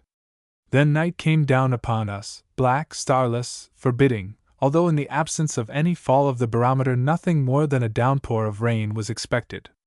But shortly after I had gone to sleep, at 2 o'clock suddenly something in the nature of a tropical tornado flew up and struck us hard. I was awakened by a tremendous crash on the bridge deck above my cabin, a heeling over of the ship that nearly dumped me out of my berth, and what seemed like a solid spout of water pouring in through my open weather porthole, with the wind howling a devil's death song through the rigging and an uninterrupted smash, bang, above my head. Throwing on a raincoat over my pajamas, I went outside and up the ladder leading to the bridge deck, and as head and shoulders rose above the deck level, a wall of hot, wind-borne rain struck me, rain so hot it felt almost scalding, that almost swept me off the ladder. If it had, I should probably have become food for the fishes. I got to the upper deck just in time to see Captain Thomas get a crack on the head from a fragment of flying spar of the wreckage from the upper bridge. Luckily a glancing blow that did no more damage than leave him groggy for a moment. For the next 15 minutes I was busy hugging a bridge stanchion, dodging flying wreckage and trying to breathe, for, driven by the violence of the wind, the rain came horizontally in such suffocatingly hot dense masses as nearly to stifle one. It was the watch of second mate Isett. Afterwards he told me that a few minutes before the storm broke he saw a particularly dense black cloud coming up upon us out of the southeast, where it had apparently been lying in ambush for us behind the northernmost headland of the Gulf of Guinea, an ambush so successful that even the barometer failed to detect it, for when Mate Isett ran to the chart room he found that the instrument showed no fall. But scarcely was he back on the bridge before the approaching cloud flashed into a solid mass of sheet lightning that covered the ship like a fiery canopy, and instantly thereafter, a wall of wind and rain hit the ship, heeled her over to the rail, swung her head at right angles to her course, ripped the heavy canvas awning of the upper bridge to tatters, bent and tore loose from their sockets the thick iron stanchions supporting it, made kindling wood of its heavy spars, and strewed the bridge and forward deck with a pounding tangle of wreckage. How the mate and helmsman, who were directly beneath it, escaped injury, is a mystery. In 20 minutes the ride of wind and water had swept past us out to sea in search of easier game, leaving behind it a dead calm above but mountainous seas beneath, that played ball with us the rest of the night. Heaven help any windjammer it may have struck, for if caught as completely unwarned as were we, with all sails set, she and all her crew are likely to be still slowly settling through the dense darksome depths of the 2,500 fathoms the chart showed thereabouts, and weeping wives and anxious underwriters will long be scanning the news columns that report all seagoings and comings, except arrivals in the port of sunken ships. The second fall the elements have essayed to take out of us remains yet undecided. The fact is, I am now riding over a young volcano we are all hoping will not grow much older. 2 nights ago I was awakened half suffocated, to find my cabin full of strong sulphurous fumes, but fancying them brought in through my open portholes from the smokestack by a shift aft of the wind, I paid no further attention to them. But when the next morning I as usual turned out on deck to see the sun rise, a commotion aft of me attracted my attention. Looking, I saw the first mate, chief engineer, and a party of sailors, all so begrimed with sweat and coal dust one could scarcely pick officers from seamen, rapidly ripping off the cover of one of the midship hatches, while others were flying about connecting up the deck fire hose. This didn't look a bit good to me, and when, an instant later, off came the hatch and out poured thick volumes of smoke, I failed to observe that it looked any better. When the hatch was removed, the men thrust the hose through it, and began deluging the burning bunker with water, for, luckily, it is only a bunker fire, in a lower and comparatively small bunker. The fire had been discovered early the day previous, and for nearly 24 hours officers and seamen had been fighting it from below, without any mention to their 2 passengers of its existence, fighting by tireless shoveling to reach his seat. And now they were on deck, attacking it from above, only because the heat and fumes below had become so overpowering they could no longer work there. But after an hour's ventilation through the hatch and a continuous downpour of water, the first mate again led his men below. And so, the usual watches being divided into 2-hour relays, the fight has gone on wearily but persistently, until now, the evening of the 4th day, the men are wan and haggard from the killing heat and foul air. In the engine room in these latitudes the thermometer ranges from rarely under 108 degrees up to 130, and one has to stay down there only an hour, as I often have, until he is streaming with sweat as if he were in the unholiest heat of a Turkish bath. And as the burning bunker immediately adjoins the other end of the boiler room, to the heat of its own smoldering mass is added that of the fireboxes, until the temperature is probably close to 140 degrees. While the fire is confined to the bunker where it started, we are in no particular danger, but if it reaches the bunker immediately above, it will have a free run to the afterhold, where several thousand packages of case oil are stored. In the open waist above the oil are a score or more big tanks of gasoline, and on the poop immediately aft of that, a quantity of dynamite and several thousand detonating caps. Thus, if the fire ever gets aft, things are apt to happen a trifle quicker than they can be dodged. To denizens of terra firma, the mere thought of being aboard a ship on fire in mid-sea — we are now 500 miles from the little British island of Ascension and 1,080 off the Congo mainland coast — is nothing short of appalling. But here with us, in actual experience, it is taken by the officers of the ship as such a simple matter of course, in so far as they show or will admit, that we are even denied the privilege of a mild thrill of excitement. In the meantime, there is nothing for the doctor and myself to do but sit about and guess whether it is to be a boost from the explosives, a simple grill, a descent to Davy Jones, an adventure while athirst and hungering in an open boat on the tossing South Atlantic, a successful run of the ship to the nearest land, or victory over the fire. I wonder which it will be. If the worst comes to the worst, I intend to do for these pages what no one these last 3 weeks has done for me — commit them to a bottle, if I can find one aboard this ship, which is by no means certain. Indeed, it is so uncertain I think I had best start hunting one right now. After nearly a 24-hour search, I've got it, a craft to bear these sheets, wide of hatch, generously broad and deep of hull, but destitute of aught of the stimulating aroma I had hoped might cheer them on their voyage, more than I have been cheered on mine. For the best I am able to procure for them is a jam bottle. While the doctor and I are not novices at golf, this is one bunker we are making so little headway getting out of, that both now seem likely to quit down to it. I wonder when the little derelict, tiny and inconspicuous as a Portuguese man-of-war, may be picked up. I wonder when the sheets it bears may reach my publisher to whom it is consigned. Perhaps not for years, a score, 2 score, perhaps not until he himself, whom a few weeks ago I left in the lusty vigor of early manhood, is gathered to his fathers, perhaps not, therefore, until the writer has no publisher left and is himself no longer remembered. The burning bunker is now a glowing furnace, the men work down to mere shadows. Plainly the fire is getting the best of them, and, what is even more discouraging, there is little more fight left in them. First Mate Watson, who, almost without rest, has led the fight below since it started, says that another half-hour will. Chapter 14 They Who Must Be Obeyed. Few mightier monarchs than Menelik II of Abyssinia ever swayed the destinies of a people. Throughout the vast territory of the Abyssinian highlands his individual will is law to some millions of subjects, law also to hordes of savage Mohammedan and pagan tribesmen without the confines of his kingdom. His court includes no counselors. Alone throughout the long years of his reign Menelik has dealt with all domestic and foreign affairs of state. But now this last splendid survival of the feudal absolutism exercised and enjoyed by medieval rulers is about to disappear beneath encroaching waves of civilization that do not long spare the picturesque. Cables from far-off Addis Ababa, Menelik's capital, bring news that he has formed a cabinet and published the appointment of ministers of war, finance, justice, foreign affairs, and commerce. And this change has come, not from the pressure of any party or faction within his kingdom, for such do not exist, but out of the fount of his own wisdom.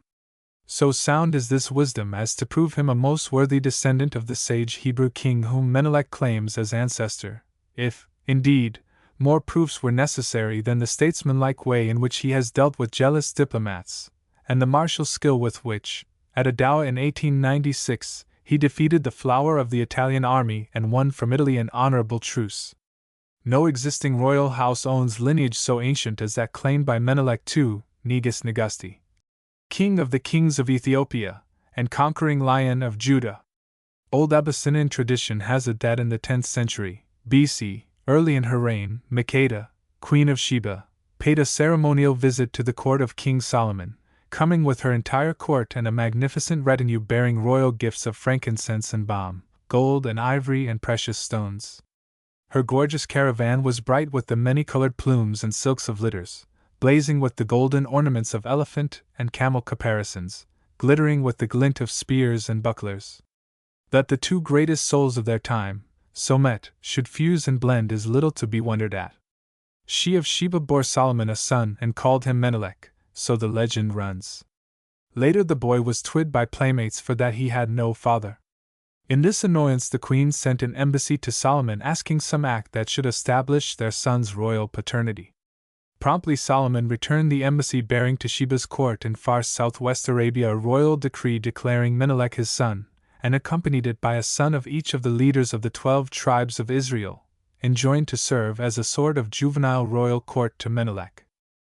Whether or not the claim of Menelik to be true, that he himself is lineally descended from the son of Solomon and Sheba's queen, certain it is that in race type Abyssinians are plainly come of sons of Israel, crossed and modified with Coptic, Hamite, and Ethiopian blood.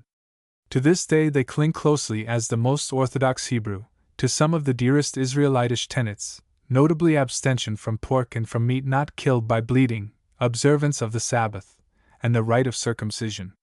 Notwithstanding this, the Abyssinians have been Christians since the 4th century of this era, when, only 8 years after the great Constantine decreed the recognition of Christianity by the state, a proselytizing monk came among them with a faith so strong, a heart so pure, and an eloquence so irresistible, that, single-handed, he accomplished the conversion of the Abyssinian race. Throughout the centuries the Abyssinians have held fast to their faith as first it was taught them. The great wave of Mohammedanism that swept up the Nile and across the Indian Ocean broke and parted the moment it struck the Abyssinian plateau. It completely surrounded, but never could mount the tableland. Thus cut off for centuries from all other Christian churches, the Abyssinian religion remains today but little changed. Could Paul or John return to earth, of all the Christian sects throughout the world, the forms and tenets of the Abyssinian church would be the only ones they would find nearly all their own, for the ritual is older than that of either Rome or Moscow. And remembering the Abyssinian folklore tale of the 12 sons of the chiefs of the 12 tribes of Israel sent by Solomon to Makeda as attendants on Menelik I, it is most curious and interesting to know that the heads of certain 12 Abyssinian families, none of whom are longer notables, some even the rudest ignorant herdsmen, and their forebears from time immemorial, have had and still possess inalienable right of audience with their monarch at any time they may ask it, even taking precedence over royalty itself. Indeed, Mr. George Clerk, for the last 5 years assistant to Sir John Harrington, British minister to the court of Menelik, recently told me that he and other diplomats accredited to Addis Ababa were not infrequently subjected to the annoyance of having an audience interrupted or delayed by the unannounced coming for a hearing of one of these favored 12. Many of Menelik's judgments are masterpieces. Recently 2 brothers came before him, the younger with the plaint that the elder sought the larger and better part of certain property they had to divide. Promptly Menelik ordered the elder to describe fully the entire property, and state what part he wanted for himself. It was done. And this? Questioned Menelik. You consider a just division of the property into 2 parts of equal value? Yes, Negus, answered the elder. Then, decreed Menelik, give your brother first choice. Over wide territory beyond the Abyssinian border, Menelik's power is as much feared and his will as much respected as among his own subjects. Of this there occurred recently a most dramatic proof. Bordering Abyssinia on the east is the Danakil country.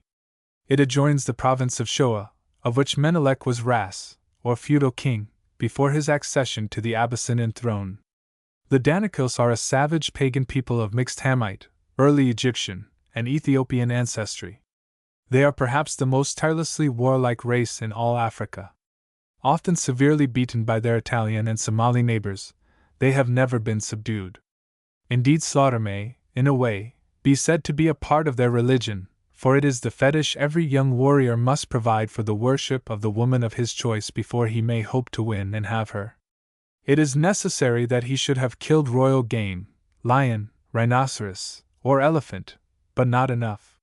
Single-handed he must kill a man and bring the maid a trophy of the slaughter before she will even consider him, and Danakil maids of spirit often demand some plurality of trophies. Thus the license for each Danakil mating is written in the life-blood of some neighboring tribesman. Thus are the few poltroons in Danakil land condemned to stay celibate. Only Menelek's word do they heed, his might they dread. Through the Danakil country, between Arigato and Oder, not long ago traveled the caravan of William Northrop Macmillan, conveying the sections of several steel boats with which he purposed navigating and exploring the Blue Nile from its source to Khartoum, a region that had never been traversed by white men. In the party was M. Du Bois de Saules, a gay and reckless ex-officer of the French Foreign Legion who had long served in Algiers against raiding Arab sheiks. He harbored no fear of the unorganized wild tribesmen through whose country they were traveling. Macmillan knew them better, however.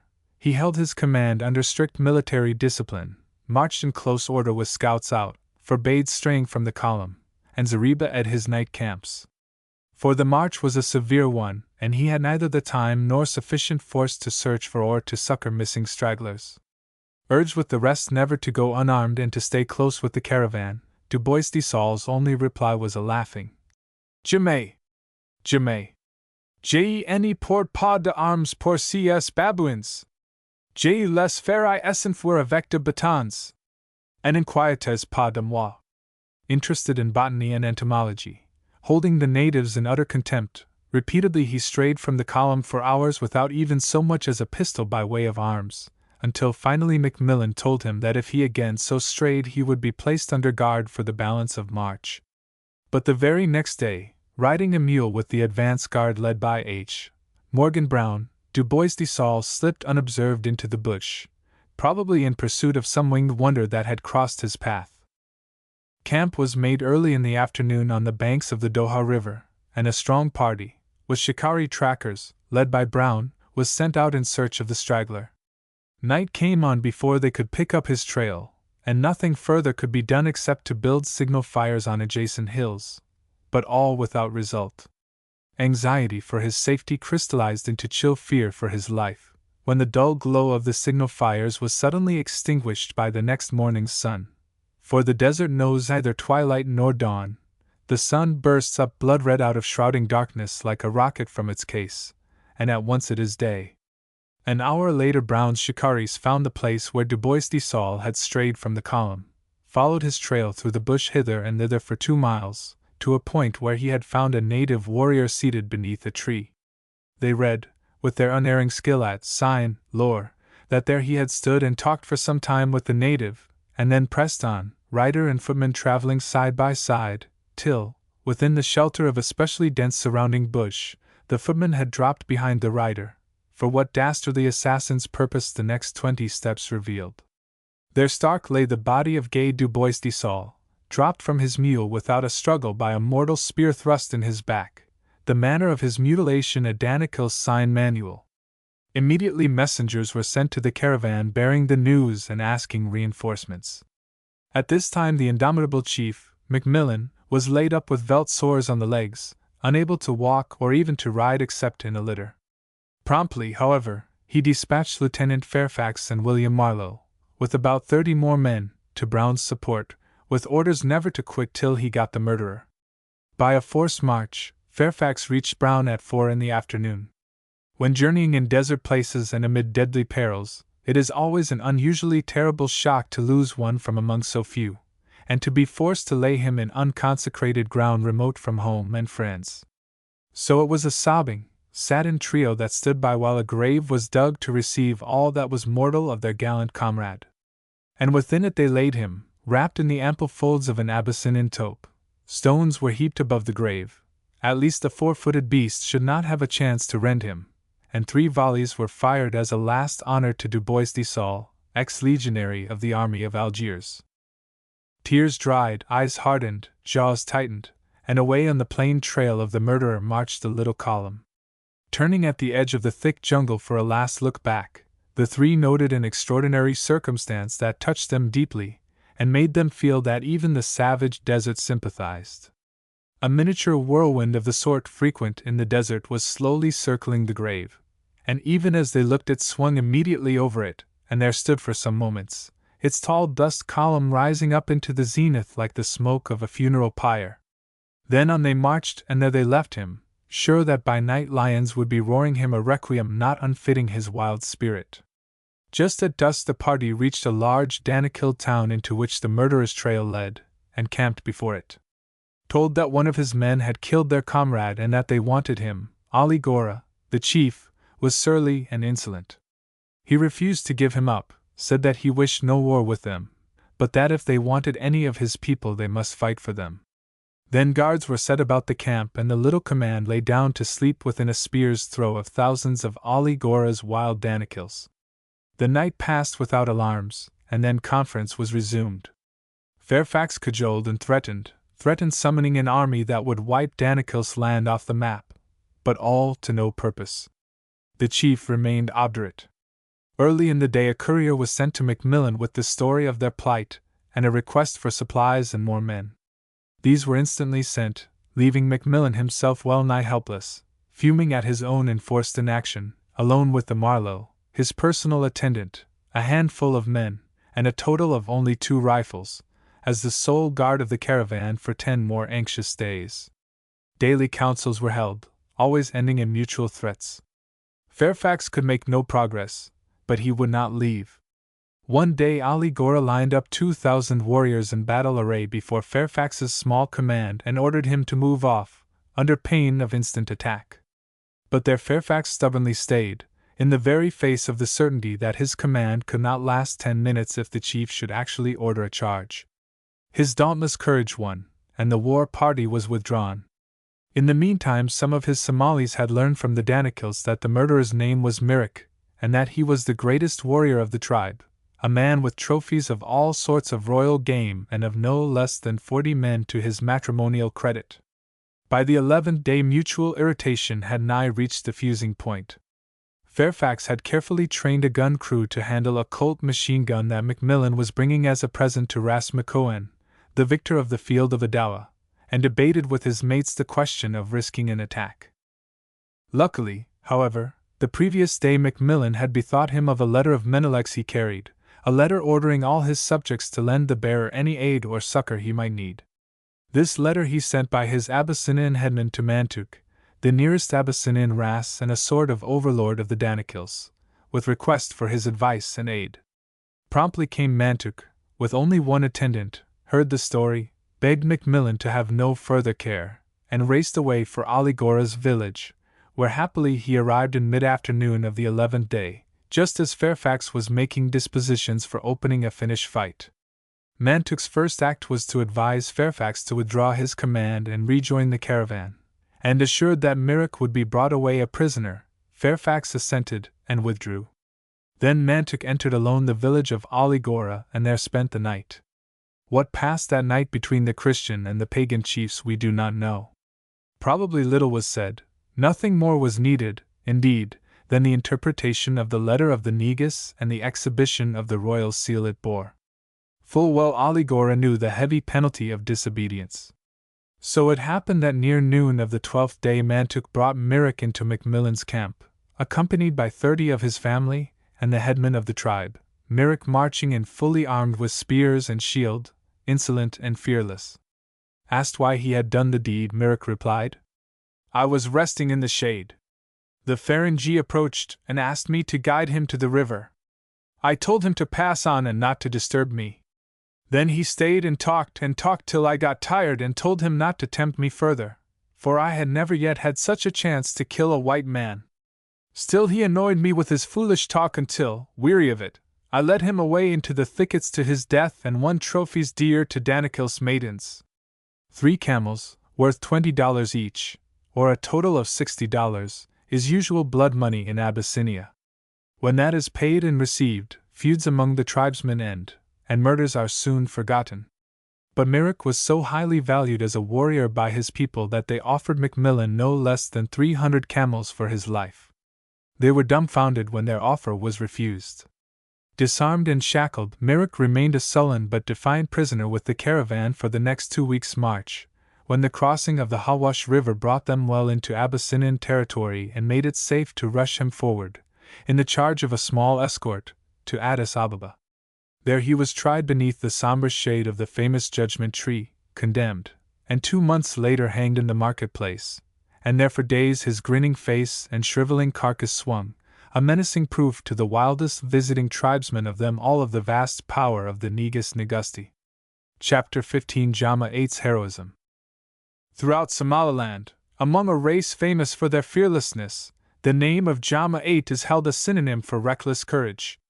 He did the bravest deed I ever saw, a deed heroic in its purpose, ferociously sage in its execution, the deed of a man bred of a race that knew no longer ranged weapon than an assegai, trained from youth to fight and kill at arm's length or in hand grapple, a deed that, incidentally, saved my life. The speaker was C. W. L. Bulpett, himself well qualified by personal experience to sit in judgment, as court of last resort, on any act of courage, a man who, at 40, without training and on a heavy wager that he could not walk a mile, run a mile, and ride a mile, all in 16.5 minutes, finished the 3 miles in 16 minutes and 7 seconds, a man who, midway of a dinner at Greenwich, bet that he could swim the half-mile across the Thames and back in his evening clothes before the coffee was served, and did it, and who has crossed Africa from Khartoum to the Red Sea.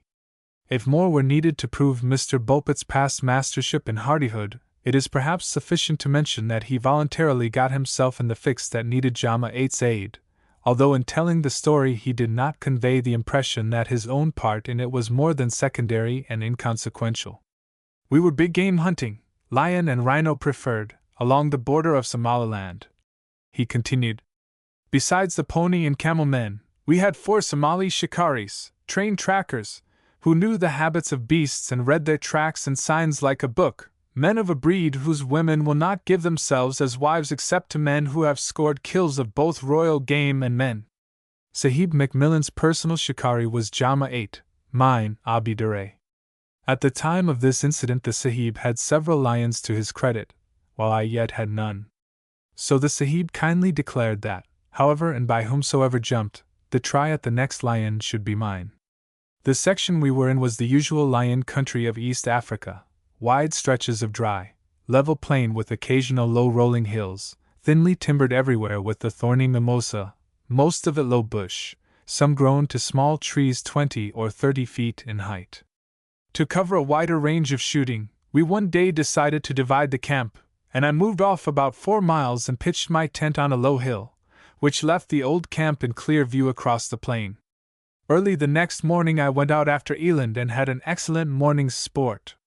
Returned to camp shortly after noon, tired and dusty. I took a bath, got into pajamas and slippers, had my luncheon, and was sitting comfortably smoking within my tent, when one of my men hurried in to say a messenger was coming on a pony at top speed. Presently he arrived, with word from the Sahib that he had a big male lion at bay in a thicket bordering the river and urging me to hurry to him. This my first chance at lion, I seized my rifle, mounted a pony, without stopping to dress, and followed by Abi Dure and another shikari, dashed away behind the messenger at my pony's best pace. Arrived, I found the Sahib and about a dozen men, shikaris and pony men, surrounding a dense mimosa thicket no more than 30 or 40 yards in diameter. Nigh 2/3 of its circumference was bounded by a bend of a deep stream the lion was not likely to try to cross, which left a comparatively narrow front to guard against a charge. "Here you are, Don Carlos," called the Sahib, as I jumped off my pony. "Here's your lion in the bush. Up to you to get him out. Jama 8 and the rest will stay to help you while I go back and move the caravan to a new campsite. No suggestion to make, except I scarcely think I'd go in the bush after him. Too thick to see 10 feet ahead of you," and away he rode toward his camp. The situation was simple, even to a novice at the game of lion shooting. With my line of shouting men forced to range themselves across the narrow land front of the thicket, and no chance of his exit on the river front, only 2 lines of strategy remained. It was either fire the bush and drive him out upon us or enter the bush on hands and knees and creep about till I sighted him. The latter was well nigh suicidal, for it was absolutely sure he would scent, hear, and locate me before I could see him, and thus would be almost complete master of the situation. Naturally, therefore, I first had the bush fired, as near to windward as the bend of the river permitted, and took a stand covering his probable line of exit from the thicket. But it was a failure. Not enough dead wood to carry the fire through the bush, and it soon flickered and died out. Thus nothing remained but the last alternative, and I took it. Dropping on hands and knees, I began to creep into the thicket.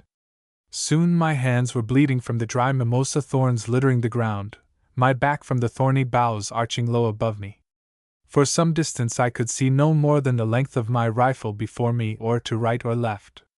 Presently, when near the center of the brush patch, Abdi Duray next behind me, a second shikari behind him, and Jama 8 bringing up the rear, I caught a glimpse of the lion's hindquarters and tail, scarcely 6 feet ahead of me. I fired at once, most imprudently, for the exposure could not possibly afford a fatal shot. Instantly after the shot, the lion circled the dense clump immediately in front of me and charged me through a narrow opening. As he came, I gave him my second barrel from the hip, no time to aim, and in trying to spring aside out of his path, slipped in my loose slippers and fell flat on my back. Later we learned that my first shot had torn through his loins and my second had struck between neck and shoulder and ranged the entire length of his body. But even the terrible shock of 2 great .450 cordite-driven balls did not serve to stop him, and the very moment I hit the ground he lit diagonally across my body, his belly pressing mine, his hot breath burning my cheek, his fierce eyes glaring into mine. Though it seemed an age, the rest was a matter of seconds. Abdi Duray, my rifle-bearer, was in the act of shoving the gun muzzle against the lion's ribs for a shot through the heart, when a shot from without the bush, we never learned by whom fired, probably by one of the pony men, broke his arm and knocked him flat. Then the second shikari sprang forward and bent to pick up the gun, when one stroke of the lion's great forepaw tore away most of the flesh from one side of his head and face, and laid him senseless. Freed for an instant from the attacks of my men, the lion turned to the prey held helpless beneath him, and with a fierce roar, was in the very act of advancing his cavernous mouth and gleaming fangs to seize me by the head, when in jumped Jama 8 to my succor.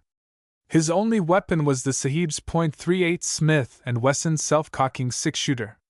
His was the quickest piece of sound thinking, shrewd acting, and desperate valor conceivable. I was staring death in the face, he knew it at a glance. Just within those enormous jaws, and all would be over with me. The light charge of the pistol, however placed, would be little more than a flea bite on a monster already ripped laterally and longitudinally through and through by 2 great .450 cordite shells. Indeed, the lion was not even gasping from his wounds. His great heart was beating strong and steady against mine. Of what avail a little pistol ball, or 6 of them? All this must have raced through Jama 8's brain in a second, in the very second Shikari number 2 was falling under the lion's blow. In another second he conceived a plan, absolutely the only one that possibly could have saved me. Just at the instant the lion turned and opened his jaws to seize and crush my head, forward sprang Jama 8. Within the lion's jaws and into his great yawning mouth Jama 8 thrust pistol, hand, and forearm, and though the hard-driven teeth crunched cruelly through sinews and into bone, steadily pulled the trigger till the pistol's 6 loads were discharged down the lion's very throat. Shrinking from the shock of the shots, the lion released Jama 8's mangled arm and freed me of his weight. Unhurt, even unscratched by the lion, I quickly swung myself up into the biggest mimosa near, a poor 4 feet from the ground, within easy reach of our enemy if he had not been too sick of his wounds to leap at me. Having fallen from the pain and shock of his wounded arm, Jama 8 rose, backed off a little distance, and stood at bay, the pistol clubbed in his left hand. While apparently sick unto death, the lion might muster strength for a last attack, so I called to Marlowe, who, under orders, had waited without the thicket, bearing an elephant gun. Ignorant of whether or not the lion was even wounded, in the brave boy came, crept in range and fired a great 8-bore ball fair through the lion's heart. It was only a few hours until, working with knife and tweezers, the Sahib had all the mimosa thorns dug out of my back and legs, but it was many months before Jama 8 recovered partial use of his good right arm, and it may very well be generations before the story of his heroic deeds ceases to be sung in Somali villages. Chapter 16: A Modern Kurd Lion. To seek to come to death grips with the king of beasts, a man must himself be nothing short of lion-hearted.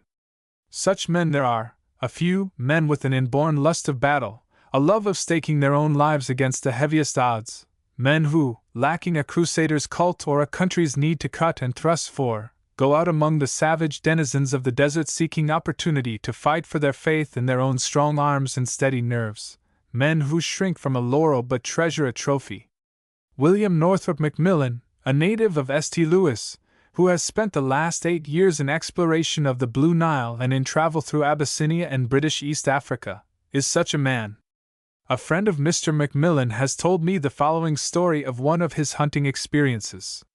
While I can only tell it in simple prose, the deed described deserves perpetuity in the stately meter of a saga. The Jigjiga country, a province of Abyssinia lying near the border of British Somaliland and governed by Abdullah Dawa, an Arab sheikh owing allegiance to King Menelik, is the best lion country in all Africa.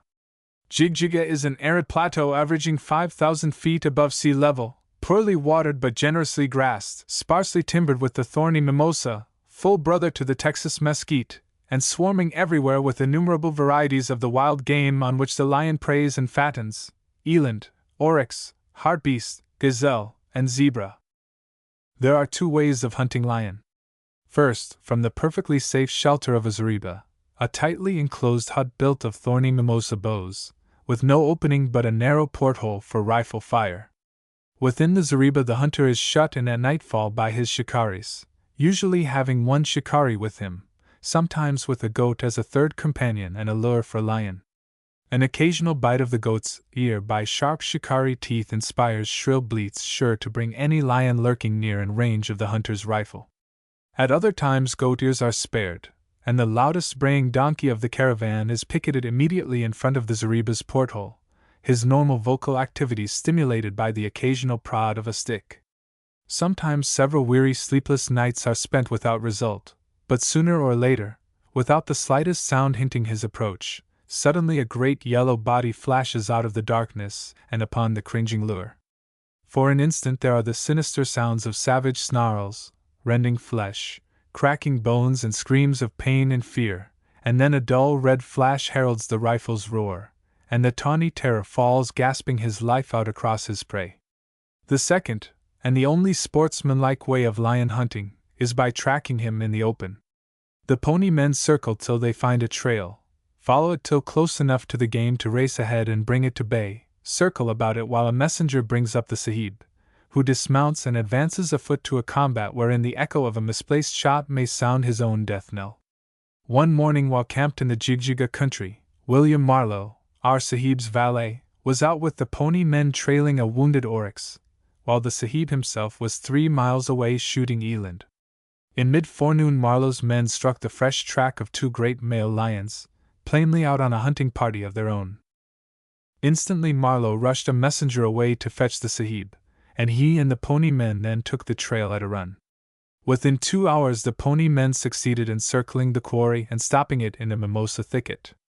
Shortly thereafter, while they were circling and shouting about the thicket to prevent a charge before the sahib's arrival, an incident occurred which proves alike the utter fearlessness and the marvelous knowledge of the game of the Somali. Suddenly out of the shadows of the thicket sprang one of the lions, and launched himself like a thunderbolt upon one of the pony men, bearing horse and rider to the ground. Losing his spear in the fall and held fast by one leg beneath his horse, the rider was defenseless. However, he seized a thorny stick and began beating the lion across the face, while the lion tore at the pony's flank and quarters.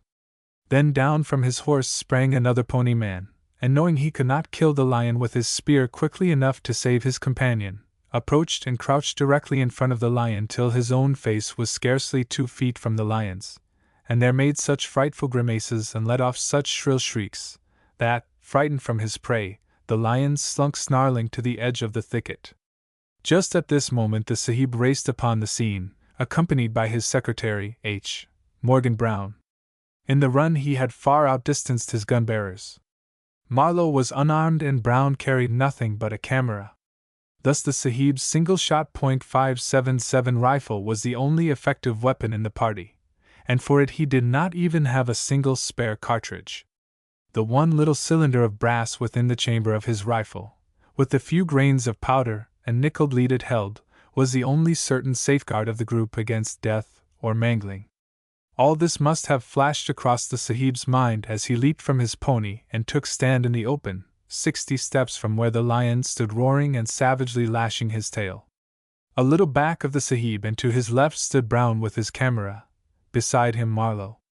Instantly, firm planted on his feet, the Sahib threw the rifle to his face for a steady standing shot. But quicker even than this act, instinctively, the furious king of beasts had marked the giant bulk of the Sahib as the one foeman of the half-score round him worthy of his gleaming ivory weapons, and at him straight he charged the very instant the gun was leveled, coming in great bounds that tossed clouds of dust behind him, coming with hoarse roars at every bound. Roars to shake nerves not made of steel and still the beating of the stoutest heart. On came the lion, and there stood the Sahib, on and yet on, till it must have seemed to his companions that the Sahib was frozen in his tracks. But all the time a firm hand and a true eye held the bead of the rifle sight to close pursuit of the lion's every move, so held it till only a narrow 16 yards separated man and beast. Then the Sahib's rifle cracked, and with marvelous nerve, Brown snapped his camera a second later and caught the picture of the kill. Hitting the beast squarely in the forehead just at the take-on of a bound, the heavy .577 bullet cleaned out the lion's brain pan and killed him instantly, his body turning in mid-air and hitting the ground inert. A better rifle shot would be impossible, and as good a camera snapshot has certainly never been made in the very face of instant, impending, deadly peril. A half-hour later lion number 2, slower of resolution than his mate, fell to the Sahib's first shot, with a broken neck, while lashing himself into fit fury for a charge. This was more even than a royal kill. Each of the lions was, in size, a record among Jigjiga hunters, the first measuring 11 feet 1 inch from tip of nose to tip of tail, the second 11 feet. And then the party marched back to camp with the trophies. Jama ate, the head shikari, chanting paeans to his Sahib's prowess, while his mates roared a hoarse Somali chorus, and all night long, by ancient law of shikari, the camp feasted, chanted, and danced, one sable saga maker after another chanting his pride to serve so valiant a Sahib. The end.